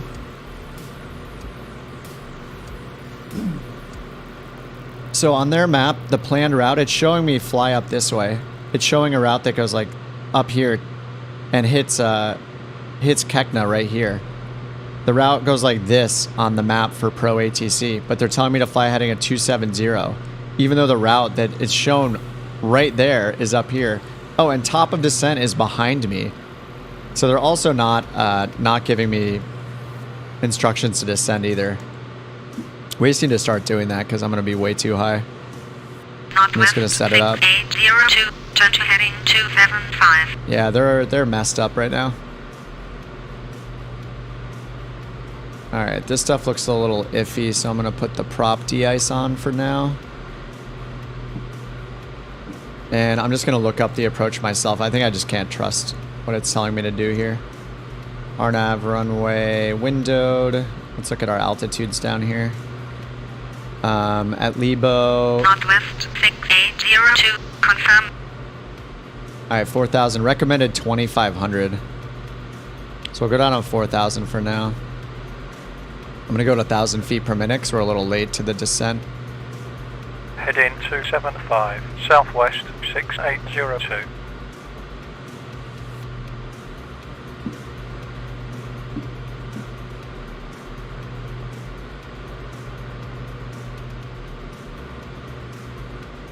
Alright. We're outside of the chart bound, so we don't see ourselves yet, but we're going Northwest towards 6802, Kekna. turn to heading 270. Yeah, it's just giving me 270. Alright, I'm going to close it, I think. I'm exiting Pro ATC. It's just not, I don't know. I'll wait until I'm on final. I'll see if it changes its tune when we get on final.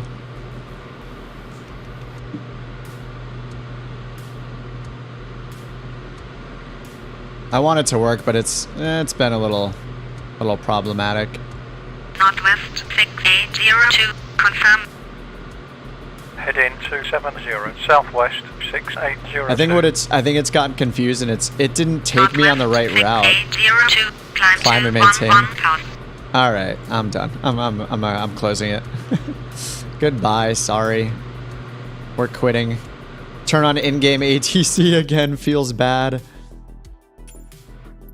General options.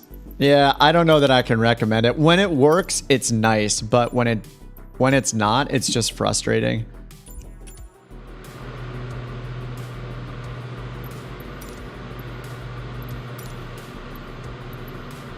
Okay, and it's untowered. Wait, it's not untowered. Is it? With no, it has. Really? Is it untowered with all those approaches? Huh. Sky condition, ceiling 4,600 feet overcast. Temperature 10. All right, let's see. At Leebot, we need to be 2,500. ILS runway 09er in use. And then go down to 2,000 for the glide path. VFR aircraft say direction of flight. All aircraft read back hold short instructions. Advise controller on initial contact UF Charlie. All right. Final approach course is 309. And I'm going to go back and just put in direct to Kekna. Direct to activate. Nav mode.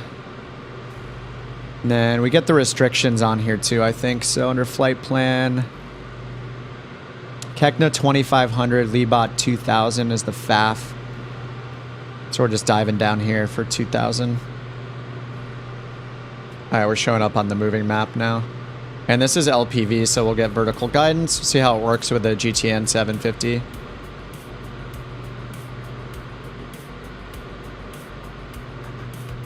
Valley Rats has landed already. Alright, Mike is much lower than us. I might need to dive down faster than 1,000 on this. We're at 8,000 feet already. We go down to 1,500. Not great for passengers, but it's just us, so we can get a little crazy, I guess. Alright, de-icing can come off the prop. And I'm going to switch back to the main fuel tanks. I'll wait till we get on final. I'm going to have to descend really fast on this. Alright, we're going 2,000 feet per minute. Hold on to your butts.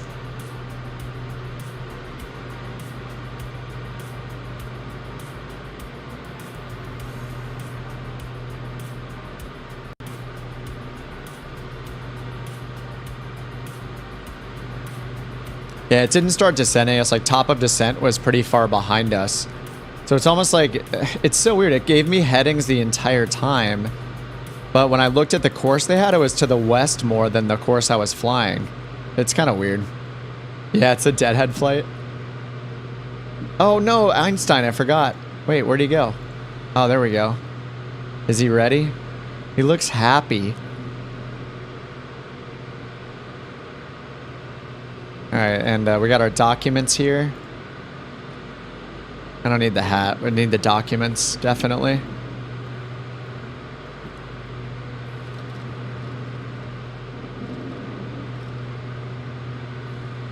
Alright, looks like Mike is turned final. Alright, what? What? Oh no! Did I overspeed it? I think did I overspeed it? I didn't even see what happened. Oh no. Hold on, let me look at the VOD. Wait, no, I didn't. No, we're in the green arc. Yeah, we're well in the green arc. Green arc, yellow. I'm in the yellow arc. It's halfway in the yellow arc. Oh, I can't see it. Yeah, it's still in the yellow arc. Oh no. You know, it actually might be for the best because, oh, did I open the window? I don't think so. I don't think I opened the window. Oh no, rip. Well, it's actually, I mean, oh, that was so close. I've thought several times about just turning aircraft stress damage off. But I haven't, and I feel like I just paid the price for having it on, I guess. Oh, I'm sorry about that, guys.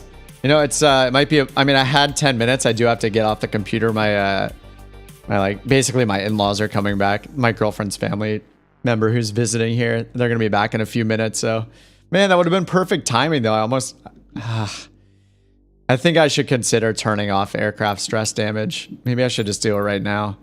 The thing is, like, nothing ever good comes from the instant black screen of death kind of thing, you know? I have it on, you know, I have stress damage on, I have everything on hard. And down here I just have the HUD turned off when I'm in the chase cam. I think I should, I don't know. That normally doesn't happen, but when it happens, it's like, wait, why did it even happen? Maybe I should just turn off stress damage. Crash makes sense. Does crash even make sense? I know a lot of people turn these off just because it's such a pain when it happens. I don't know. I'll probably turn them back on later. All right. Sorry to end the stream that way, but I do have to get going. Thanks, guys, for hanging out so much. I think the verdict on Pro ATC is like there's too many bugs for my taste. Like, I want something that's rock solid. And even though Microsoft Flight Sim is not the best, at least it does the approach correctly every time. It's not telling me to turn my heading a million times in a row. I don't know. And the speech recognition engine crashes. It's crashed like 3 out of 4 flights I've done with it. So yeah, for $50, it's hard to pay that much and use it. I think I'll have to try it again after the Sim Update 10 comes out to see, and just see if it was bugs with the beta or something. I'm not really sure. Anyway, on the other hand, the 310R is incredible. So I can recommend that. I'm having a lot of fun, even though it just like blew up or whatever, but that was probably because of flight sim settings. Anyway, good times. Thanks, guys, for hanging out for so long. We had a 4-hour, 21-minute stream. Feels great. And yeah, the 310R is amazing, but I would not buy Pro ATC, at least not yet. I'm just going to hold out, I think, for in-game ATC improvements. All these third-party ones, I just never have a great time with them. I'll have a good flight, then a crappy flight. So for me, I want the consistency. So I might stick with Microsoft Flight Sim ATC for now. And then, you know, until VATSIM, of course. All right, guys, thanks for hanging out. Mike, thanks for flying along. And everybody else that flew along, Ivan. And who else was out? I saw Toxic Farts earlier. Thanks so much for flying along. And I think when Sim Update 10 comes out for real, hopefully it is next week, I'll do a stream on the day that it comes out. I'll be on and just checking out the stability and all that. And maybe we can just do a group flight, fly around some cool areas like in New Zealand and stuff like that together. Just get a big crew going, see if we can get like 15 or 20 of us. That could be pretty fun. So, all right, have a good rest of your night or day, and I'll see you guys in the next stream, which will potentially be during the week when Sim Update 10 comes out. So at the earliest or at the latest, I'll see you then. All right, have a good one. Peace.